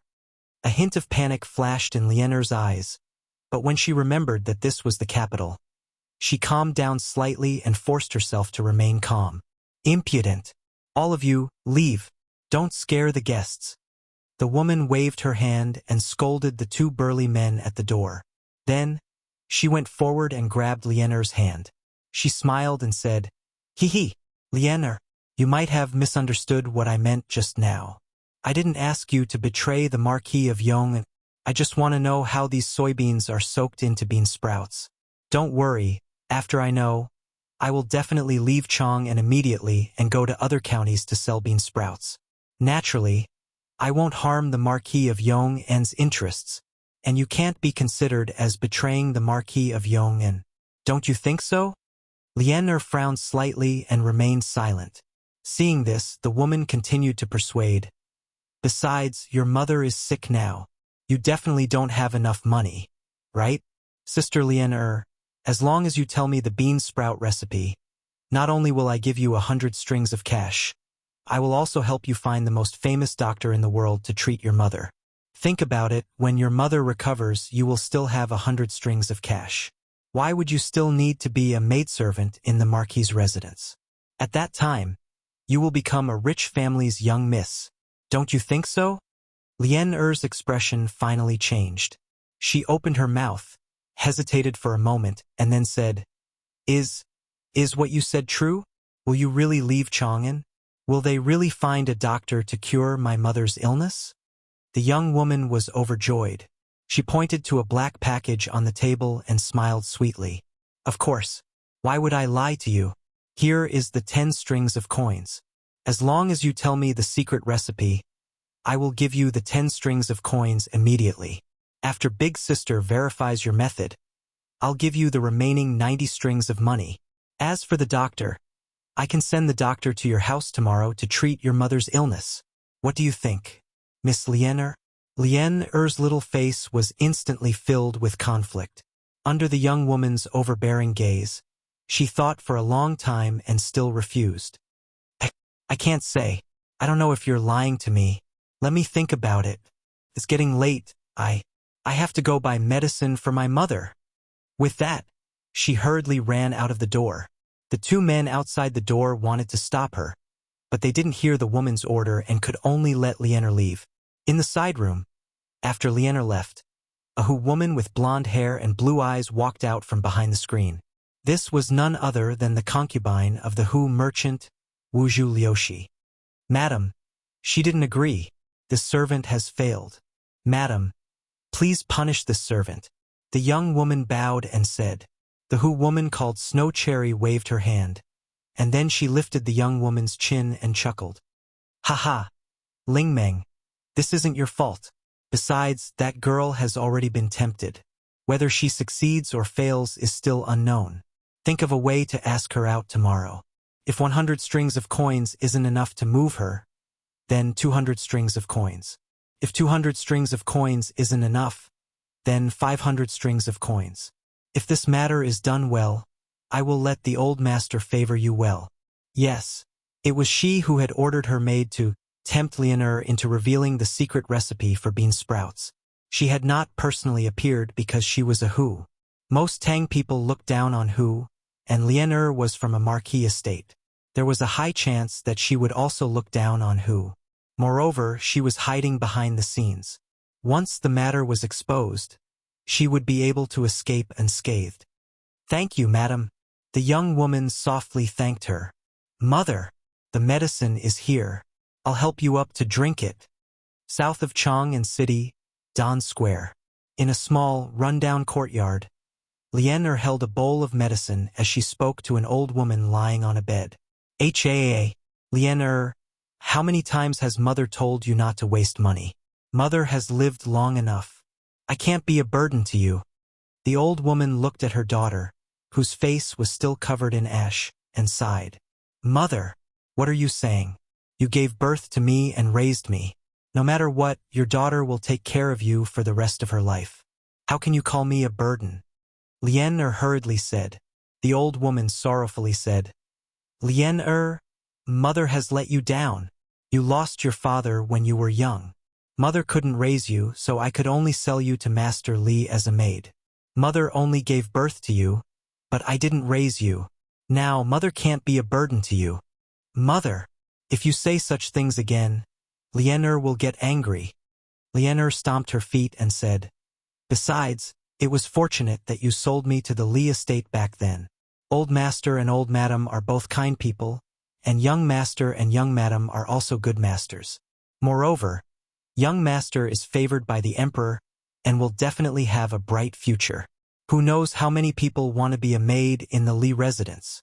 It's a pity that they don't have this fortune. The old woman agreed with Lien Er's words. She said with a face full of joy, Lien Er, you're lucky to have a master like Marquis. Otherwise, I would really regret it for the rest of my life. Mother prays for the Marquis of Yong, and every day. I pray that he will be healthy and live a long life. I pray that his family will prosper for generations. This way, Lien Er, you will have someone to rely on. Enough, mother. Don't say such things. The medicine is getting cold. Quickly drink it. Lien Er hurriedly said with some complicated feelings in her heart. All right, but Lien Er, you're not allowed to secretly buy medicine behind mother's back next time. Mother's illness is actually almost healed. I understand, mother. Only then did the old woman drink the medicine in the bowl. Then she muttered to herself, this Marquis of Yong and's wife is really kind. She lent you money and actually didn't set a time limit for you to return it. She and the Marquis of Yong and are really good people. If anyone dares to harm such good people, mother will definitely turn into a vengeful spirit and seek revenge after death. Lien Er's body couldn't help but tremble. The face of the young woman who came looking for her during the day involuntarily appeared in her mind. Almost instantly, she made a decision in her heart. Chapter 1023. Marquis, Yunshan Residence, Li Family. Pang Feiji whispered something into Li Zishuan's ear. Li Zishuan's face darkened and his eyes flashed with a cold light. He muttered, 12? Ha!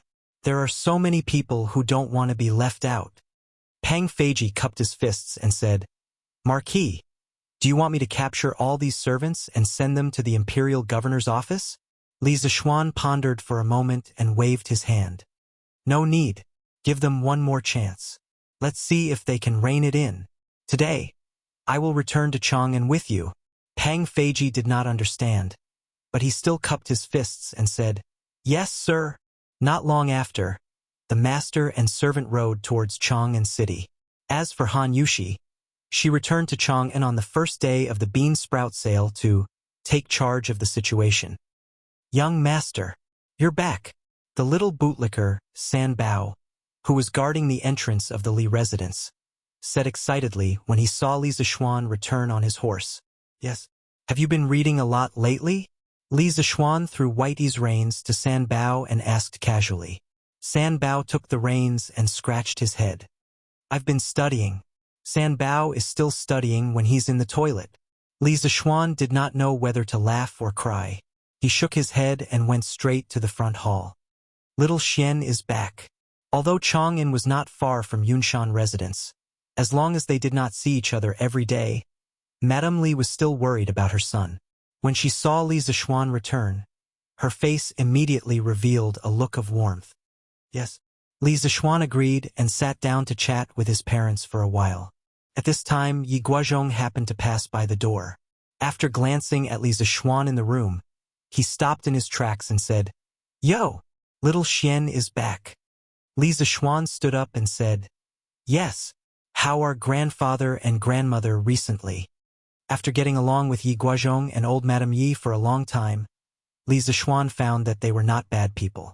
Old Madame Yi, needless to say, had always been very kind. Although Yi Guozhong was a bit extreme, Li Zishuan asked himself what had happened in the past. If he were in Yi Guozhong's position and knew that his daughter's sweetheart was destined to be a jinx, he would probably do something to break up the couple. Now that this old man had stepped down from his position as the patriarch of the Yi family, his personality had also become more open-minded. After all, he had once managed a large family clan. His vision and experience were still very sophisticated.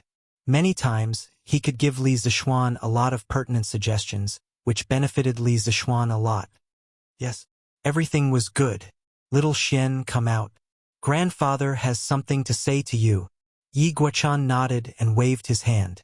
Li Zishuan naturally agreed.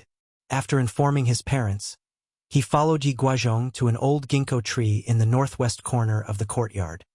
Little Xian, recently, our family's bean sprouts have been selling very well in Chang'an. You should know about it, right? Yi Guozhong asked Li Zishuan with his hands clasped behind his back. Li Zishuan understood and roughly understood why Yi Guozhong called him out. He replied, "Of course I know."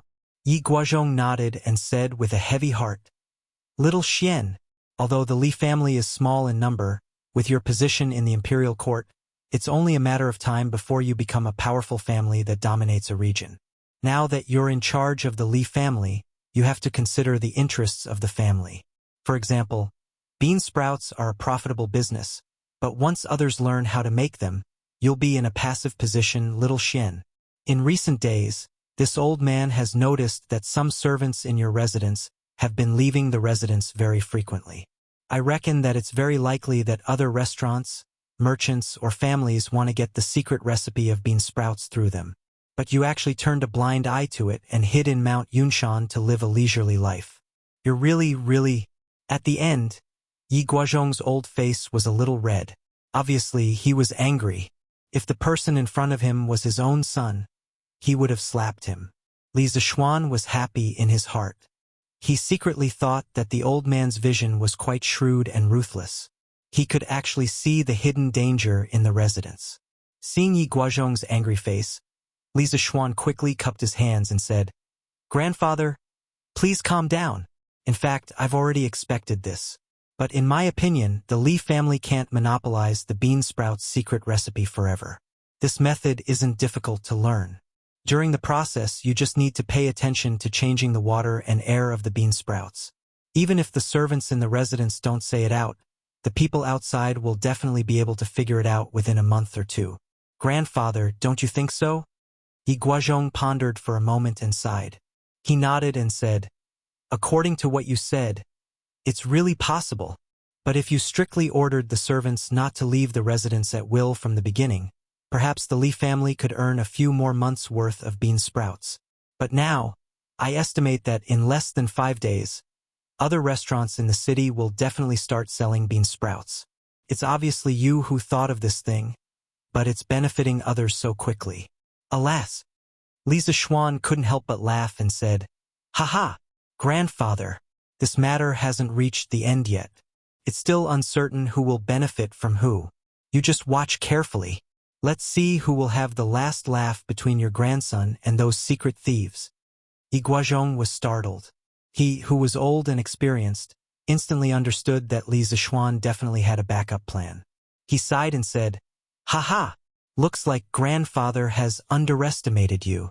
Fine, this old man won't meddle in other people's business. I'll wait outside for your good news." After saying that, the old man hummed a tune and walked away. Li Zishuan was just about to go to the Drunken Immortal Inn to take a look when he saw Han Yushi walking over with a servant girl following behind her. "Husband, are you free now? This concubine has something to tell you." Han Yushi's expression wasn't very good. After coming in front of him, she opened her mouth and said, "And, wife, if there's anything, just say it. But, husband, why don't we go inside and talk?" Han Yushi turned her head and glanced at the servant girl, feeling troubled. Plop. "Young madam, there's no need. Lian did something wrong and should be punished. Young madam, you and young master don't have to give Lian any face." Before Li Zishuan could speak, the servant girl knelt on the ground with a plop and then kowtowed to Li Zishuan with tears in her eyes. Lian. After Li Zishuan heard the name, his heart skipped a beat, but his expression didn't change. He pretended to be surprised and said, "Madam, what does this mean? What did she do wrong?" Han Yushi looked around and wanted to say something but hesitated. Lian cried and said, "Young master, Lian has let you down. I'm sorry, old master, madam. Lian betrayed the Li family. I beg young master to send Lian to the authorities for punishment." Li Zishuan hurriedly said, "Quickly get up. What kind of nonsense is this? Let's go. If there's anything, let's talk in the study." Although there were very few people who came to the place where they were standing now, it didn't mean that there weren't any. At the very least, Li Zishuan had already heard footsteps approaching, which was why he said that. Chapter 10:24. Young master, that's what happened. Lian has let young master and young madam down. In the study, Lian told Li Zixuan everything that had happened in Shi City the day before. When she was done, her tears began to flow uncontrollably again. Li Zixuan said solemnly, "That's enough. Stop crying. From what you're saying, you haven't told that person the secret recipe for bean sprouts." Lian shook her head and said, "No, no." At that time, Lian felt sorry for young master and young madam and hoped that woman would help find a doctor to cure my mother's illness. At that time, Lian's heart was in a mess. I really didn't know what to do, so I ran out. They didn't stop you? Li Zixuan asked again. Lian looked up and replied, "No. Oh, no." When Lian wanted to leave at first, two men wanted to stop Lian, but they were scolded by that woman and left. But later, Lian was confused by that woman's words, so they didn't stop her. Old master, old madam, young master, and young madam usually treat Lian so well. But Lian's heart wasn't strong enough and almost betrayed young master. I beg young master to send Lian to the authorities for punishment. Han Yushi hurriedly pleaded with Li Zixuan. Husband, Lian hasn't leaked the secret, so don't punish her. Besides, the reason why she was greedy was because of her filial piety to her mother. Don't send her to the authorities. Okay? Whoa, young madam, don't say anymore. Lian doesn't have the right for you to plead for mercy. Lian deserves to die. Lian kowtowed to the ground and cried bitterly. Han Yushi lent her money yesterday to buy medicine for her mother, but for a moment, she wanted to betray the Li family. From last night until this morning, the more she thought about it, the more she blamed herself. In the end, when she saw Li Zixuan return from Yunshan, she finally mustered the courage to surrender. Li Zixuan patted his wife's shoulder and looked at Lian who was kneeling on the ground, and said, "All right, get up.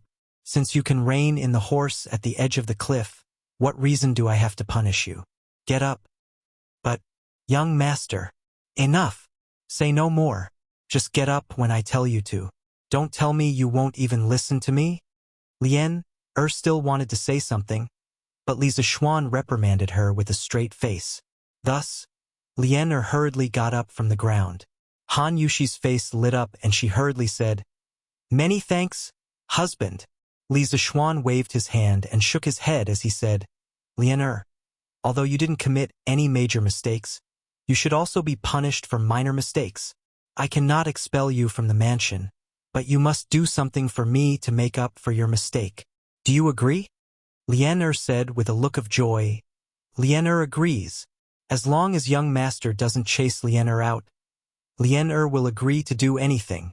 Han Yushi looked puzzled, but Li Zixuan smiled and whispered, "How about this? I heard what you said just now. That woman clearly wants to cast a long line to catch a big fish. Go to Shi City again tomorrow and tell that woman that you've thought it through and can give the secret recipe to them." Lian covered her mouth in shock and shook her head desperately. "No, don't. Even if I die, Lian won't betray young master." This silly girl thought that Li Zixuan was deliberately testing her. Li Zixuan said helplessly, "Stupid girl. I, young master, naturally have my reasons for letting you do this. Just do as I say. I have a backup plan. You can give the secret recipe to them, but they must give you 1,000 strings of coins in one go. If they don't agree, then you can sell the secret recipe to others, understand?" Lian saw that Li Zixuan said it in a serious manner and didn't seem to be bluffing her, so she was slightly relieved. However, after hearing Li Zixuan say 1,000 strings of coins, she couldn't help but say, "Young master, if you ask them for 1,000 strings of coins, I'm afraid they won't agree, right?" Li Zixuan smiled faintly and said, "Don't worry. This secret recipe is definitely worth 1,000 strings of coins. If they aren't willing to pay you so much money in one go, just say that our manor has been very strict recently. This young master has already sent several spies to the authorities. You plan to take this money and immediately leave this place, so they have to pay you all at once. This way, they should believe you." Lian listened and felt that Li Zixuan's words were very reasonable, so she said, Then, young master, Lian will tell her like this tomorrow. When the time comes, Lianer will bring all the money back and give it to young master. Li Zishuan laughed and said, "Haha, don't worry, if you do it well, I will reward you handsomely." Lianer doesn't ask for a reward. I just want to make up for my mistakes.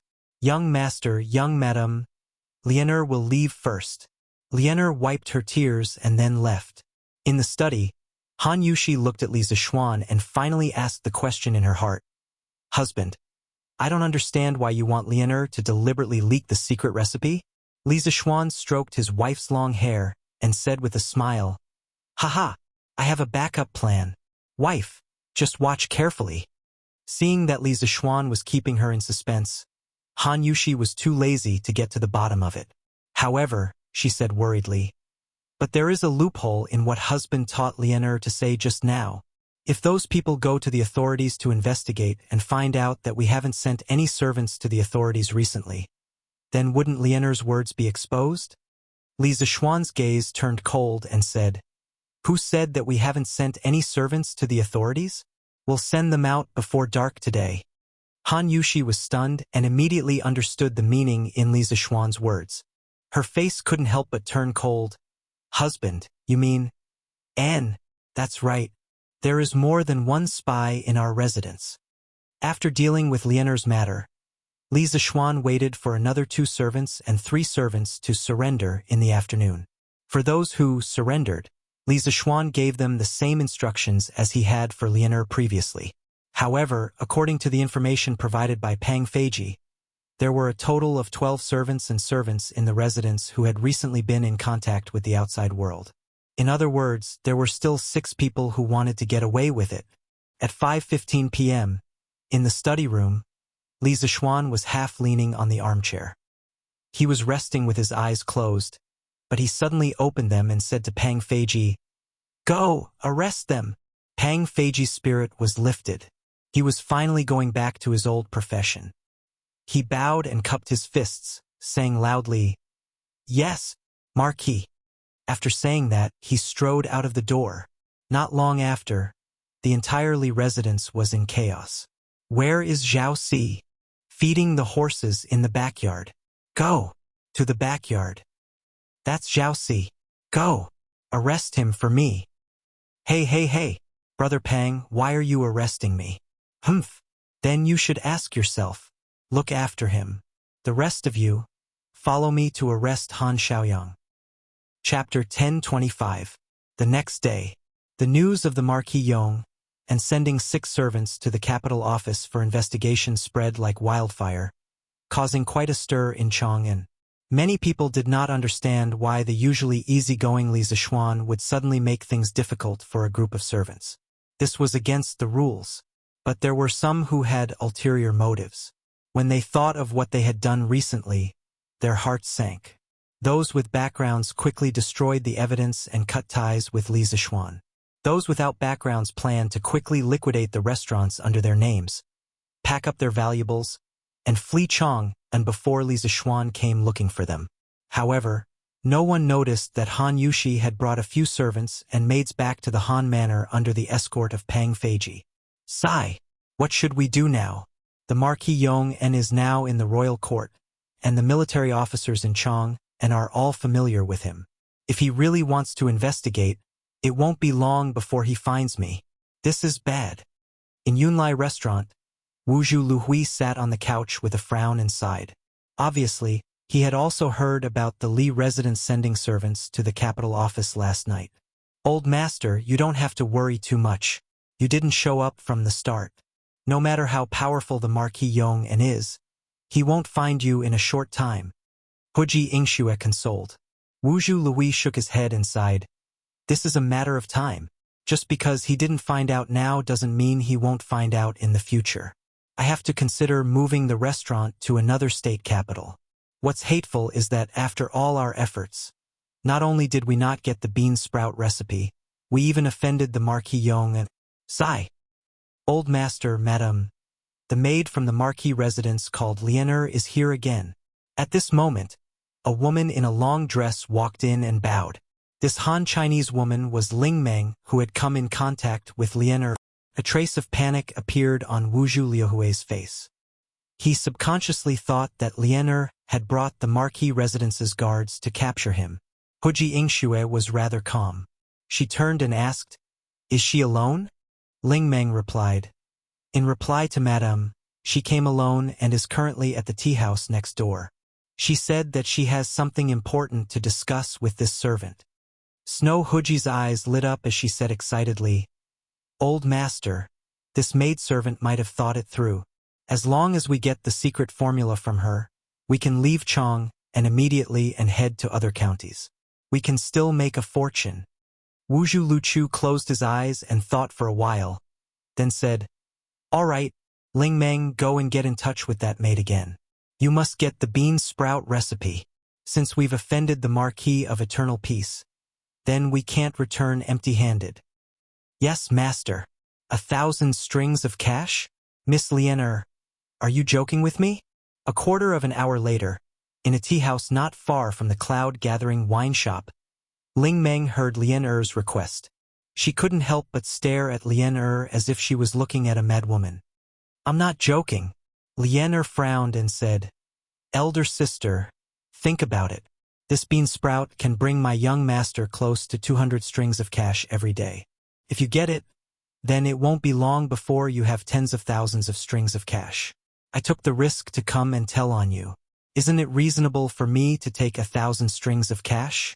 Besides, elder sister, you should have heard about it, right?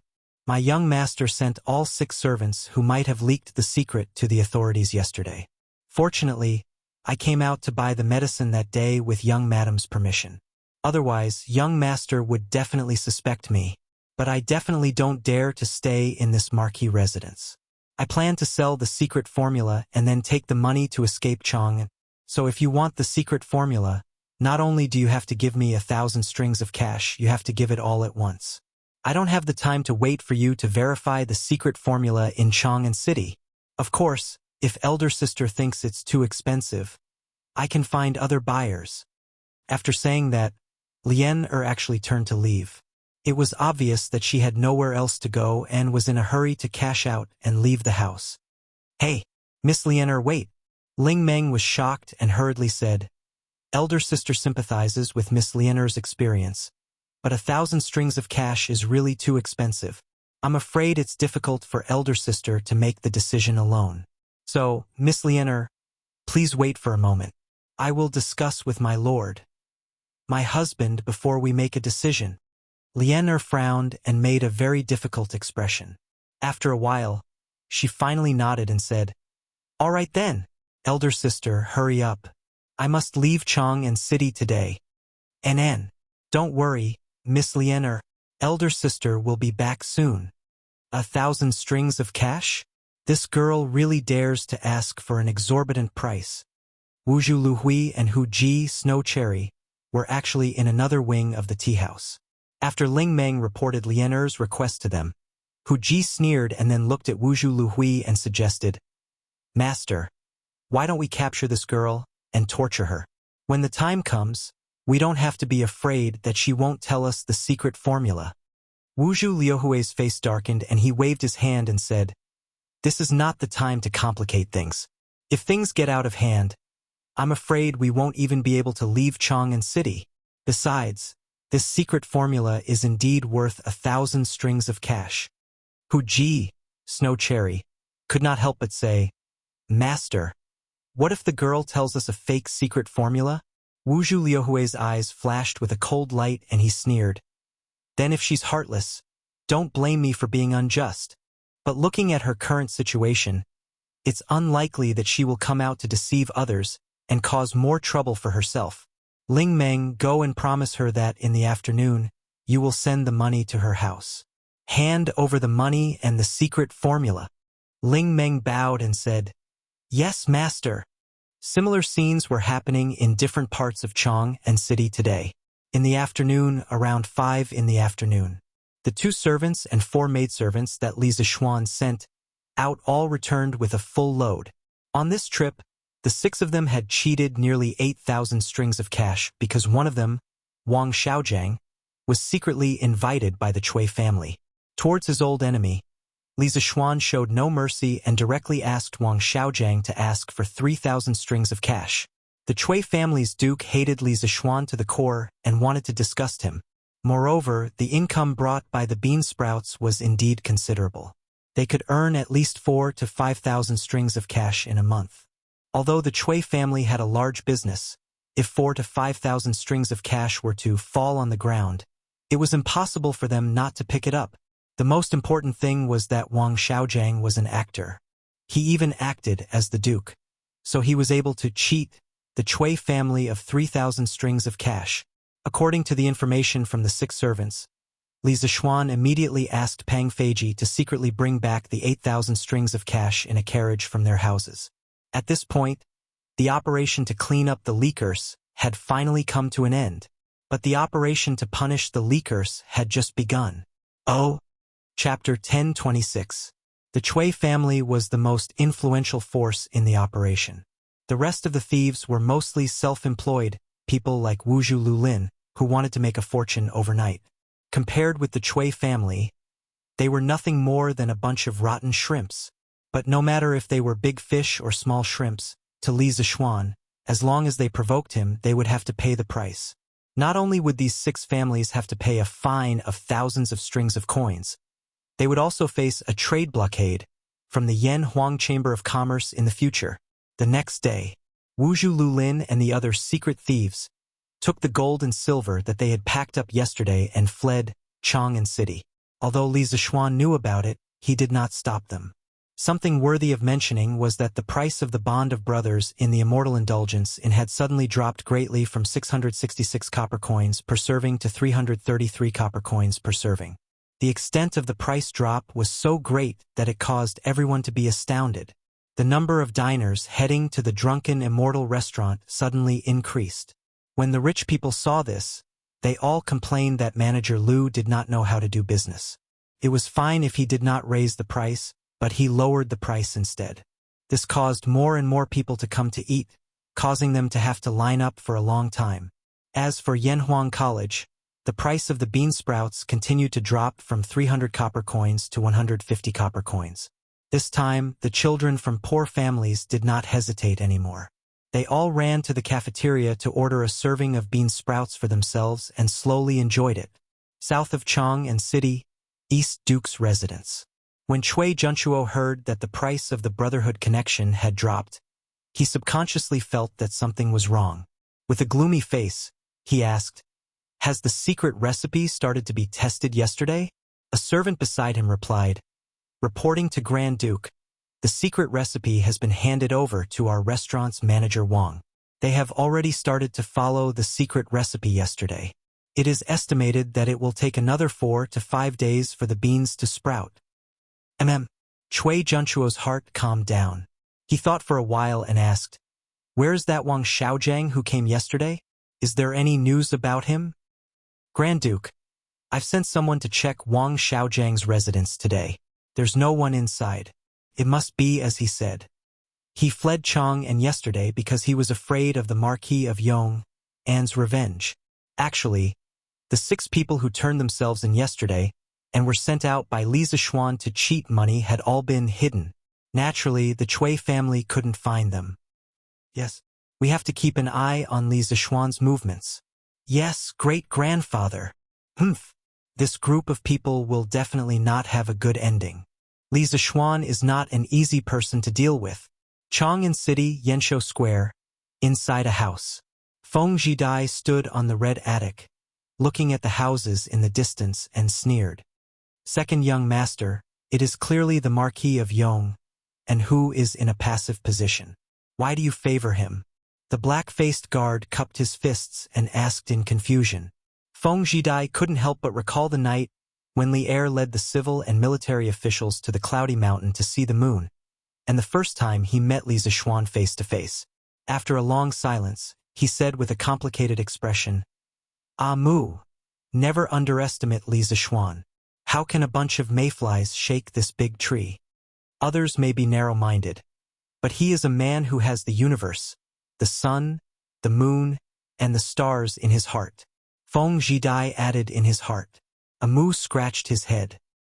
He didn't understand why his young master, who was fearless in Lingnan, would immediately cower when he came to Chong and help me buy some brothers linked hearts. Lingnan really can't compare to Chang'an. This is called living. I've even put on some weight recently. Feng Jidai let out a long sigh and said contentedly.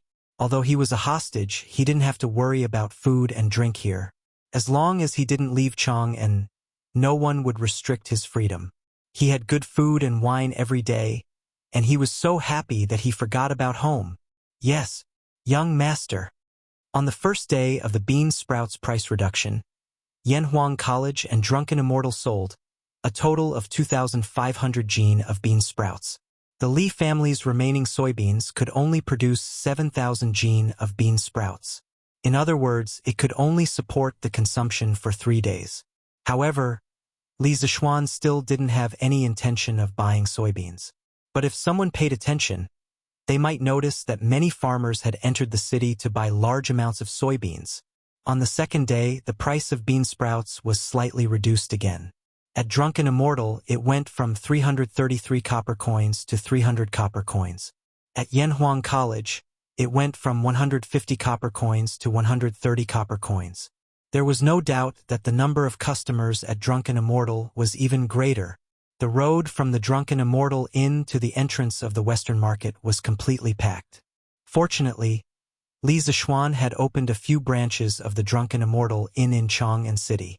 Otherwise, the main branch of the Drunken Immortal Inn would have been overcrowded. On the third day, the price of bean sprouts at Drunken Immortal dropped to 280 copper coins. At Yanhuang College, it went down to 110 copper coins. The once glorious bean sprouts that only the rich could enjoy suddenly became not so unattainable. Ordinary people could still squeeze out enough money to eat a plate of bean sprouts. However, while the commoners were happy, East County Duke Chui Junchuo couldn't be happy. Bastard! This bastard lowered the price of bean sprouts so low. How can the Chui family make money when the bean sprouts are released? When will we be able to recoup the cost of 3,000 copper coins? When Chui Junchuo heard the news, he couldn't help but smash vases and teacups in his residence. Everyone in the Chui family was in danger. Li Zishuan couldn't care less about the Chui family's situation. He was leisurely carrying out his plan. On the fourth day, the price of bean sprouts at Drunken Immortal dropped to 200 copper coins. At Yanhuang College, it went down to 100 copper coins. The people of Chang'an couldn't help but feel happy. In the past, only the imperial family could eat fresh vegetables during winter. Now, they could eat a serving for 200 copper coins. This was too happy. However, on this day, the Li family's bean sprouts were all used up. If Drunken Immortal wanted to sell Brother Connected Heart in the future, they could only buy it from elsewhere or ask shopkeeper Lu to make it himself. When shopkeeper Lu first heard the news, he couldn't help but be anxious. However, Li Zishuan only said one word to him, "Buy." At that time, he really wanted to cry, because where would he go to buy something like that? But on the second day, a miracle happened. "Shopkeeper Lu, I have more than 50 kilograms of bean sprouts. Do you want them? If you do, I can sell them to you at a cheaper price." That morning, when the door of Drunken Immortal opened, a burly man carrying a basket came in. It was Hu Han-yun from the Han family village. Shopkeeper Lu recognized him and was shocked. He said in disbelief, "Old Hu? It's you? No, why do you have so many bean sprouts?" Chapter 1027. Shi City, Drunken Immortal Restaurant. Shopkeeper Lu, you don't know? I thought you knew. Hu Han-yun scratched his head and chuckled at the shocked Shopkeeper Lu. Shopkeeper Lu's face darkened. "What do I know? Is there something I should know? Hurry up and tell me." "Old Hu, you..." Shopkeeper Lu was about to ask when a few more villagers came in. Some were from the Han village, some were from Plum village, and some were unfamiliar to him. "Shopkeeper Lu, do you want bean sprouts? I have more than 25 kilograms here. They're fresh. I have 70 kilograms here. Shopkeeper Lu, do you want some?" While listening to the villagers shouting and yelling, Shopkeeper Lu seemed to have understood something. He looked at Old Hu and asked uncertainly, "Old Hu, Did young master teach you all the methods of growing bean sprouts? At this point, it seemed that this was the only reasonable explanation. Old Hu nodded and said, yes, young master told young madam to teach us the method of growing bean sprouts 4 days ago. After the villagers bought the beans, they didn't go anywhere and just stayed at home to grow bean sprouts. As soon as the bean sprouts grew, we sent them to you. No matter what, we're young master's villagers, so we have to prioritize the needs of Drunken Immortal Restaurant and Yanhuang College. Shopkeeper Lu suddenly understood. No wonder Li Zixuan was so calm when he looked for him yesterday, as if he had a card up his sleeve. Good. This old man was worried about where to buy bean sprouts. Old Hu, you guys come in. Drunken Immortal Restaurant wants all these bean sprouts. Shopkeeper Lu stroked his beard and laughed. Old Hu and the others picked all the bean sprouts and brought them in. These villagers knew how to repay kindness. They knew that Drunken Immortal Restaurant was the Li family's business, so they only sold the bean sprouts to Shopkeeper Lu for 25 copper coins per kilogram. Shopkeeper Lu felt bad about it and raised the price by 5 copper coins per kilogram. According to their original plan, they only sold the bean sprouts for 20 copper coins per kilogram. Hey, Old Hu, Marquis really treats us well. Just by selling this batch of bean sprouts, I'll be able to make at least half a year's worth of money. On the cement road back to the Han village, a villager from the Liujia village couldn't help but sigh to Old Hu. Old Lu, of course, young master treats his family's farmers well. After you've been with young master for a long time, you'll naturally know how good young master is. Old Hu smiled faintly. Hey, how much do you think the bean sprouts would fetch if they were sold to other restaurants? Someone in the crowd said this, and the atmosphere suddenly became heavy. Hu Hanyun's expression changed. He stopped in his tracks. Seeing that there was no one else around, he said with a sullen face, a person must have a conscience. Old Hu had only moved to the Han family manor over 20 years ago. Previously, I had experienced who knows how many main families in other places. But which main family didn't King think about how to suck everyone's blood? Old Hu dare to say that there isn't a main family that treats us as sincerely as young master. You may not know how valuable this method of growing bean sprouts is, but I heard 2 days ago that the Chui family offered 3,000 strings of cash to buy this secret recipe. But what about young master? Young master didn't ask us for a single copper coin and directly taught us this method. Now that we've distributed the bean sprouts, other restaurants may indeed buy them at a higher price. But Marquis treats us like this, yet you want to sell the bean sprouts to others just to earn a few copper coins. Don't you feel guilty? Hu Hanyun will put the ugly words out here today. If any of these 8 villages dare to sell bean sprouts to other restaurants without permission, Old Hu will be the first to go to their house and break their legs. Whether you report it to the authorities or ask someone to take revenge, I'll accept it. But if this kind of situation happens again in the future, I'll definitely beat you up. Unless the Drunken Immortal House and Yanhuang College get enough bean sprouts, then we can sell them to other restaurants. But the price can't be lower than what we sell to the Drunken Immortal House. Old Hu's words were powerful and resonating. The dozen or so villagers in front of him all became serious after hearing this.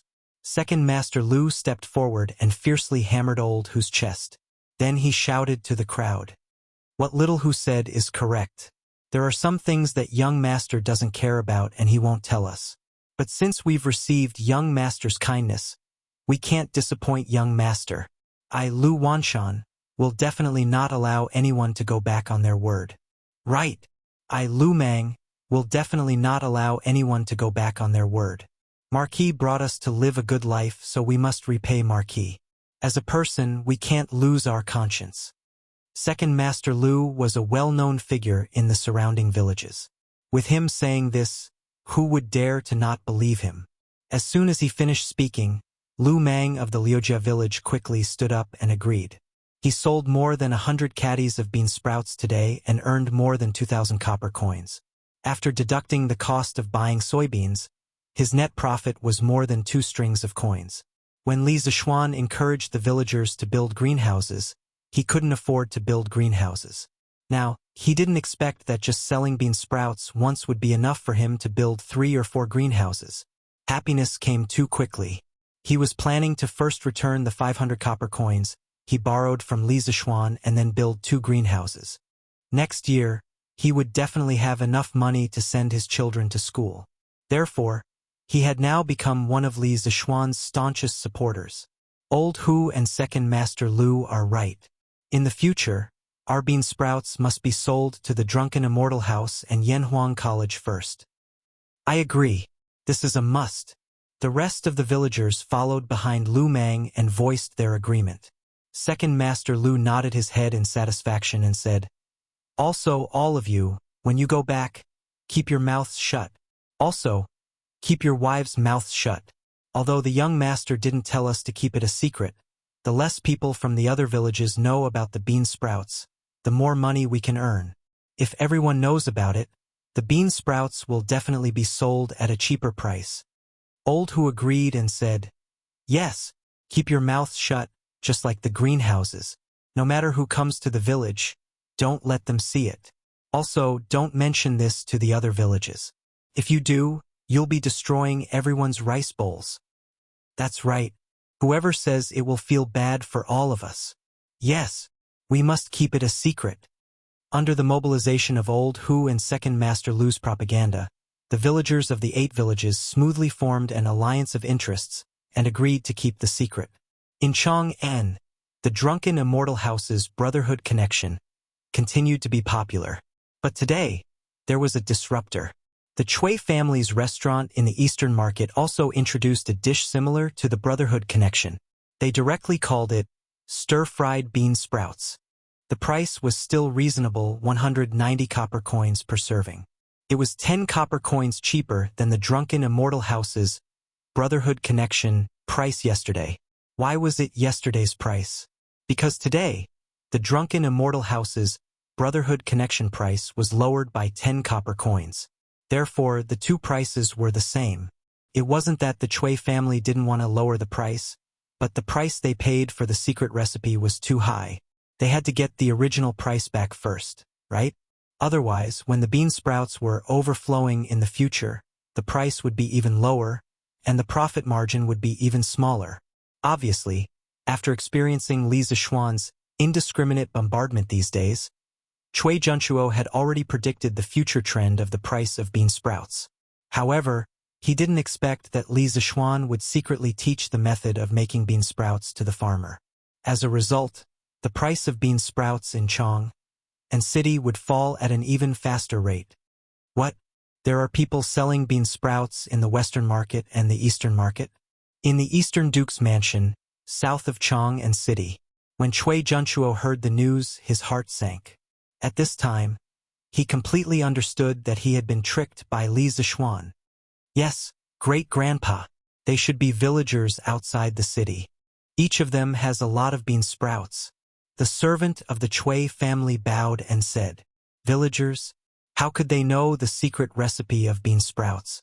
Did you find out which village they came from?" Cui Junchuo's face was gloomy. Although the Cui family was rich, they wouldn't ignore such a profitable business like bean sprouts. Moreover, the current situation was very obvious. The Cui family had been cheated by Li Zishuan for a whole 3,000 strings of coins. As a top aristocratic family, how could he tolerate this? "I think I saw a villager from Plum Village. I don't know the rest," the servant replied. Today, shopkeeper Lu had bought more than 2,000 caddies of bean sprouts from the villagers. If he bought more, the Drunken Immortal restaurant wouldn't be able to eat it all. Therefore, the remaining villagers were either sent to other restaurants to sell or brought to the Western Market and the Eastern Market to sell. After the other restaurants bought the bean sprouts, they hurriedly asked their chefs to study the method of making bean sprouts. They planned to join the ranks of selling bean sprouts tomorrow. When the people of Chang and city saw the villagers selling bean sprouts, they would usually buy 2 caddies of bean sprouts so that their wives could try it. If this continued, the number of people eating bean sprouts in the restaurants would decrease greatly. The sales of bean sprouts in the restaurants would definitely not be as prosperous as in the Drunken Immortal restaurant. It could be said that the most popular stage of the bean sprouts business had passed. All that was left was the soup, and the meat in the soup had all been scooped up by Li Zishuan. Bam! Plum Village? Plum Village. Damn it! This brat is so ruthless. He actually resorted to a life-and-death struggle move. This is so infuriating. Cui Junchuo immediately understood when he heard Plum Village.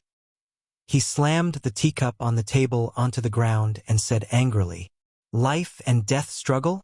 No, no, no. Grandfather, you might have misunderstood. This is not called a life-and-death struggle. It should be called a courageous retreat." Yongla Lane, Li Residence West Courtyard.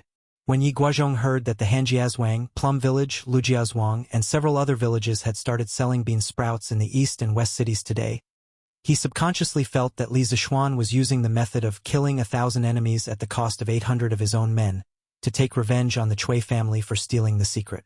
In the end, both families would not be able to earn any money if they fought to the death. Therefore, he came to the west courtyard to ask Li Zishuan what he was thinking. Li Zishuan laughed when he heard that. "What do you mean by a courageous retreat? I think you're just being stubborn. Sigh. You youngsters are so impetuous and easily let your emotions affect your decisions." Yi Guozhong shook his head and sighed. Li Zishuan could only patiently explain, "Grandfather, think about it carefully. Since the first day the Drunken Immortal restaurant started selling bean sprouts, our residence has earned a total of more than 2,000 strings of coins. Together with the 8,000 strings of coins that the Cui family stole from us, it adds up to more than 10,000 strings of coins. The little bean sprouts brought in more than 10,000 strings of coins in less than 10 days. Grandfather, do you really think it's a loss? Previously, I've already said that even if the servants in the residence did not leak the secret recipe, the people outside would definitely be able to figure out the method to grow bean sprouts in 1 or 2 months. At that time, we might not even be able to earn 10,000 strings of coins. Now, not only have we maximized the income of the bean sprouts in the shortest time possible, but we have also cleaned up the disloyal servants in the residence. No matter how you look at it, I don't think I've suffered a loss." Yi Guozhong secretly nodded when he heard that. In the end, he laughed and said, "Ha ha! You really are a sly fox. Those people in the Cui family provoked you. They're really unlucky." After saying that, he smiled comfortably and turned around to leave. At the gate of the courtyard, Father Li suddenly understood. He patted his chest and quickly left before Yi Guozhong came over. He had also heard the news and wanted to come over to ask his son what he was thinking. However, when he walked to the gate of the courtyard, he found that Yi Guozhong was also there. He stopped and stood at the gate of the courtyard to eavesdrop. Although Yi Guozhong was usually kind to Li Zishuan, that was because of the generational gap effect. Grandfathers usually doted on their grandsons, but for his son-in-law, it was already good enough that he didn't reprimand him. "This stinking brat, he likes to hide things from his old man now, causing this old man to worry for nothing," Li Jingma muttered. Although there was a reprimand in his words, why did his tone sound like he was happy that his son had become more mature? Whether it was a life-and-death struggle or a courageous retreat, it was just a small business worth a few tens of thousands of strings of cash. Li Zishuan didn't take it to heart. He had always been concerned about how his technology tree was growing. In the afternoon, Li Zishuan left Chang'an and went to Chichugu workshop in Mei Village. The first thing he saw was a bustling scene. There were people coming and going in the workshop, and the west side of the courtyard had already been set up. There were many pipes on the ground, and in the middle of the pipes there was a prototype of a furnace. Faubert was gesturing with a group of blacksmiths about something. Li Zishuan stood a distance away and did not disturb them. After a while, Faubert finished talking to the blacksmiths and walked towards Li Zishuan. "Young master, you are here?" "Yes. Faubert, the progress is not bad. I estimate that in less than a month, the ironworks will be able to start smelting iron, right?" Li Zishuan looked around and said with satisfaction, "Haha, almost there. We have a lot of experienced blacksmiths in our workshop, and the construction of the furnace will only be faster. Now, we just need to see when Xiaobing will be able to transport the platinum ores back." Chapter 1028. Is there still no news from Xiaobing? Strange Taste Pavilion's new workshop. Li Zishuan looked at Faubert and asked. Speaking of which, as the owner, he was not responsible at all. A few days ago, after he gave the blueprint of the ironworks to Faubert, he basically did not ask about it anymore. It was not because he was lazy, but because of the sprouts and the spies in Chong, and which took up a lot of his energy. Young master, that guy sent a message back 2 days ago, saying that he had found the bauxite you wanted in Shuo province. He should be sending a batch back in 2 days. Faubert replied with a smile. He had received the news from Fubin and wanted to report it to Li Zishuan, but he had heard about the recent turmoil in Chang'an City, so he gave up the idea. He wanted to wait until Li Zishuan was free to tell him. Li Zishuan was happy to hear that. He was secretly glad that his memory was not wrong, but he felt sorry for his old classmate. He had dug up his family's bauxite more than 1,000 years in advance. Just take it as a continuation of the glory of the Chinese people in the world. Old classmate, the bauxite that your family contributed is very meaningful. Li Zishuan muttered in his heart and then said to Faubert, well, after the bauxite from Shuo province is shipped back, we will start firing the refractory cement that Faubert and I talked about previously. If there are any problems, send someone to call me at any time. The so-called refractory cement could be divided into aluminate cement, low-calcium aluminate cement, calcium-magnesium aluminate cement, and dolomite refractory cement. At present, the easiest cement to fire was aluminate cement, which was mainly made of bauxite and limestone. It was calcined to produce a clinker with calcium aluminate as the main component and alumina content of about 50%. After that, it was ground into a hydraulic cementitious material which was called refractory cement. The refractory temperature of refractory cement was generally more than 1,580 degrees Celsius, so in modern society, refractory cement was often used as the lining of some high-temperature kilns and some high-temperature projects that were eroded by the atmosphere and rain for a long time. Faubert nodded and replied, no problem. When he had asked Li Zishuan for the blueprint, Li Zishuan had already told him the formula and production method of refractory cement. The workshop was no longer the same as before, and had accumulated a lot of technology, so Faubert felt that it should not be difficult to fire refractory cement. Li Zishuan took out 2 blueprints from his arms and handed them to Faubert. He said, Faubert, I want to make 2 things recently. One is a furnace and the other is a mold. The structure is not very complicated. You can just ask the craftsman to help me make 2 of them. Faubert took them suspiciously and roughly glanced at them. He roughly understood what Li Zishuan wanted to make. He couldn't help but ask, young master, this furnace is very delicate, especially the ventilation performance of this thing. It's better than the furnaces we use now. But this mold, if you use this mold to make something, won't it be like a hornet's nest with holes everywhere? What do you want to use it for, young master? Li Zishuan smiled and said, Faubert, what do you think of using it to shape coal powder? The coal mold that he provided to Faubert was the kind of modern handmade honeycomb coal mold that was used for pressing connecting rods. Many children in the city might not have seen this kind of thing before, but Li Zishuan in his previous life had not only seen it but also used it. When he was young, his family was poor. His father tried all kinds of ways to earn money in order to provide for him and his sisters to go to school. There was no need to talk about the way to earn money. Other ways included fishing, selling dried fish, helping others build houses, and even going to the streets to sell his art when he was not in the fields. When he was 6 years old, his father bought 2 trucks of raw coal from somewhere. It was the kind of coal that was the size of a football.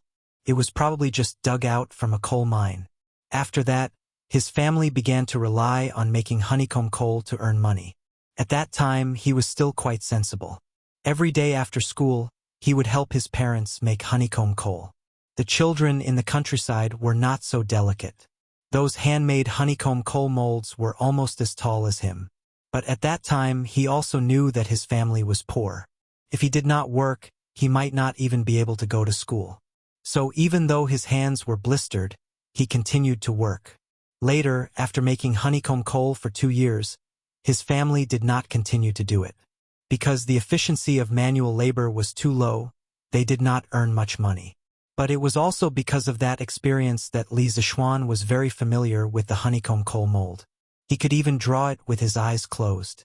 To put it simply, it was a bit similar to a syringe without a needle. Ground coal mixed with yellow mud was stuffed into the mold, compacted, and then pushed out by the piston and dried to form the mold. The only difference was that the piston at the end of the honeycomb coal mold's pushrod was very different from the piston of a syringe. The piston was made up of two parts. One part was about 12 iron pillars of equal diameter and height. The other part was an iron plate with the same number, diameter, and distribution as the iron pillars. The iron plate with holes was embedded in the iron pillars, and the pushrod was connected to the iron plate. In this way, when the slime was stuffed into the mold, it would cause the iron plate to move up with the connecting rod. And because of the existence of the circular iron pillars, there would be holes in the slime.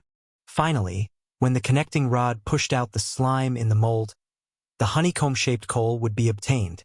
The principle was very simple. Faubert was considered an expert in engineering. When he heard this, he frowned and thought for a while. Finally, he shook his head and said, "I understand.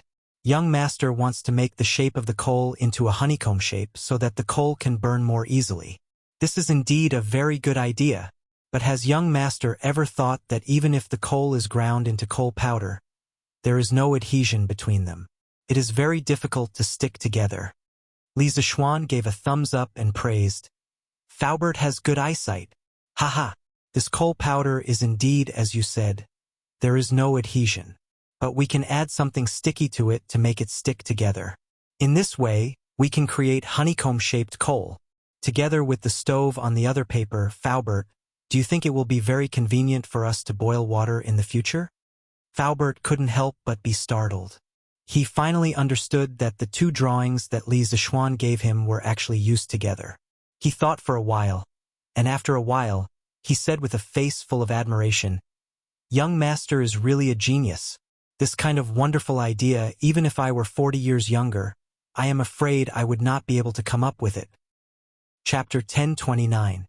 Actually, if Fubin had not discovered the coal mine in Yifang County, Li Zishuan would not have thought of making honeycomb briquettes.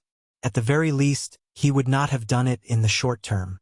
But now that he had a big coal mine, he could not just take the coal from the coal and not use the coal inside, right? That would be a waste. The coal content in the coal mine was the majority, and the coal that could be directly used for combustion was relatively small. Following the principle that waste was a great crime, Li Zishuan decided to create the modern coal furnace with a furnace and honeycomb briquettes. In the modern era, on October 1, 1950, Guowendi's Household Industry Society was established to produce the new fuel developed by Guowendi honeycomb briquettes. In 1956, during the socialist transformation of capitalism, Guowendi's Big Briquettes Processing Industry Society changed from a private operation to a state-owned enterprise. Honeycomb briquettes became popular throughout the country.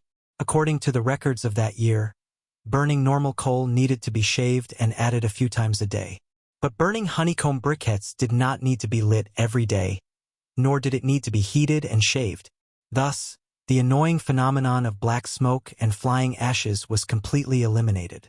A family of 5 or 6 people burned normal coal every month, but burning honeycomb briquettes only required about 200 kilograms, and it also saved the wood used to guide the coal. The result of promoting honeycomb briquettes in the capital in the first half of 1958 was that the city and the suburbs did not have complete statistics. They saved about 7,000 tons of firewood and 70,000 tons of coal. Thus, in terms of saving resources, Li Zishuan felt that it was necessary to make honeycomb briquettes. Although the consumption of mineral resources in this era was far less than in the modern era, it was better to save as much as possible. He had to leave some resources for the future generations, right? Actually, the main reason was that Li Zishuan still missed his parents and family in his previous life. He did not want his family to have no resources after 1,000 years. Li Zishuan planned to use the raw coal from the coal mine to make honeycomb briquettes, and also to use a portion of the coal to make coke. The so-called coking of raw coal refers to the process of heating coking coal to about 1,000 degrees Celsius, high-temperature dry distillation, under isolated air conditions. Through thermal decomposition and coking, it produces coke, coke oven gas, and other coking chemical products. In terms of craftsmanship, it was not difficult. The burnt coal could be used as a reducing agent to smelt iron. Faubert, you must be joking. Since that's the case, I won't delay your work any longer. The furnace and molds aren't that urgent. Let's focus on the ironworks first. Hearing Faubert's praise, Li Zishuan did not feel proud. Instead, he felt a little sad. Perhaps it was because he thought of his parents in his previous life. All right then. Actually, these two things aren't complicated. I'll get someone to make a few for you later. Faubert nodded. Li Zishuan didn't say anything else. He cupped his hands at Faubert and left the western courtyard. Sister Wire, did you encounter any difficulties when you were making the telescope? Yes, of course he did. For example, that idiot little Ning. He's so clumsy every time. He broke a few of my lenses. Ugh, Yamacho, you're here? Li Zishuan originally planned to sit in the workshop's office for a while, but he didn't expect to meet little Yu and Mo Lingwei in the hall on the first floor. Listening to their conversation, it seemed that there was something else going on. When Mo Lingwei saw him coming, she quickly stopped talking and greeted him. Sir. Little Yu had a booklet on her lap and a pencil in her hand. When she heard Mo Lingwei say that Li Zishuan was coming, she put the booklet on the chair and stood up to greet him. Yes. What are you guys doing? Li Zishuan responded and asked with a smile. Mo Lingwei turned to look at little Yu and replied, Yamacho, I heard that there was a big movement at the workshop recently. I was curious, so I came to take a look. It's okay if I can't help, but it's even better if I can help. I didn't expect to meet little Yu so we chatted for a while. Li Zishuan couldn't help but ask, what? The Mahists also have research on iron smelting? He knew that the Mahists were good at building mechanisms, but he didn't know that the Mahists had research on iron smelting. Mo Lingwei said proudly, of course, there are many records of iron smelting in the Mahists' ancient books. I even gave a lot of suggestions to improve the blast furnace that Faubert is building now. China had mastered the technology of smelting iron and steel from iron during the Spring and Autumn Warring States period. It was as easy as drinking water for the Mahists. Not only were they good at smelting iron, but the Mahists were also good at forging swords. The Mahists' master's personal sword, the Ink Snow Sword, was extremely famous in China's history, so no matter what, it was impossible for the Mahists not to be proficient in the art of smelting iron. Then I have to thank Ink Girl. Li Zishuan saw that Mo Lingwei was serious, so he smiled and said politely. Mo Lingwei waved her hand and said, Yamacho, you don't have to be so polite. Now that I'm a member of the academy, it's only right for me to do something for the workshop. Li Zishuan smiled and looked at Liu. Without waiting for him to ask, Liu took the initiative and said, Yamacho, a few days ago I heard that Sister Wei became a professor at Yanhuang College. I met her today, so I wanted to write about her in the newspaper. It's a good thing for us girls. Just now I was asking Sister Wei about the details of how she made the telescope. Li Zishuan was stunned and thought that little Yu's thinking was quite modern. Wasn't what she was doing now equivalent to the reporters in modern times interviewing famous people and then using the content of the interview as news? This little girl really had the talent to be a reporter. She was self-taught. Haha, I see. Then you guys continue to chat. But little you have to be careful when you write the news.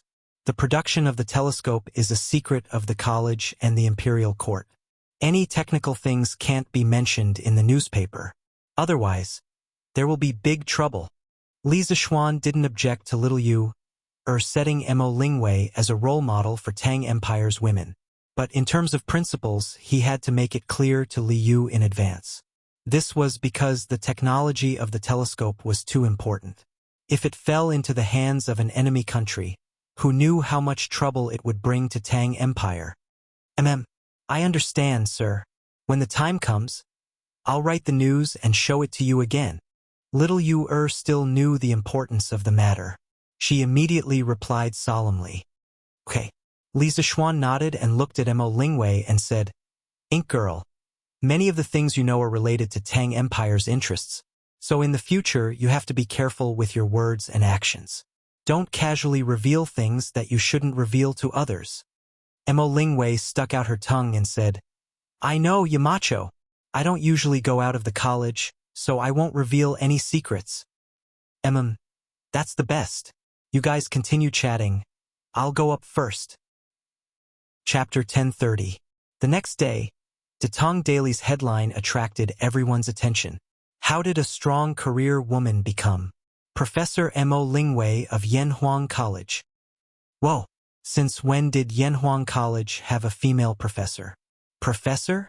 What's a professor? TSK. Wang Anfu, if you don't go to the Fengyue brothel more often, you won't be like this now. You don't even know about a professor of Yanhuang College. Haha, that's right.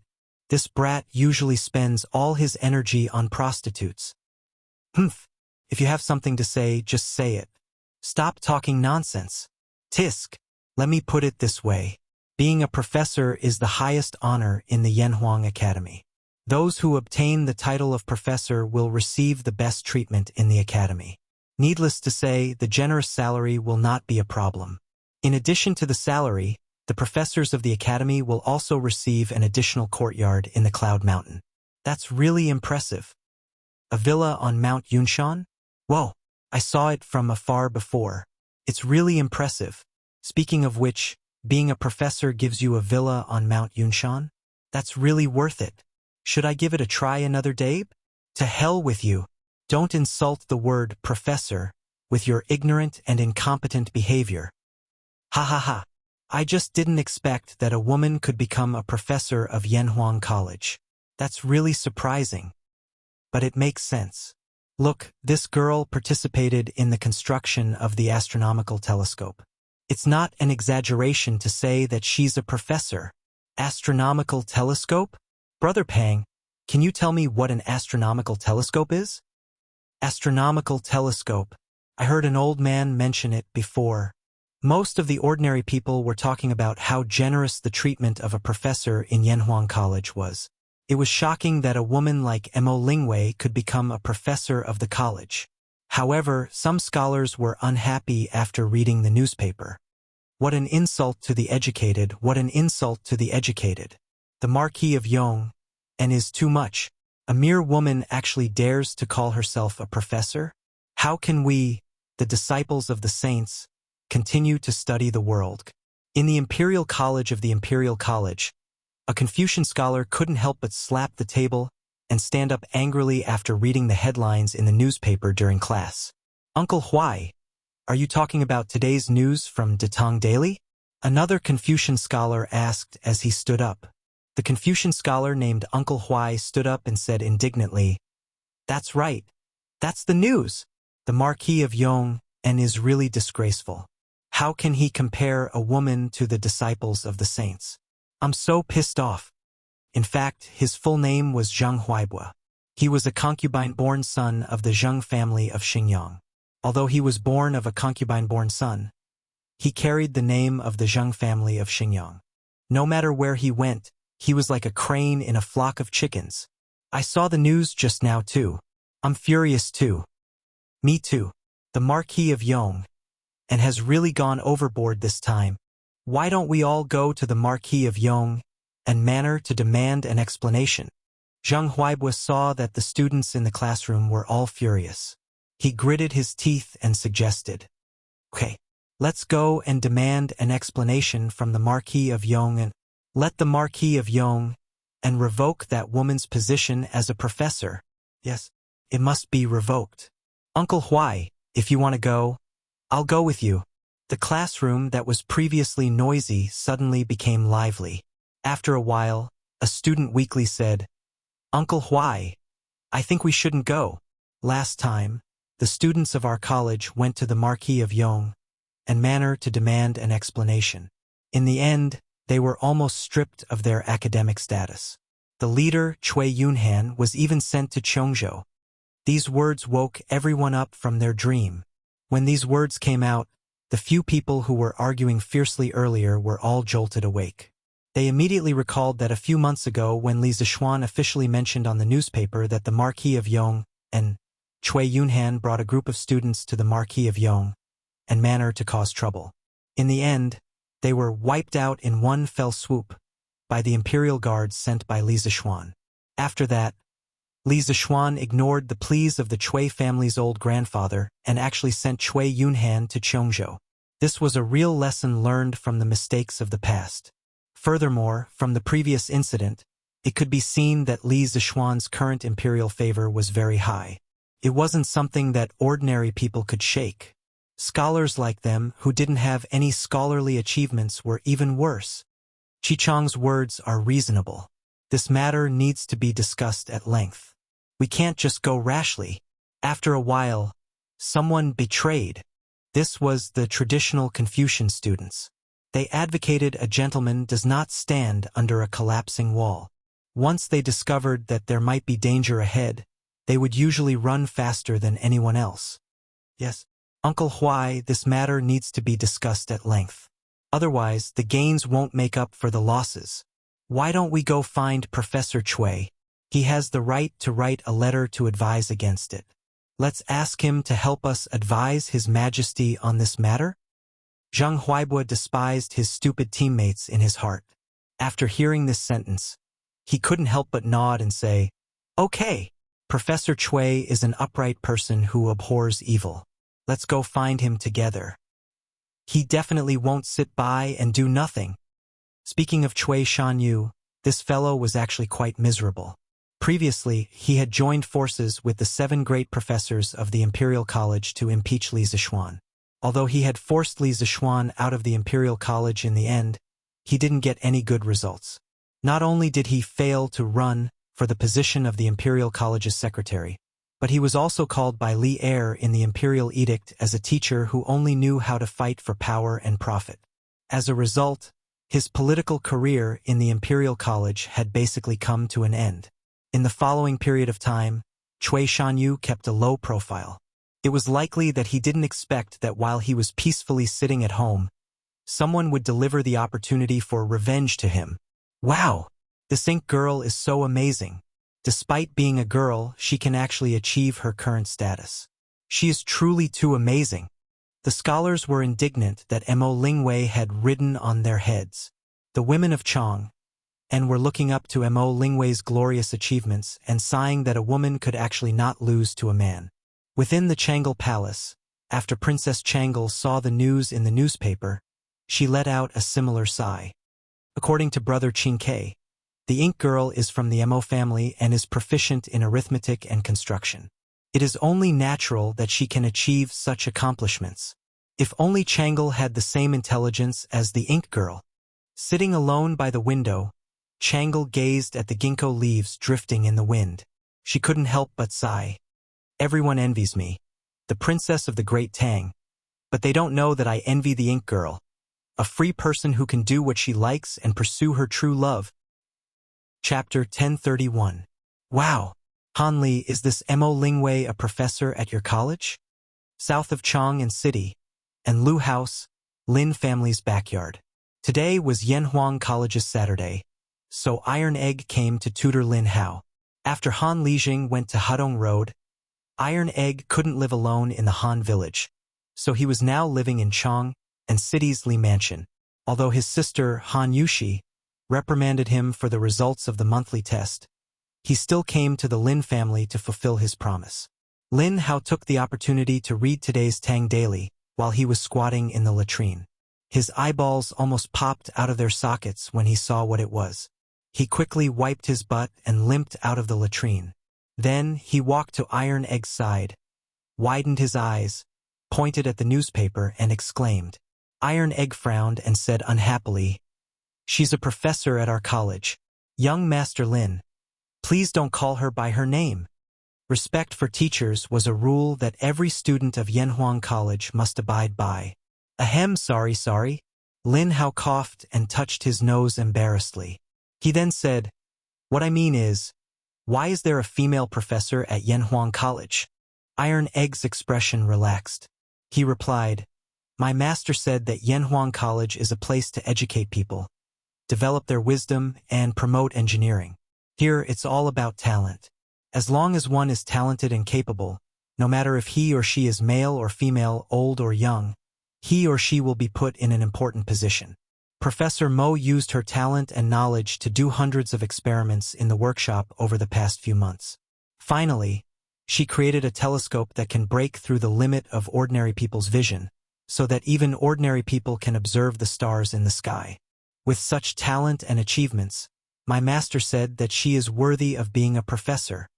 Lin Hao couldn't help but give a thumbs up. He praised, "This Professor Mo is really a heroine.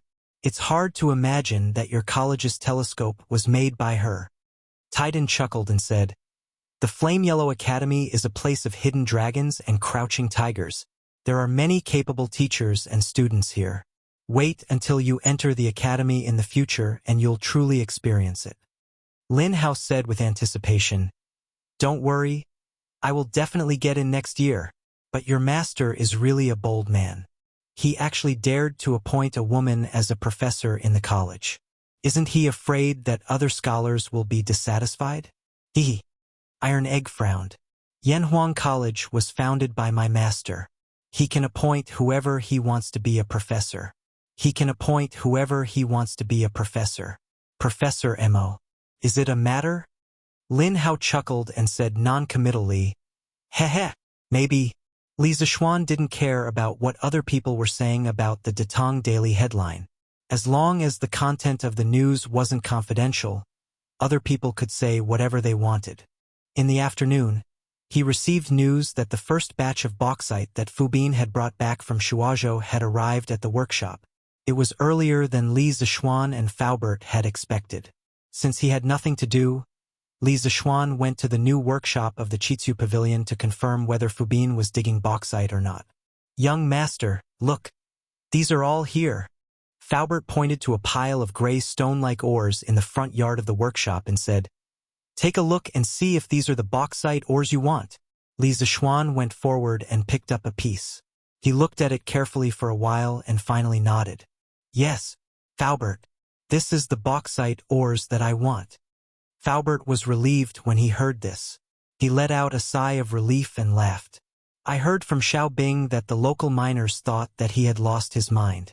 If he was a normal person, why would he pay someone to dig up these seemingly useless stones?" The bauxite that Fu Bin was digging was mainly bauxite. The main component of bauxite was alumina, which was hydrated alumina with impurities. It was a type of earthy mineral that was usually white or gray in color. It didn't look any different from ordinary stones, but the texture was very different when you held it in your hand. Bauxite was very soft, and its hardness was only 1 to 3. Ordinary stones, on the other hand, had a hardness of 5 to 6. The difference was still very big. It wasn't until the end of the Qing dynasty and the beginning of the Republic of China that someone discovered the technology to extract aluminum from bauxite. Haha! Not everyone would be able to discover good things. Faubert, follow the method that I told you before and make a batch of refractory cement. Li Zixuan said with a smile. These were all things that had been agreed upon before, and they had already been prepared. Uncle Fu naturally agreed. Li Zixuan saw that there was nothing else for him to do here, so he returned to Chong. Recently, he had been returning to his home in Chong, and every weekend. In the evening, Pang Feiji found Li Zixuan and cupped his fist. "Marquis, someone from the palace said that the emperor wants you to attend the morning court session tomorrow." Morning court session? Li Zixuan was puzzled. Why is he asking me to attend the morning court session so suddenly? Is there anything important that is related to me in the court session? Pang Feiji scratched his head and said, "Marquis, I don't know." "All right, you can go now." Li Zixuan had only asked subconsciously. He didn't expect Pang Feiji to answer. After all, with Pang Feiji's connections, he might be able to get some information, but in the imperial court, he was far from being able to do so. "I'll take my leave." After Pang Feiji left, Li Zixuan thought for a long time but could not come up with anything. He could only eat and rest early, feeling a little depressed. Early the next morning, he rode on Big White and led Pang Feiji and a group of guards to the palace. Outside Tai Chi Palace, he chatted with Cheng Yaojin and the others for a while. Then, he realized that there was a familiar yet unfamiliar person in the crowd. He walked up to take a look and smiled. "Oh, isn't this Professor Cui? Why are you here today?" Cui Shanyu knew that he was no match for Li Zixuan when it came to insulting others. He snorted and said, "The emperor summoned me, so I had no choice but to come." Li Zixuan thought about it. How could there be such a coincidence in the world? Perhaps the reason why he was summoned by Li Er today had something to do with this guy. Not to mention what the old man was up to behind his back. Just the fact that he couldn't sleep in this morning was enough to make Li Zixuan feel very displeased. Thus, Li Zixuan did not show it on his face. He turned around and said in a voice that only the two of them could hear, "Professor Cui, I advise you to be kind. Otherwise, you will learn from Cui Shanfu's mistakes." "You!" Cui Shanyo's expression changed drastically. He turned around and wanted to scold Li Zixuan, but Li Zixuan had already walked back to the group of generals. He could not make it in time. "Go to court. All officials go to court for an audience." At this moment, a eunuch at the top of the stairs shouted in a high-pitched voice. The officials immediately quieted down and lined up. They carried the imperial edict and walked up the stairs toward Tai Chi Palace. Chapter 1032. Cui Shanyu, are you the one who impeached the Marquis of Yong'an for insulting the teachings of the saints and misleading the students? Inside the Taiji Palace. Halfway through the morning assembly, Li Er suddenly called out Cui Shanyo's name and asked. Cui Shanyu was still thinking about the words Li Zixuan said outside the Taiji Palace to persuade him to be kind. When he heard Li Er call out to him, he was startled at first, then quickly went forward and bowed. "Your Majesty, it's not that I want to impeach, but that I represent the thousands of disciples of the saints to seek an explanation from the Marquis of Yong." Li Zixuan, who was resting on the coiling dragon pillar in the main hall, was shocked at this moment. It was finally his turn to go on stage. As expected, Li Er said, "Marquis of Yong'an, come forward. Professor Cui wants to seek an explanation from you." "Yes, Your Majesty." Li Zixuan responded and walked in front of Cui Shanyu. He asked with a smile, "Professor Cui, I wonder what kind of explanation you want from me?" "Oh no, it should be the thousands of disciples of the saints that you speak of. What kind of explanation do you want from me?" Cui Shanyu swallowed his saliva and mustered his courage. "The saints have taught us that the heavenly sovereign is inferior to the earth, the universe is fixed, the inferiority is superior to the inferiority, the position of nobility and inferiority is determined, the way of heaven becomes a man, the way of earth becomes a woman. The universe knows the beginning, the Kuan creates things. But today, the Marquis of Yong and allows a woman to steal a professor of Yanhuang College. Isn't this an insult to the teachings of the saints, a disgrace to the culture, and misleading the students? The heavenly sovereign is inferior to the earth. The universe is fixed. From the Book of Changes, Li Zixuan frowned, because he was not used to Cui Shanyo's previous words. Fortunately, he inherited the memories of 2 lifetimes. After pondering for a while, he finally understood that this old fellow wanted to use the mouth of Confucius to convey the idea of men being superior to women. "You are indeed like your mother playing me?" After hearing so much classical Chinese, Li Zixuan subconsciously wanted to recite a sentence of his own. But Cui Shanyu was dumbfounded when he heard it. Li Zixuan realized that something was wrong and quickly changed his words. Yanhuang College has always chosen people based on their ability. If Professor Cui is not satisfied with my appointment, you can compete with Ink Girl in knowledge. Why should we bring this small matter to the court and delay His Majesty and the other officials from dealing with the world's affairs? In fact, when he said, "You are indeed like your mother's play," he forcefully translated the modern, "Are you **king kidding me?" into the classical version. It was normal for Cui Shanyu to be confused after hearing it. When Cui Shanyu heard that Li Zixuan wanted him to compete with Mo Lingwei, his face couldn't help but turn black. He said, "Ridiculous. This old man is a doctor of the Imperial College. How can I compete with a woman?"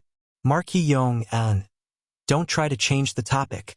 As a woman, Mo Lingwei shouldn't be a professor at Yanhuang College. What you're doing now, not only will I not agree, the millions of disciples in the world will not agree.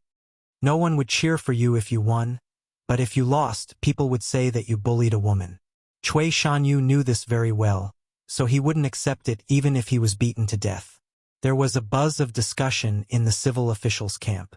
Li Zishuan sneered. Pfft. In the end, Professor Cui, are you looking down on women? Then let me ask you, do you have a mother? Meaning, do you have a mother?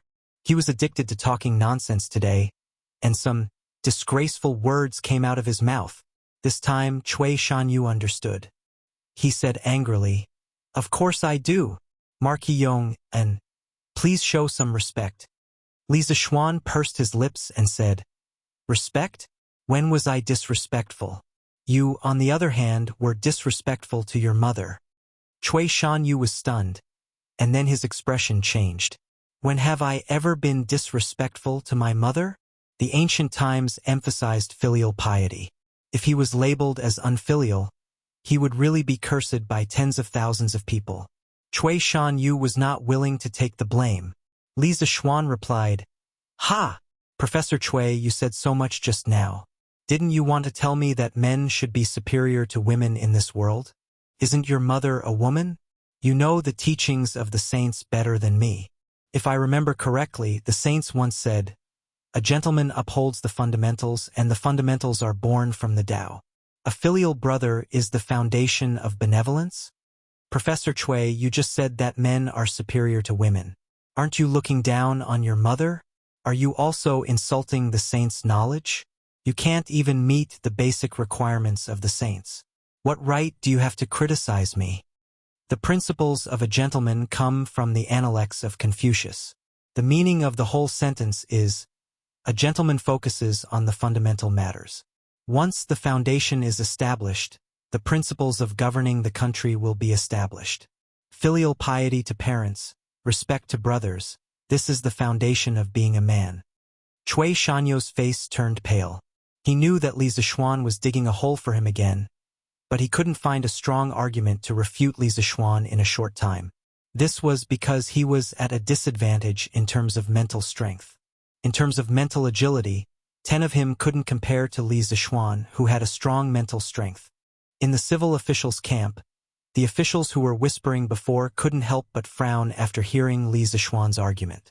Fang Xianling secretly nodded. In this hall, he was one of the few officials who agreed with the idea of equality between men and women, because he and his wife were true love. Sophistry. Sophistry. Marquis Yong An. Don't slander me. I never said anything about men being superior to women. Cui Shanyu felt the burning pain on his face, but he still defended himself. Ha! You shouldn't admit it. Professor Cui, you're only this promising. Li Zishuan looked at Cui Shanyu with disdain and said, "Anyway, Yanhuang College teaches engineering. It's a matter of course to appoint all the excellent engineers to teach students. This is also an internal matter of Yanhuang College. Professor Cui, as an outsider, you don't seem to have the right to interfere, right?" "That's right. Little Xian is the Yamacho of Yanhuang College. Does he need to ask you for permission to appoint a professor?" "Cui Shanyu, I'm afraid you're interfering too much." Chang Yaojin couldn't help but step forward and interrupt. The reason why the old man kept silent today was because he felt that with Li Zishuan's current fighting power, fighting Cui Shanyu would be a piece of cake. Now that he spoke up, he was just beating a drowning dog. "Sophistry. Marquis Yong'an, you're insulting." "Enough. Everyone shut up." Cui Shanyu wanted to refute again, but Li Zishuan, who was sitting at the head of the table, was getting impatient. Today's matter was already very clear. Li Zishuan appointing Mo Lingwei as a professor was indeed inappropriate, but the Confucian defenders led by Cui Shanyu found it difficult to argue against Li Zishuan. The other civil officials were also unwilling to jump out and join the battle. After all, no one would be able to accept being called, "You have a mother."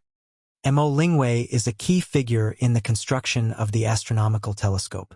Although she is a woman, her talent is enough to be a professor.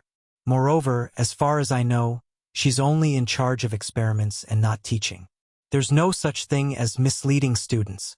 Li Er paused for a moment, then made the final decision. Chapter 1033.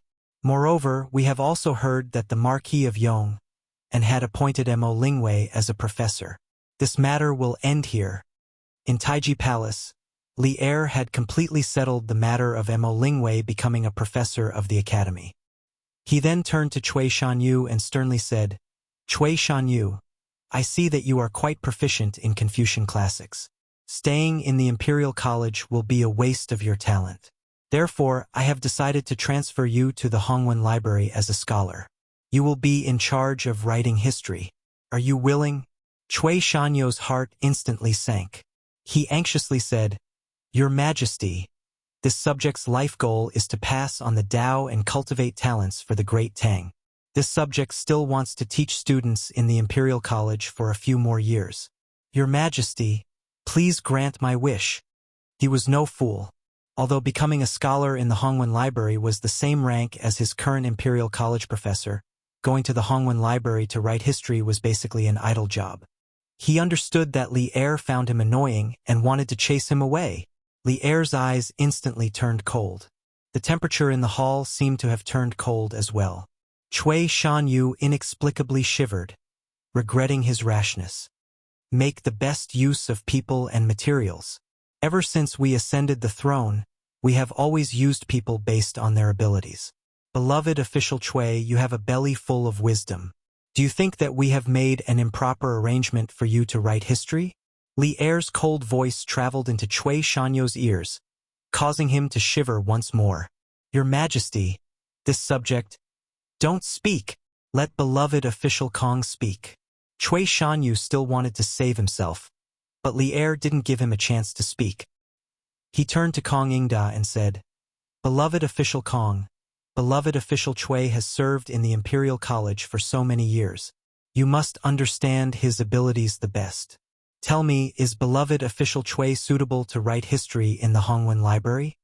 When Kong Ingda heard Li Er call him, he couldn't help but frown. Cui Shanyu immediately looked over, praying that Kong Ingda would let him off the hook, but reality was merciless. After a few moments of silence, Kong Ingda clasped his hands and said, Your Majesty, Academician Cui is familiar with the classics and history. He is indeed suitable to write history in the Hongwen Library. Actually, not only was Li Er fed up with Cui Shanyu, Kong Ingda had long been fed up with him as well. Yesterday afternoon, Cui Shanyu had submitted a petition to impeach Li Zishuan, but Kong Ingda did not know about it.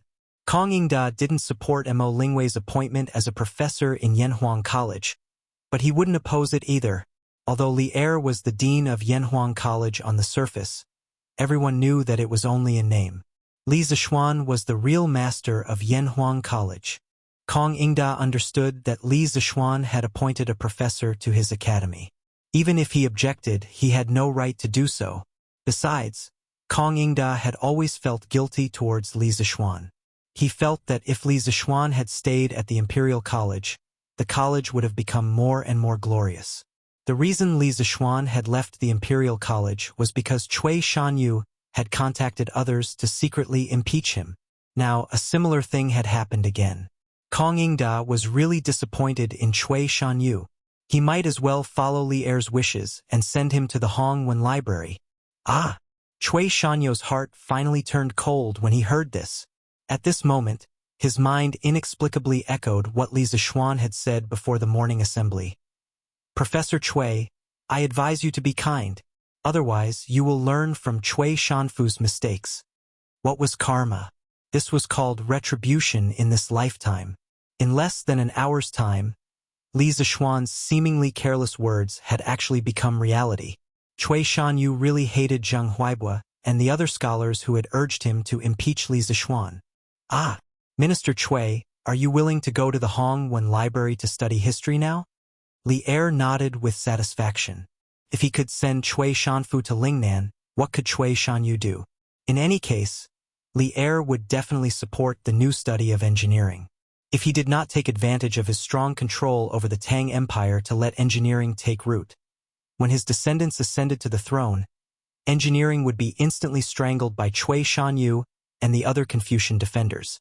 After this year of witnessing the power of engineering, Li Er believed that if the Tang Empire wanted to last forever, It could not be separated from engineering. This subject is willing. Thank you, Your Majesty. Cui Shanyu sighed as if he had accepted his fate. He bowed towards Li Er. At this point, he knew that there was no use in struggling.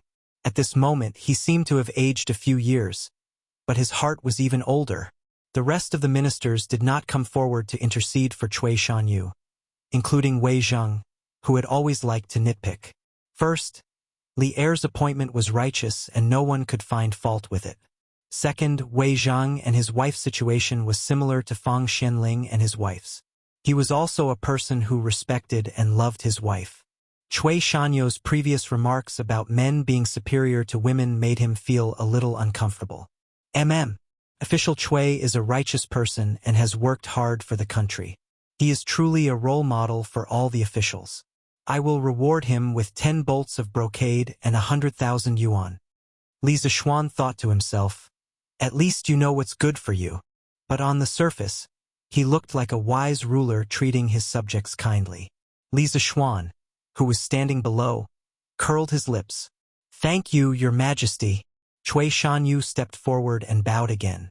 Then please report if you have any matters to discuss. If not, the court is dismissed. Li Er nodded and looked at the officials below. None of the officials spoke. Today they had seen Li Zishuan's current favor. They could not help but sigh at Cui Shanyu's overestimation of his abilities, just based on Li Zishuan's position in Li Er's heart. As long as it was not a crime of treason, no one could overthrow him. Court is dismissed. Li Er stood up and waved his hand. This Marquis of Yong, and is truly different. Who would have thought that a 7-foot-tall man like him would speak up for a woman? Although some of his words were a little crude, they were not without reason. Haha! In the imperial harem, Empress Zhangsun was chatting with concubine Yang and concubine Yin. The topic of their conversation was the scene that happened in the court earlier. Concubine Yang, who usually did not smile, revealed a rare smile upon hearing this. Isn't that so? Since ancient times, scholars have always said that only women and villains are difficult to deal with. But today, this great scholar, the Marquis of Yong, is actually speaking up for us women. How interesting! Concubine Yin pursed her lips and smiled faintly. Looking at the actions of the Marquis of Yong, and in this year, it does not seem like something those pedantic scholars would do, especially his wedding at the end of June. Even now, many people were still talking about it. If you ask me, that girl from the Han family is also very fortunate to have married someone of her own. Who knows how many girls in Chang'an City are envious? Li Zishuan, who had just left the palace, was completely unaware that a small morning court session had turned him into the legendary friend of women. His position in the hearts of women had instantly risen by several levels. Oh! Chapter 1034. Xiao Xian, you are indeed like your mother. What do you mean by that? After leaving the imperial city, Chang Yaojin suddenly patted Li Zishuan's shoulder and asked. Li Zishuan was stunned. After a while, he said helplessly, Ahem, Uncle Chang, that was just a joke. It doesn't mean anything. Chang Yaojin glared at him and said unyieldingly, Hey, don't try to play dumb with me. Although I don't know much about literature, I know that this sentence is definitely not as simple as what you said. Li Zishuan almost vomited blood. Uncle Chang, why do you have to ask this? He did not like to swear in front of his elders. Chang Yaojin chuckled and said, I just think that this sentence is quite easy to say. What's wrong with asking? Easy to say. If this old fellow learned it, he might even greet everyone he met with. You're just like your mother playing tricks on me. TSK, TSK. That would be a beautiful scene. Ahem. Uncle Chang, do you really want to hear it? Li Zishuan looked around and asked when he saw that there was no one around. Hey! Of course. If you don't want to hear it, why would I waste so much effort to ask you? Actually, the meaning of the sentence is, Are you King kidding me? After Li Zishuan said that, he quickly slipped away. But Chang Yaojin was stunned on the spot. Chonyo, come here. After returning home, Chang Yaojin waved at Chang Chumo in the front yard. Chang Chumo ran over and asked, Dad, you called for me? Chang Yaojin made a sound of agreement. He clasped his hands behind his back and looked up at the sky with a profound expression. Just when Chang Chuemo thought that his old man was going to instill some principles of life into him, Chang Yaojin finally turned his eyes to him and said, "You really are like your mother playing me?" Jie? Chang Chumo's face and heart were immediately in a state of confusion. Firstly, it was the first time he had seen his old man speak so eloquently. Secondly, he didn't understand what Chang Chumo meant at all. Sometimes, being uncultured was really scary. "You stinking brat. You've wasted your time in the academy. You can't even understand a single sentence. In the future, you're not allowed to go out and fool around during the holidays. Stay at home and study hard. Do you hear me?" Chang Yaojin slapped Chang Chumo's head in exasperation. With a straight face, he ordered Chang Chumo to go back to his room. "Oh!" Chang Chumo rubbed the back of his head gloomily and replied, "Sir, I'm sorry about yesterday's news." In the afternoon, Li Yu arrived at the Li mansion. After finding Li Zixuan, she immediately apologized. Li Zixuan was stunned. "Little Yu, what's wrong with the news?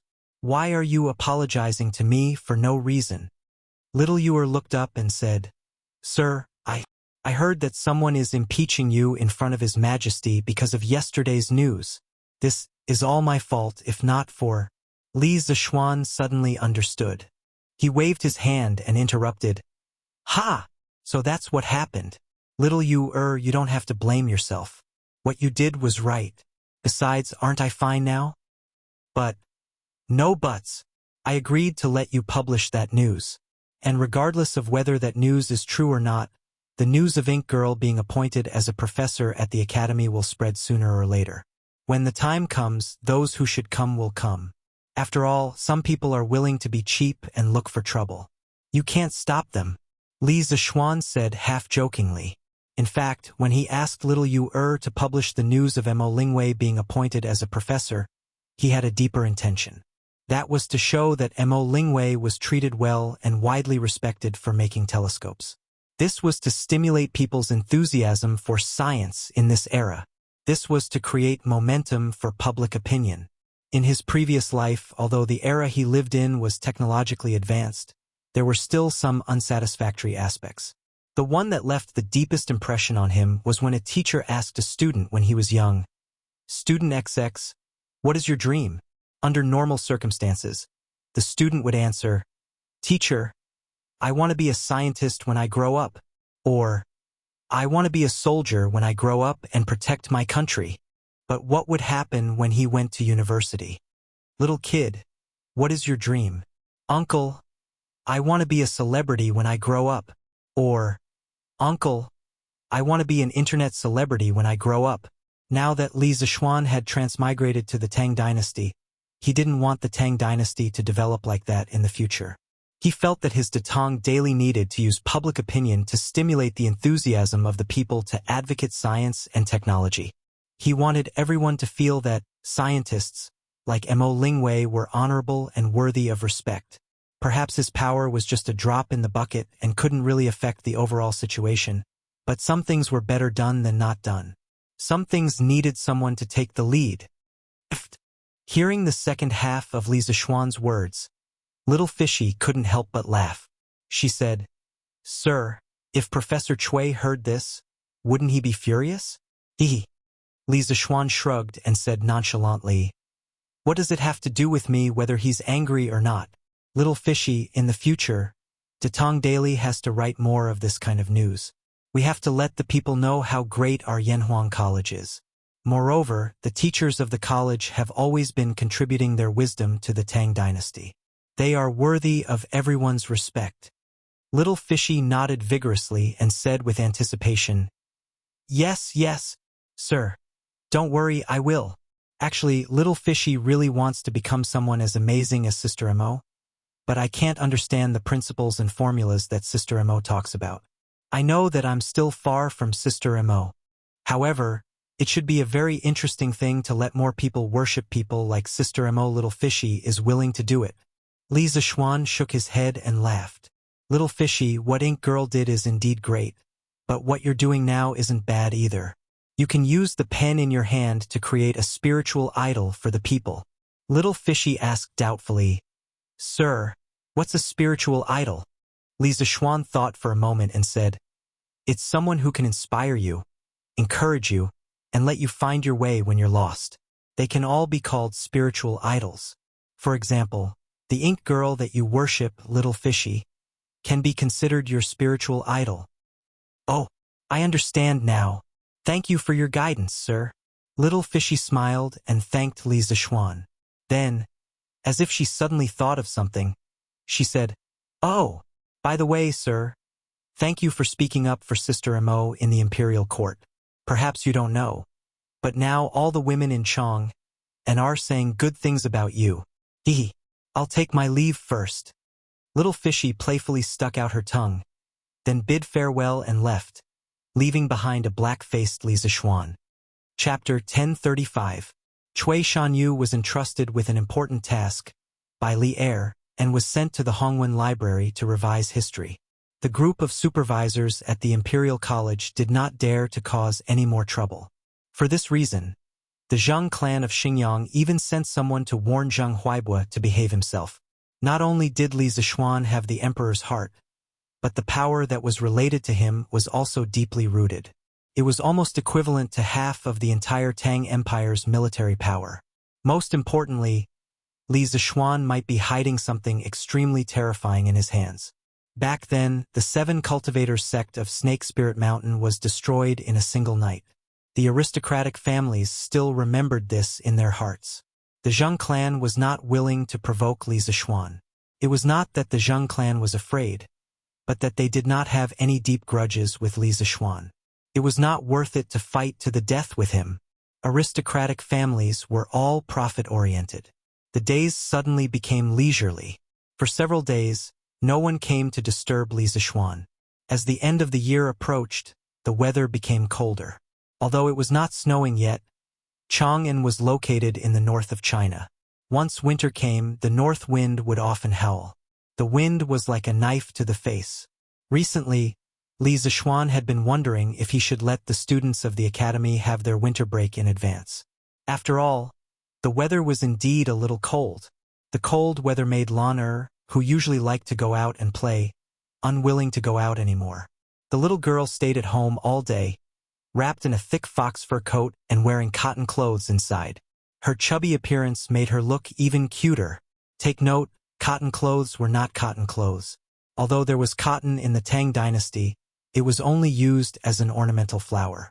At this time, it was not used to make cotton clothes. The so-called cotton robes were made from extremely high-grade silk. This type of silk was also known as bai. It was mainly used to make cotton robes. In the Book of Songs, the saying Chiue has no clothes, so he robes with his son, referred to this type of robe. This kind of robe made of silk had excellent insulation properties. Of course, it was also quite expensive to make. Only wealthy families could afford it. However, for the poor, wearing a robe with a bai on it was a luxury. Basically, they would wear a bai robe. The so-called bai robe was a robe filled with a type of low-grade silk, and its ability to resist the cold was extremely poor. Even when some famous people were not successful, they would cause a lot of trouble because of this. For example, the famous Zhang Zi of the Warring States period, when he was not successful, he wore this robe. When he rolled up his sleeves in the middle of winter, his elbows would be exposed. Of course, in addition to silk materials, animal fur clothes were also necessary to keep out the cold. However, high-grade fur clothes were basically the patent of the rich and nobles. Of course, the common people could not count on them. It was conceivable that winter was a difficult season for most people in an era without cotton. Just listen to the great poet Du Fu's poem and you'll know.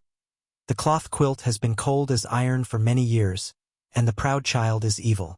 Even the blankets were as cold as iron. Was this the Du Fu family in late autumn? What was the colder winter like? Just thinking about it made one shiver. Therefore, Li Zishuan could not help but sigh recently. Who knows how many poor people would freeze to death in an ordinary winter? Brother, look at how cold it is. Hurry up and think of something. Lan Er clung to Li Zishuan and said pitifully, it was cold outside, but it was also cold inside the house. Although there was a charcoal brazier at home, she did not know why her brother went crazy and said that the charcoal brazier had to be ventilated at home. But this way it would really be ice and fire.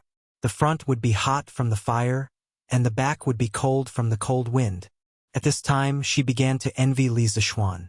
Although it was cold outside, Li Zixuan had internal energy and only wore a few layers of clothes. However, his big hands were always so warm. Therefore, whenever Lan'er saw Li Zixuan at home, she always liked to put her hands in Li Zixuan's palms to warm them up. Ha! You little girl. Hot summer and cold winter is a natural cycle. How can your brother change the weather for you? After hearing the little cutie's cute request, Li Zixuan was a little amused. Lan'er blinked and said cheekily, Brother can't change the weather, but there must be other ways. Brother is the best. Ha! You little girl, you call it cold when there is a charcoal brazier? Why don't you go out and see? Is there anyone in the Li family outside who can afford charcoal? Mrs. Li said to her daughter in a bad mood. Lan'er pursed her lips and did not say anything. Li Zixuan said happily, If you want to talk about that, it's not like there's no way. Young Master Faubert sent someone to deliver a furnace and a batch of strange-looking charcoal balls. He said that he wants you to try it. An idea popped up in Li Zixuan's mind. San Bao suddenly came in and bowed. Oh? Haha, you came at the right time. Where are the things? Quickly bring them in. Li Zixuan's face lit up with joy as he said loudly. Ever since the last batch of bauxite, Fubin sent people to deliver a few more batches of iron ore, sulfur ore, and coal. The furnace in the workshop was almost completed recently, so Faubert started to study how to make honeycomb briquettes. As for the furnace used to burn honeycomb briquettes, the structure was too simple. Faubert directly asked his trusted craftsman to build it. Li Zixuan gave Faubert a very detailed method of making honeycomb briquettes. It only took 2 to 3 days for the first batch of honeycomb briquettes to be ready. How could Li Zixuan not be happy when he thought that he had brought a very practical modern item to the Tang dynasty? Young master, it's all in the yard. I'll bring it in for you now. Seeing that his young master was happy, San Bao was naturally happy as well. He smiled and replied.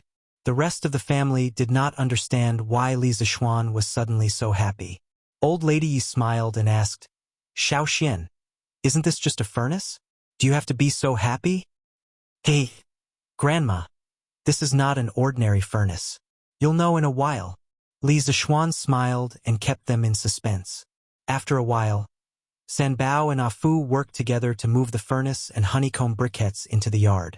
Li Zixuan went forward to take a closer look. A familiar feeling instantly rushed to his heart. This was because from the appearance, this furnace and honeycomb briquettes were very similar to the ones he used at home in his previous life. Brother, can this thing warm me up? Lan'er looked at the furnace that was almost as tall as her and asked crisply. Li Zixuan rubbed her little head and smiled knowingly. Lan'er, you guessed right, but there's no reward, haha.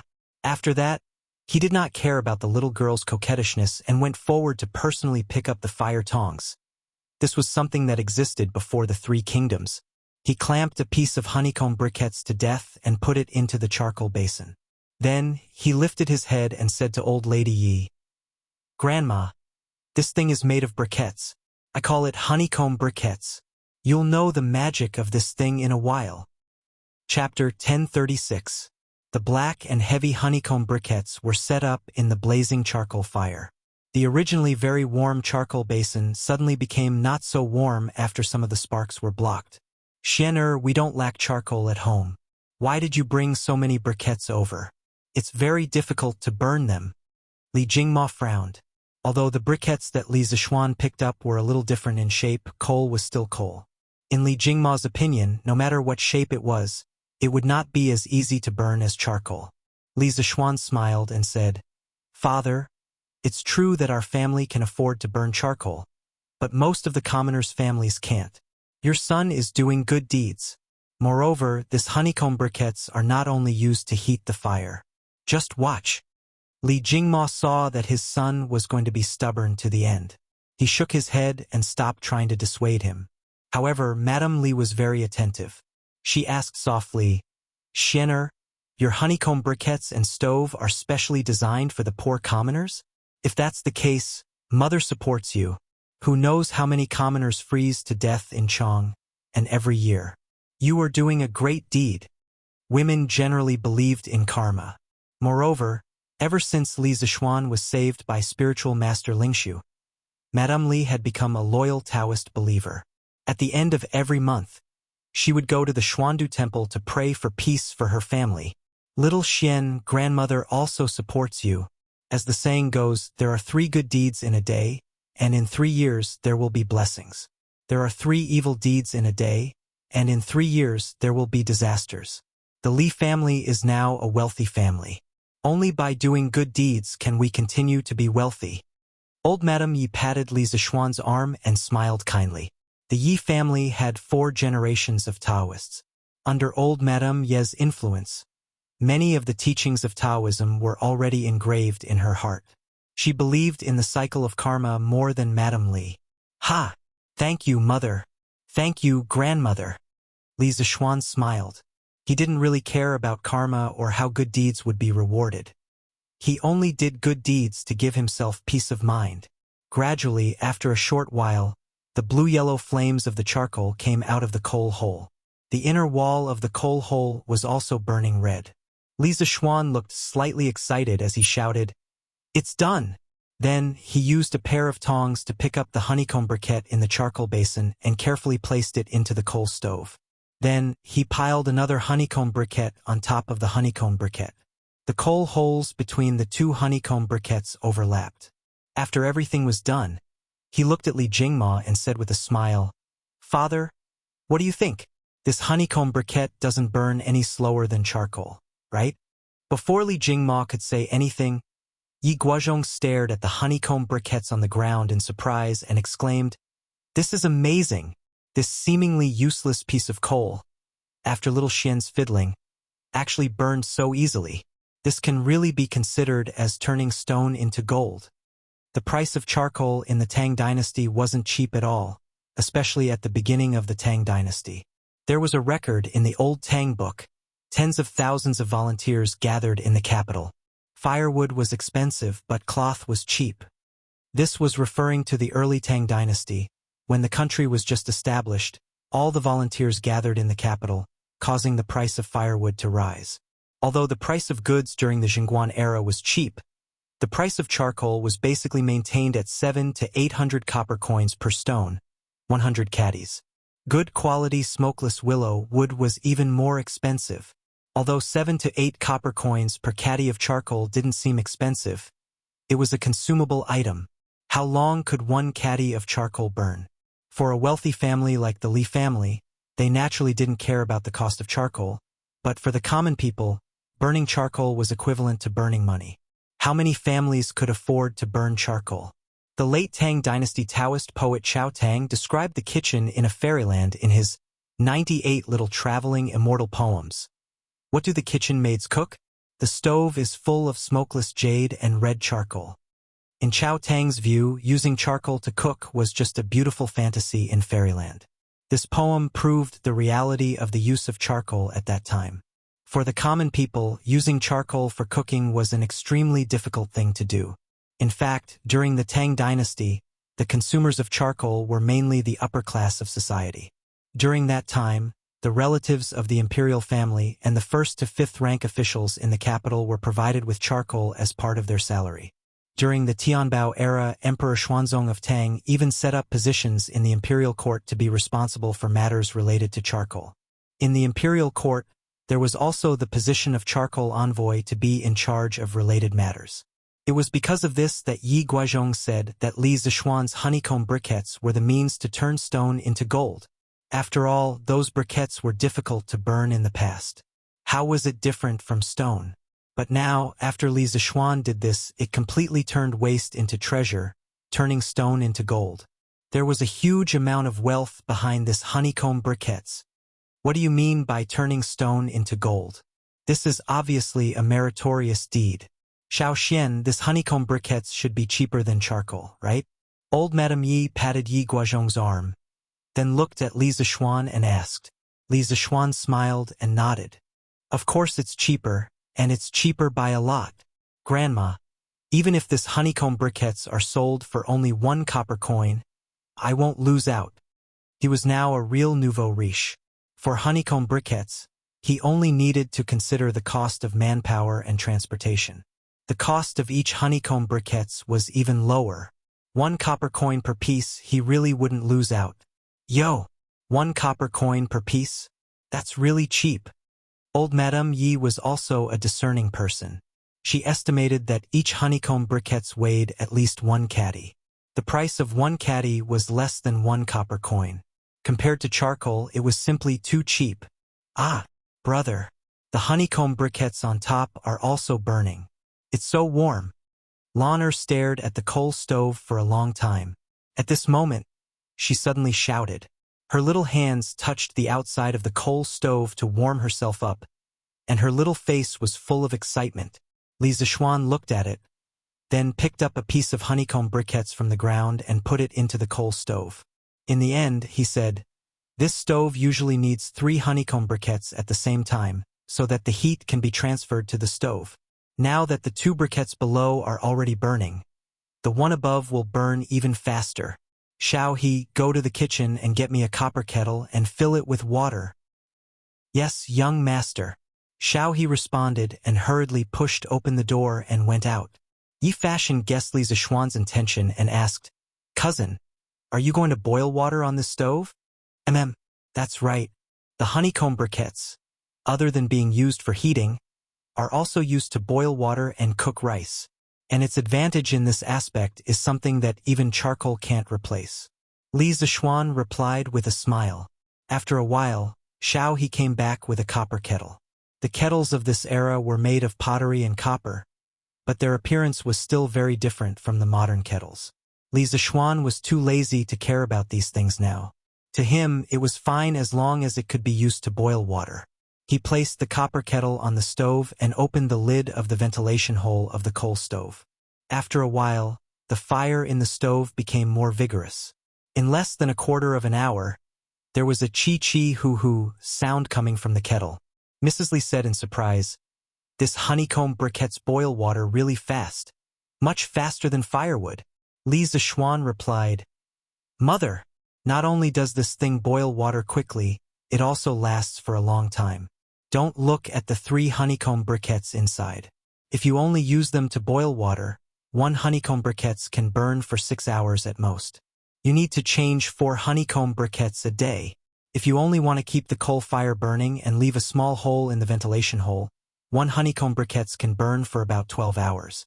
You only need to change 2 pieces of coal a day. This way, you can avoid the trouble of starting a fire every time. Combustion requires a certain environment, combustible, oxygen, and temperature.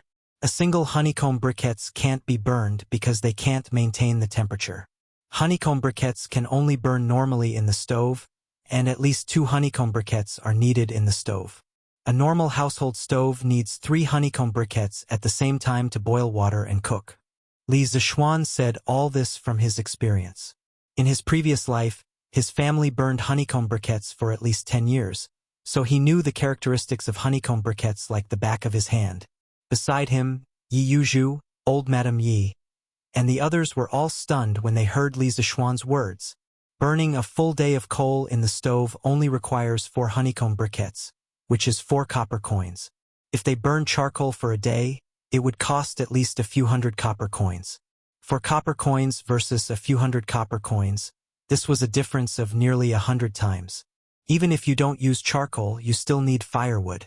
The people outside Chong and city can go up the mountain to cut firewood, but the people in the city have to pay for the firewood. Calculating the cost of firewood for a day, it was about the same as burning coal. It has to be said that this honeycomb briquettes really save money. Moreover, this thing doesn't have smoke, so it's many times better than firewood. Little Xian, this is a good thing. You don't know how much effort it will take to boil water and cook with this stove and the honeycomb briquettes. If this thing is sold, the people, regardless of whether their family has money or not, will rush to buy it. Madame Li beamed with joy. When she had married Li Jingma in her early years, She had changed from a rich young lady who had never done any household chores to a virtuous wife who was capable in both the hall and the kitchen. She knew the difficulties of the kitchen the best. Before coal and oil were developed and used on a large scale, there was almost no energy source that could compare to the importance of firewood. Firewood was the main source of firewood for cooking. That feeling of being burned by smoke and fire was really a kind of pain. "Cousin, how much does this stove cost?" Yi Fashion suddenly asked. Li Zishuan muttered, "This stove is made of pure iron, so it's naturally more expensive. The cost of each stove is about 150 copper coins, but the lifespan of each stove is at least 5 years, so there shouldn't be any problems within 5 years. 150 copper coins, 5 years. If you calculate it carefully, using a stove and honeycomb briquettes to boil water and cook is indeed very cost-effective. But I reckon that many poor people won't be willing to fork out so much money to buy a stove." Yi Fashion, who matured early, knew many more things than his peers. He immediately understood what the biggest obstacle was if the coal-burning method was to be implemented on a large scale. "Little Xian, can we sell this stove to the people at a loss? Anyway, we don't lack money now, so we can treat it as doing good." Madame Li was a kind person. After listening to Yi Fashion's words, she couldn't help but suggest to Li Zishuan, "Mother, although I don't care about money, this isn't the way to do good. There are millions of poor people in this world. Even if we spend all our money, it won't make much of a difference. In my opinion, doing good has to be sustainable. We can't just do it once and there won't be a next time. Regarding the price of the stove, I will find another way." "Mother, you don't have to worry." Li Zishuan shook his head. In his previous life, those world-class tycoons, such as Bill Gates, donated almost all their wealth to a fund under their name for charity. At that time, they had even persuaded Mr. Ma to donate all his assets like them. But Mr. Ma did not agree. This was because Mr. Ma felt that if money was donated to the poor, it would be dead money. Once the poor finished using it, that portion of money would be completely gone. However, the money in his hands was living money.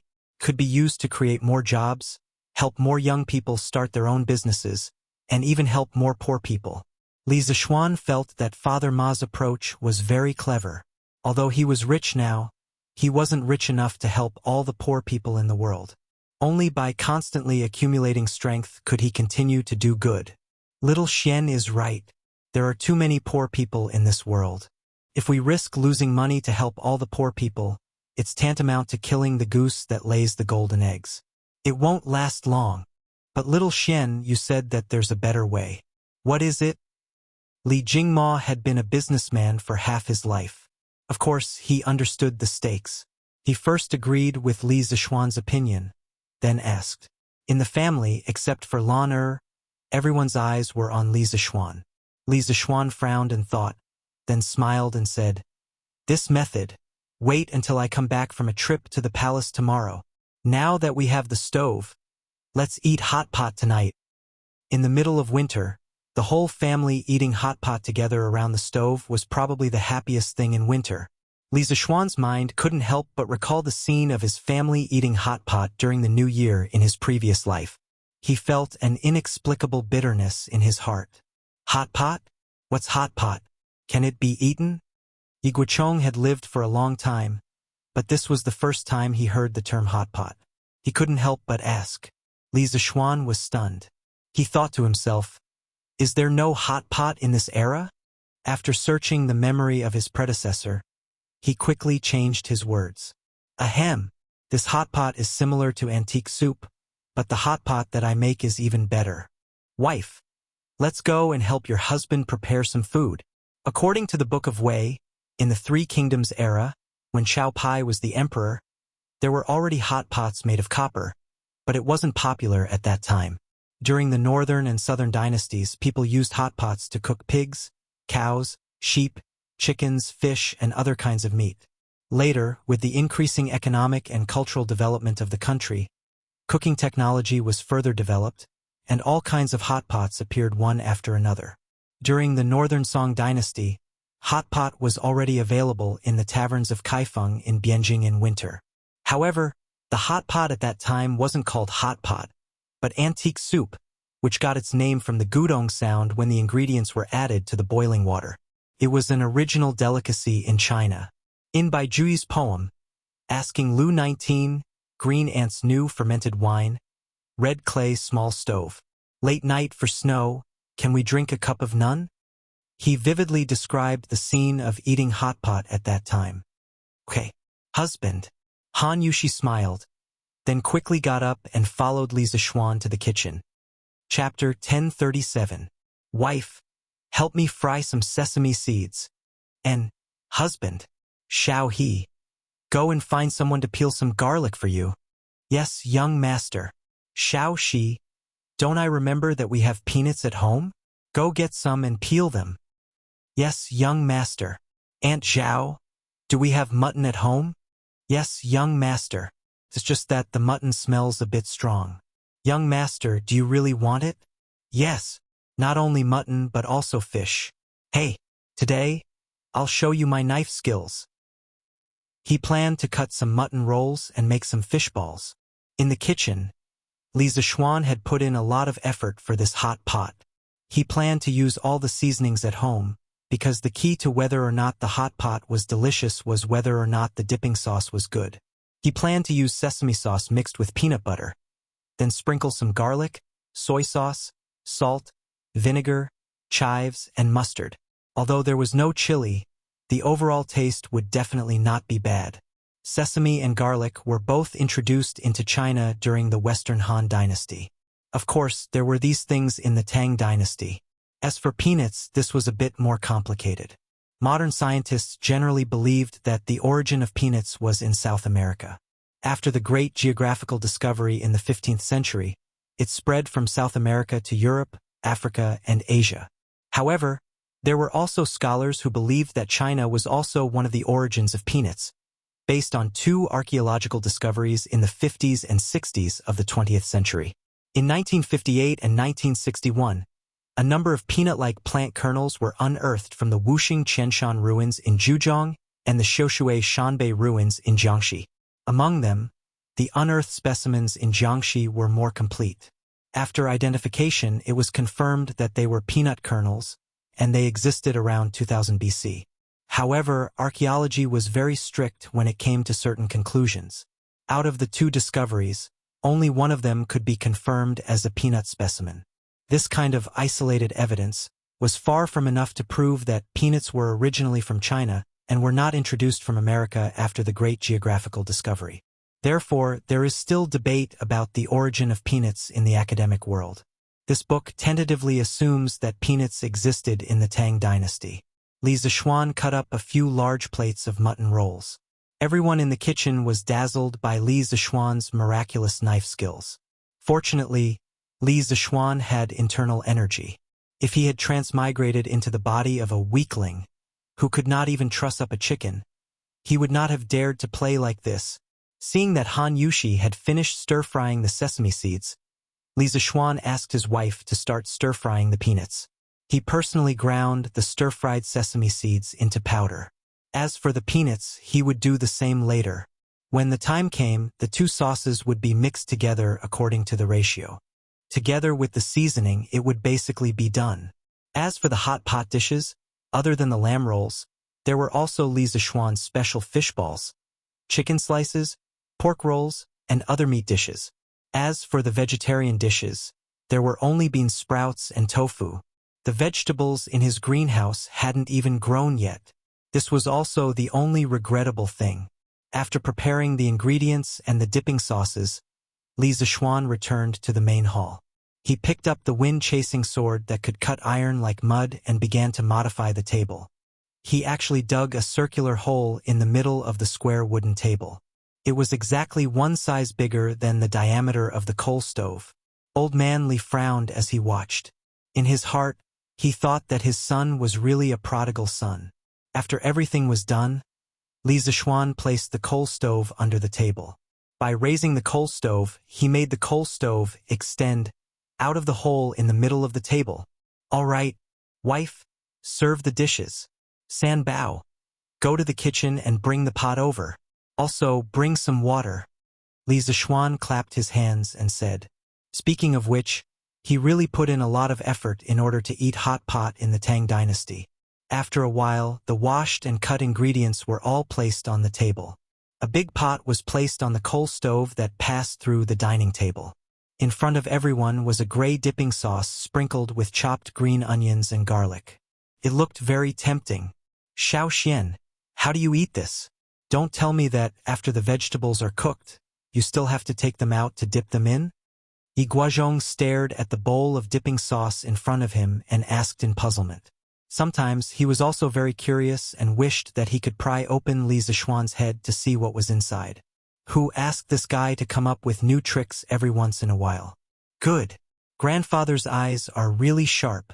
Actually, if you directly put all the ingredients into the pot and cook them, some things won't taste good if they're overcooked. The most authentic way to eat hot pot is to pick up the fresh vegetables and put them into boiling water. After boiling for a while, you take them out and dip them in the seasoning. It's fresh and delicious. At this time, the boiling water in the pot was already boiling. The bottom of the pot was actually just some seasonings like ginger, salt, green onions, and oil. It was very simple. As Li Zishuan spoke, he picked up a few pieces of mutton rolls and stirred them twice in the pot. The bright red mutton rolls turned dark gray in a short while. Li Zishuan directly put the boiled mutton into the dipping sauce bowl and dipped it in it. He smiled and said, "Although raw mutton has a strong rank odor, after it's boiled and dipped in the dipping sauce, not only will the rank odor be reduced, but it will also be very delicious. Grandmother, try it first."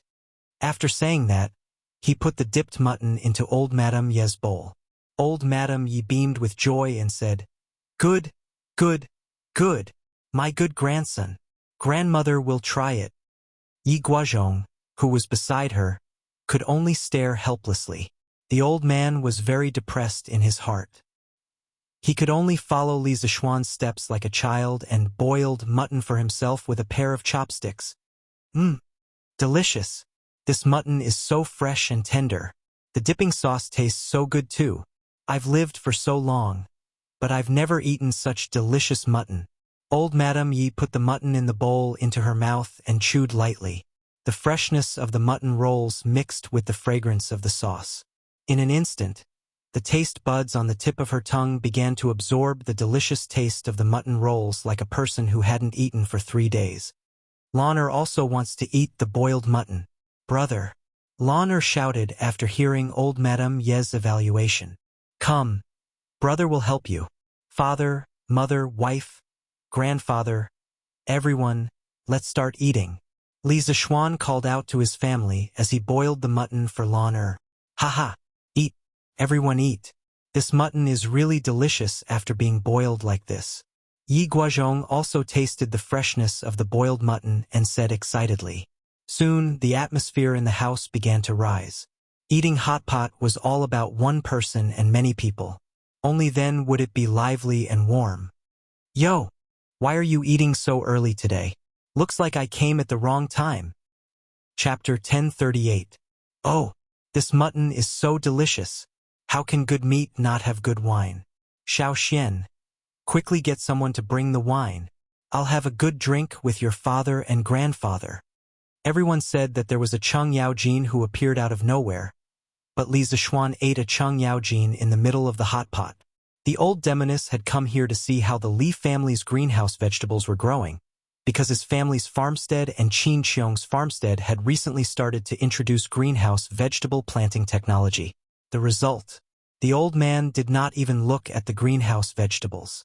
The moment he entered the house, his eyes were fixed on the mutton, fish, and dipping sauce on the table. After interacting with Cheng Yaojin for so long, how could Li Zishuan not understand what this old man was thinking? Thus, he did not say anything and directly, tactfully, invited Cheng Yaojin to eat hot pot together. In any case, with this old man's status, he did not have to worry about Wu Ho arresting him for the curfew when the sky turned dark. Cheng Yaojin gave Li Zishuan a look of approval, then sat down and started eating. As the saying goes, eat big pieces of meat and drink big bowls of wine. After eating for a while, Cheng Yaojin felt that something was wrong, so he shouted for Li Zishuan to bring the wine. Li Zixuan had no choice but to let Sanbao go to the wine cellar to get a jar of immortal drunken wine. After the wine was served, the atmosphere became even more lively. Cheng Yaojin was a straightforward person. In this year, he had become quite familiar with Father Li. Yi Guozhong had been in a high position for a long time, so he was also experienced and knowledgeable. The three of them had a lot of common topics to talk about. Li Zixuan felt that Cheng Yaojin's alcohol tolerance wasn't very good. Moreover, he only wanted to eat hot pot and didn't really want to drink. Therefore, he didn't join them. He ate happily with Lan Er, Madame Li, and old Madame Yi. After eating and drinking to his heart's content, Cheng Yaojin burped and returned with the smell of alcohol. Before he left, the old man did not forget to tell Li Zixuan, "Burp, Xiao Xian, your family's hot pot, burp, is too delicious. Later, I'll send my chef over. Burp, you have to get someone to teach him. I, old Cheng, haven't eaten so much in a long time. Burp, I drank so much." The old man had completely forgotten his original intention of coming to the Li family. The only thing he remembered was the hot pot. It had to be said that in a situation where there was no war, the desire for good food was old Cheng's greatest pursuit now. The next day, near noon, Li residence. Feiji, take these blueprints to the workshop and give them to Faubert in the next 2 days. Li Zixuan called Pang Feiji over, took out 2 pieces of paper and handed them over. "Yes, Marquis." Pang Feiji left. Li Zixuan asked people to carry a coal stove and a basket of honeycomb briquettes into the carriage. The coal stove was still burning, and then he rode the carriage to the palace. He wanted to see Li Er. As for the blueprints that he just gave to Pang Feiji, they were the radiators and heating pipes that he had just drawn in the morning. The structure was quite simple, and he had already measured the dimensions in the morning. As for the dimensions of the house in Yunshan Villa, he had drawn the blueprints of the villa, so naturally, there was no need to measure them. Li Zixuan planned to install self-made heaters for his residence and Yunshan Villa at the same time. Anyway, now that he had the honeycomb briquettes and the coal stove, he just needed to set up a pot and arrange some pipes, and it was basically done. This was made by imitating the self-made heaters in the villages in his previous life. The principle was also very simple, a big boiler that boiled water. The furnace was double-layered, and the top and bottom were closed. The top was connected to a steel pipe, and the water pipe went up from the flue to the heater water supply. This point was the lowest point of the water pipe, and the heater end was the highest point. There was an exhaust valve, and the slope was 1%. The bottom level was connected to the heater return water, and the top of the return water pipe was connected to the heater water supply pipe. The height of the return water pipe was higher than the highest point of the supply pipe, and there was a water supply tank at the back. The bottom of the return water pipe was the lowest point of the heater, and the slope was 1%. The water in the furnace was heated and turned into steam, and through the water pipe, it dissipated to the highest point and turned into a mixture of hot water and steam. The hot water entered the radiator to dissipate heat, and its temperature decreased, density increased, and volume decreased. It entered the boiler through the return water pipe, and thus formed a circulation circuit. The slope of the water pipe for self-made heaters was very important. If the slope was reversed, it would not be hot. The water layer in the furnace had to be thin 1 to 3 millimeters because the thick water layer would consume coal. The exhaust valve at the highest point had to be opened, or else the whole system would be closed, and there would be an explosion. The reason why Li Zixuan had only started to install a heater now was because he didn't have honeycomb briquettes or a coal stove. It was very inconvenient to boil water because charcoal could not last as long as honeycomb briquettes. Now that he had created the honeycomb coal and coal stove, he had to quickly install the heating in his house. In the Imperial Palace, Li Er returned to the Lijiang Hall in Shiyuan right after the morning court session. Because there were charcoal braziers and heaters here, although he was an emperor on horseback and knew martial arts, he was far from being invulnerable to cold and heat like a martial arts grandmaster. In this kind of weather, he would also feel cold. Li Er had just spoken for a while with Empress Zhangsun in the Lijiang Hall when an attendant from the Yellow Door came to report, "Your Majesty, the Marquis of Yong, and requests an audience." Li Er was stunned for a moment before he laughed out loud. "Oh? When did this brat take the initiative to look for me? Did he say what happened? Ever since Li Zixuan entered the officialdom, most of the time, he would only enter the palace when Li Er summoned him. It was extremely rare for him to take the initiative to enter the palace like today. Replying to your majesty, the Marquis of Yong, and said that he is here to present a treasure. That attendant replied cautiously, "Present a treasure? Heh. Today, new things are happening one after another. Let him wait at the Sweet Dew Hall first. I will be there soon." Li Er's curiosity was piqued. He didn't care about the cold weather outside. He put on a fox fur coat and prepared to go to the Sweet Dew Hall to meet Li Zixuan. After all, this was the imperial harem, and Li Zixuan was already an adult and a married man. Of course, he couldn't let him come here. If it was at the beginning of the year before Li Zixuan was married, Li Er might have met him in the imperial harem. But now it was absolutely impossible. Your Majesty, this concubine also wants to see what treasure the Marquis of Yong and is offering. I wonder if I can go with your Majesty? It was Empress Zhangsun who was also interested. She asked Li Er, "Haha, since Maid Guanyin is interested, then let's go together. But it's very cold outside. Maid Guanyin, you have to wear an extra layer of clothing." Li Er laughed and agreed very straightforwardly. "Thank you for your Majesty's concern. This concubine knows." Empress Zhangsun's heart warmed. A palace maid helped her put on a mink fur coat before the husband and wife left. Oh, Chapter 1039. Greetings, Your Majesty. Greetings, Your Majesty. In the Sweet Dew Hall, Li Zixuan saw Li Er and Empress Zhangsun walking out from the back of the hall. He quickly retracted his gaze and bowed towards the two. Rise.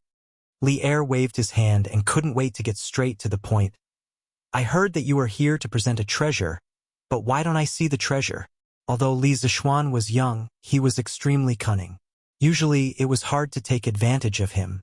Today, he actually took the initiative to present himself. Li Er really wanted to know what surprise Li Zixuan brought. Li Zixuan said solemnly, Your Majesty, the item that I brought today is a little big. It is still outside the hall. May Your Majesty allow me to get someone to bring it in. Oh, quick, Zhao Song. Get someone to bring the item that Duke Yong brought in. Hearing this, Li Er immediately said, a little big?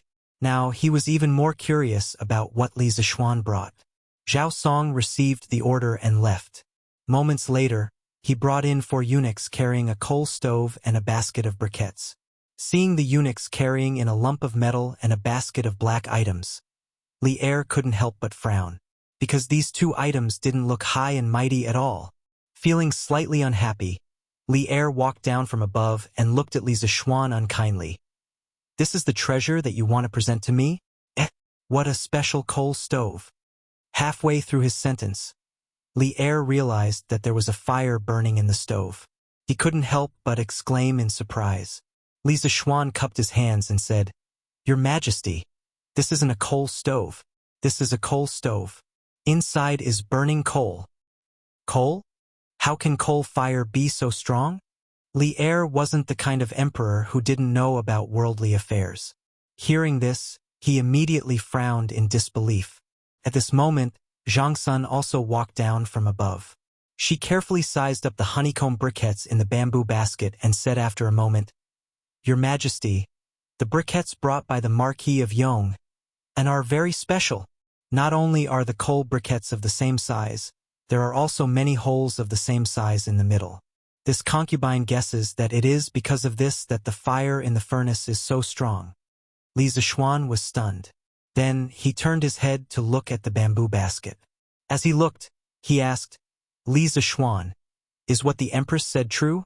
Li Zixuan cupped his hands and said with a smile, Your Majesty, the Empress has sharp eyes. Just as the Empress said, the reason why the charcoal balls are so easy to ignite is because of its special structure. Because these briquettes were shaped like honeycombs, I call them honeycomb briquettes. Today, the treasures I present to Your Majesty are this coal stove and the honeycomb briquette. Li Er calmed down and nodded. To be able to turn useless coal into this kind of easily flammable honeycomb briquette, It is indeed a treasure. In that case, the imperial court might be able to consider mining a few coal mines next year. But how did you make these honeycomb briquettes? Seeing the honeycomb briquettes, Li Er felt as if he had seen a pile of gold. The Great Tang had discovered many coal mines in the Hudong Road area, but because the raw coal was hard to burn, the mining value was not high. But now it was different. Li Zishuan said helplessly, "Your Majesty, this honeycomb briquettes were made by smashing the coal briquettes, adding a binder, and casting it through a mold.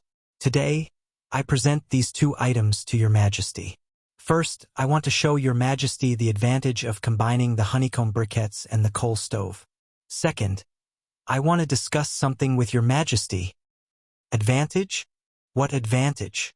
Could it be that this honeycomb briquettes are easier to burn than charcoal? Li Er asked.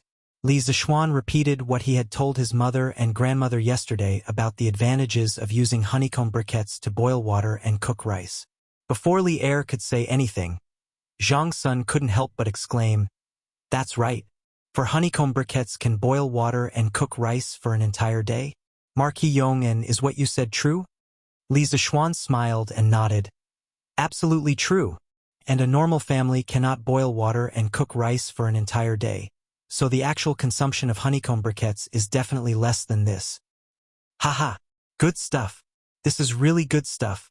Li Zishuan, let me ask you, how much does this honeycomb briquettes and the coal stove cost?" When Li Er heard this, he could not help but feel that the honeycomb briquettes were more convenient than the coal briquettes. He laughed and asked. Li Zishuan replied, "The cost of a honeycomb briquettes is less than a copper coin. As for the coal stove, it is about 150 copper coins. But a coal stove can be used for at least 5 years." Li Er nodded. That's right. It's cheap and practical. The commoners will definitely like it. This is really a treasure that benefits the country and the people. Haha, I also like it. Empress Zhongsun had a worried expression. "Your Majesty, although the honeycomb briquettes are cheap, the price of the coal stove is on the expensive side. Not everyone can afford it. To fully promote the use of coal stoves and honeycomb briquettes, I'm afraid there are still many difficulties." Li Er's face instantly darkened.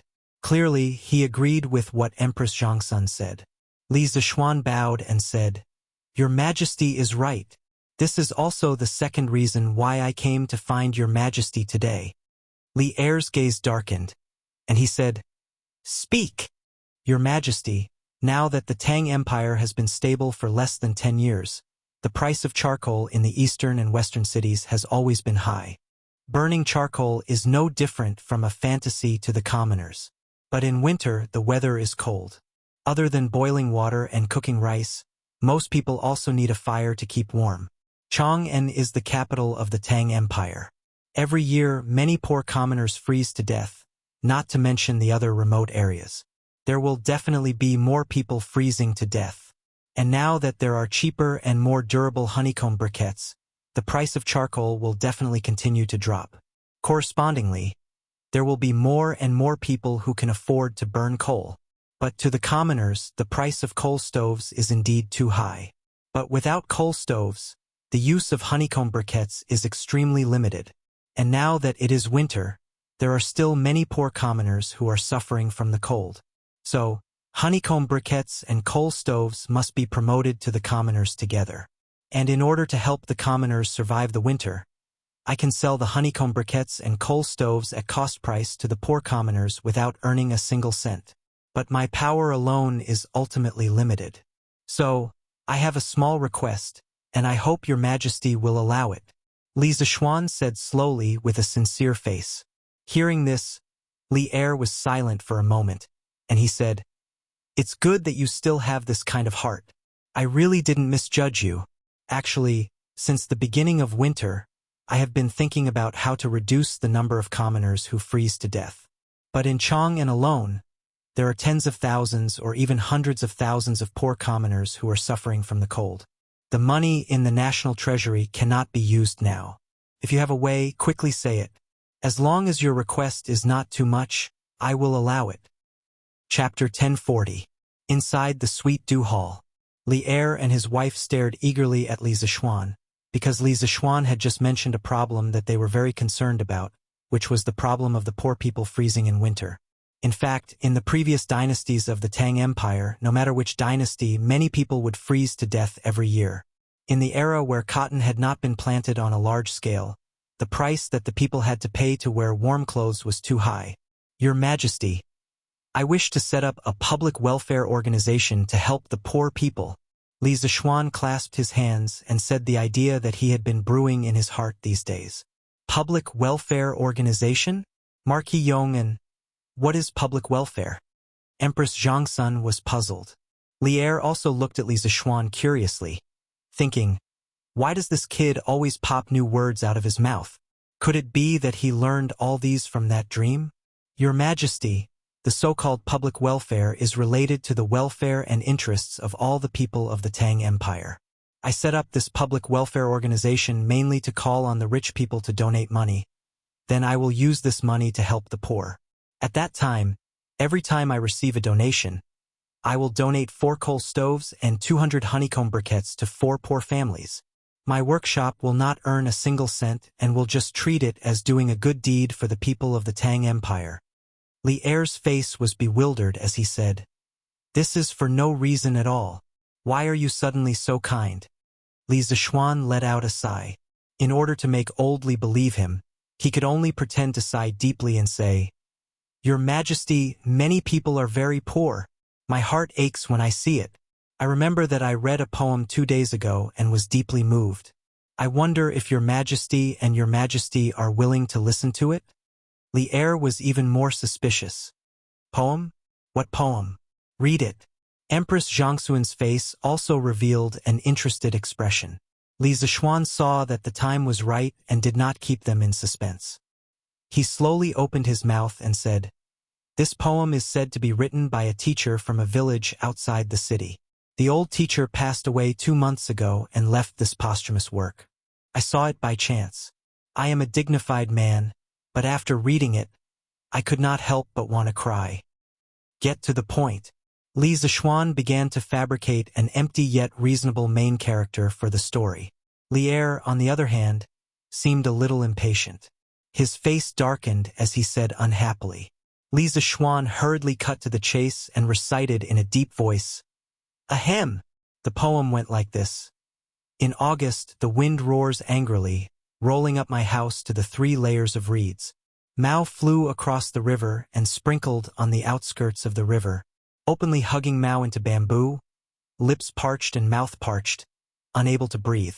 Returning home, leaning on his cane, he sighed, The cotton quilt has been cold as iron for many years. Jiao Er has been treading on the bed and cracking inside. Since she lost her sleep, the long nights have been soaked with sweat. Building thousands upon thousands of mansions, great protection for all the poor people of the world. Wind and rain do not move, as calm as a mountain. Whoosh! When did I suddenly see this house before my eyes? Even if my house is broken, I will still be able to freeze to death.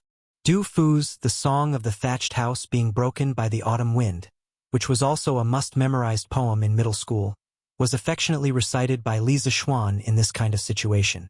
A miserable scene of the house leaking on an autumn night, wind and rain intertwined. The cotton quilt was like iron. Jiao Er has been treading on the bed and getting wet all night, unable to sleep, suddenly appeared in the minds of Li Er and Empress Zhongsun. But a poem by a dignified poet would not be so simple. Showing the misery of one's life was only on the surface. The deeper meaning was in the latter half of the poem. The last few sentences of the poem had a change of style. For Li Er and Empress Zhongsun, the image of a stooped old man who was in a difficult situation but still worried about the country and the people. The sharp contrast between the front and back made this image particularly distinct. It simply pierced the depths of one's soul. Empress Zhongsun covered her mouth. The rims of her eyes were somewhat red, only to hear her murmur in a low voice. The cotton quilt has been cold as iron for many years. Jiao Er has been treading on the bed and cracking inside, building thousands upon thousands of mansions. Great protection for all the poor people of the world. Marquis Yong, and you just said that the old man who wrote this poem has passed away? Li Zishuan bowed and said, according to the news I received, the old man is indeed no longer in this world. It seems that he froze to death. This fellow was secretly muttering in his heart, great poet don't blame this junior for stealing your poem. This marquis is also to realize your dream of great protection for all the poor people of the world. Ah? Empress Zhongsun, who had always been graceful, strong, virtuous, and magnanimous, showed a rare weak side at this moment. Her face was mournful and pale. The old man was destitute and dejected, but still worried about the country and the people. Such a person actually froze to death at home. It is really the misfortune of the Tang Empire. Li Er didn't say anything, but his face didn't look too good. After hearing Li Zishuan recite the poem, he first felt that he was a bit like a fatuous ruler. Otherwise, how could there be people under his rule who were full of wisdom, but didn't get the chance to use their talents, and finally froze to death in poverty at home? However, he quickly calmed down and felt that there were many suspicious points. The biggest suspicious point was that according to Li Zishuan's range of activities in the past 3 months, he could determine that the old man he spoke of was in a village near Chang'an City. However, since that village was very close to Chang'an City, if there really was such a talented old man in the village, how could there not be any news in Chang'an City? As long as there was a slight movement, his subordinates would definitely be able to find out. Therefore, in the end, Li Er's heart was already 70% to 80% sure that the old man that Li Zishuan spoke of at the beginning was completely nonsense. However, even if he was sure, what could he do? Inside and outside Chang'an, there were indeed many people who suffered from the cold every year, just like what was described in the poem. Although those people might not have the profound consciousness and lofty ambition to build thousands of houses and shelter the world from the cold, they were still Li Er's people. They should not be frozen to death. It is indeed a good poem. The person who wrote this poem is also a great talent. The thousands of thoughts in Li Er's heart could only turn into a long sigh. At this time, Li Zishuan struck while the iron was hot and said, Your Majesty, Your Highness, the original intention of this official to set up the Public Welfare Fund was to gather everyone's strength to help those poor and destitute people. Or people like the old man who had talent but had no opportunity and was in a difficult situation. Only in this way, tragedies like the old man's would become fewer and fewer. Empress Zhongsun took a while to calm down her emotions. She turned her head and said to Li Er, Your Majesty, Marquis Yong's method of setting up the Public Welfare Fund is really novel. This is the first time I have heard of such charity. However, it will not bring pressure to the national treasury. Your Majesty, why don't you approve? Li Er looked at Li Zishuan and nodded. Yes, I approve. I allow your public welfare fund to be set up in the name of the imperial court. Li Zishuan smiled and cupped his hands. Thank you, Your Majesty. Chapter 1041. Inside the Sweet Dew Hall. After Li Er agreed to Li Zishuan establishing the Warm Tang Public Welfare Foundation in the name of the imperial court, Empress Zhongsun said happily, Marquis Yong, and if your public welfare organization is established, remember to tell Ben Gong. Ben Gong also wants to contribute her meager strength. Li Zishuan cupped his hands and said, Empress, you misunderstand. What ability does this official have to shoulder such a heavy responsibility? What this official means is that the president of this public welfare organization should be Empress. This official will not hold any position in this public welfare organization. Empress Zhongsun couldn't help but be startled. This answer was completely out of her expectations. However, after a moment, she still smiled and shook her head, saying, Hee, Marquis Yong, you're even scheming against Ben Gong? That won't do. Ben Gong usually has many things to do. Ben Gong can't take care of your public welfare organization. When the time comes and the important matter of saving the people is delayed, Ben Gong will become a sinner. Although she didn't understand why Li Zishuan would make such a decision, she had always been a low-key person. This kind of public appearance that would easily attract attention was something she definitely wouldn't do. Li Zishuan hurriedly said, As the master of the imperial harem, It's normal for Empress to have no time to care about other things. However, as the president of the public welfare organization, Empress doesn't need to take care of it every day. The other people in the public welfare organization will naturally help Empress resolve her worries and difficulties. Li Er seemed to have understood something at this moment. He looked at Li Zixuan with a smile that wasn't a smile, then waved his hand to interrupt Empress Zhongsun, who was about to speak, saying, "All right, in Zhen's opinion, Guanyin maid, you should accept the position of president. Although this kid doesn't hold a position in it, he probably already has plans for the other positions in the public welfare organization. Guanyin maid, you don't have to worry." The matter was already very clear. Li Zixuan wanted to establish a public welfare organization to help the people, but he was worried that he would gain too much prestige among the people and cause the officials to impeach him. Thus, he took the initiative to invite Empress Zhongsun to be the leader of this public welfare organization to shoulder the prestige of the people. In this way, he could do good deeds in peace and avoid being suspected by the king because of his high popularity among the people. Li Zixuan didn't say it out loud, but he was still a little unhappy with Li Zixuan's measuring the heart of a gentleman with his own yardstick. Li Zixuan couldn't help but ask himself, "Am I so petty in this kid's heart?" Oh! Hearing this, Empress Zhongsun seemed to have understood something.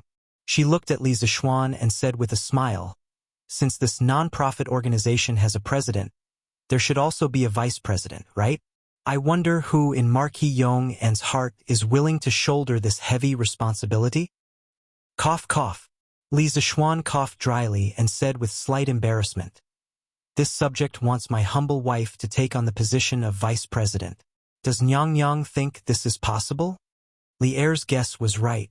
He really didn't want to cause too much trouble because of charity.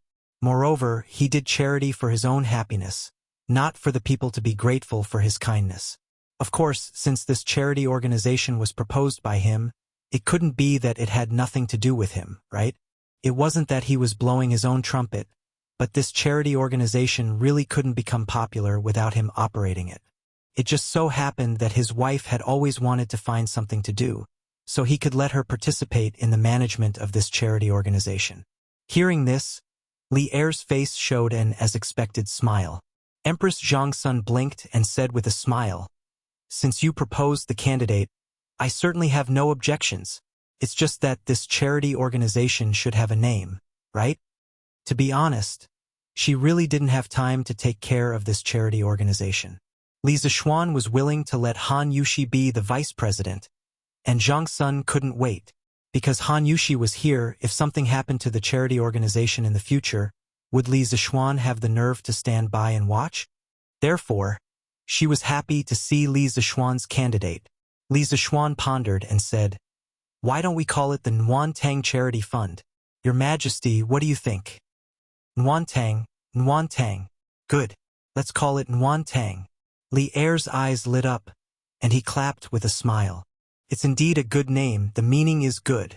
Empress Zhongsun also praised.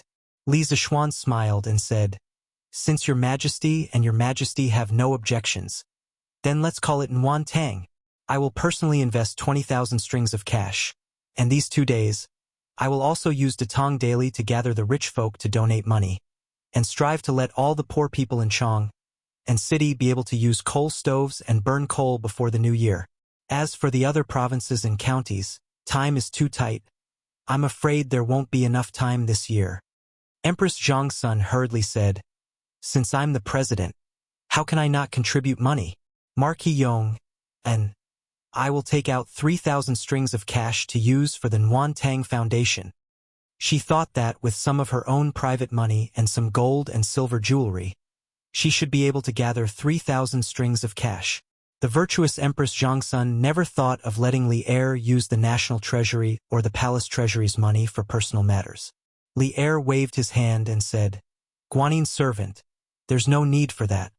I'll take 5,000 strings of cash from the palace treasury and donate it to the Nwantang Foundation in your name." After that, he turned to Li Zixuan and said, "Marquis Yong'an, I have no objections if you want to establish the Nwantang Foundation to do good deeds. I also believe that with your personality you won't embezzle the donations, but you have to control your subordinates. My money isn't that easy to take. Li Zishuan cupped his hands and said, Don't worry, Your Majesty. I'll be careful. I'll make sure that every donation of the Nguyen Foundation is properly spent. As a modern person, he knew better than anyone how important honesty and fairness were to a charity foundation. The incident with a certain Mimi in his previous life had directly lowered the social credibility of a certain 10-word association to a freezing point. That's for the best, Li Er said faintly. Seeing that there was nothing else here, Empress Zhongsun said goodbye to Li Er and left. In the hall, only the two of them were left. Li Er clasped his hands behind his back. After a long time, he said slowly, You little brat, I'll tell you one more time. I'm not Lu Bang, and you're not Han Xian. After saying this sentence that had no head or tail, Li Er snorted and left in a huff. It was obvious that he was very unhappy. Sigh, I'm just too lazy to mess around. Otherwise, even if you're Lu Bang, I'll still be able to pull you down. Li Zishuan curled his lips as he fantasized in his heart. He understood what Li Er meant, but he didn't regret doing so, because he was a person who didn't like trouble in his bones. However, just because he didn't like trouble didn't mean that he was afraid of trouble. Just as he thought, if Li Er was really an emperor like Lu Bang, who killed meritorious officials, he, Li Zishuan, wouldn't just sit and wait for death. Whoever didn't let him have a good life, he wouldn't let them have a good life.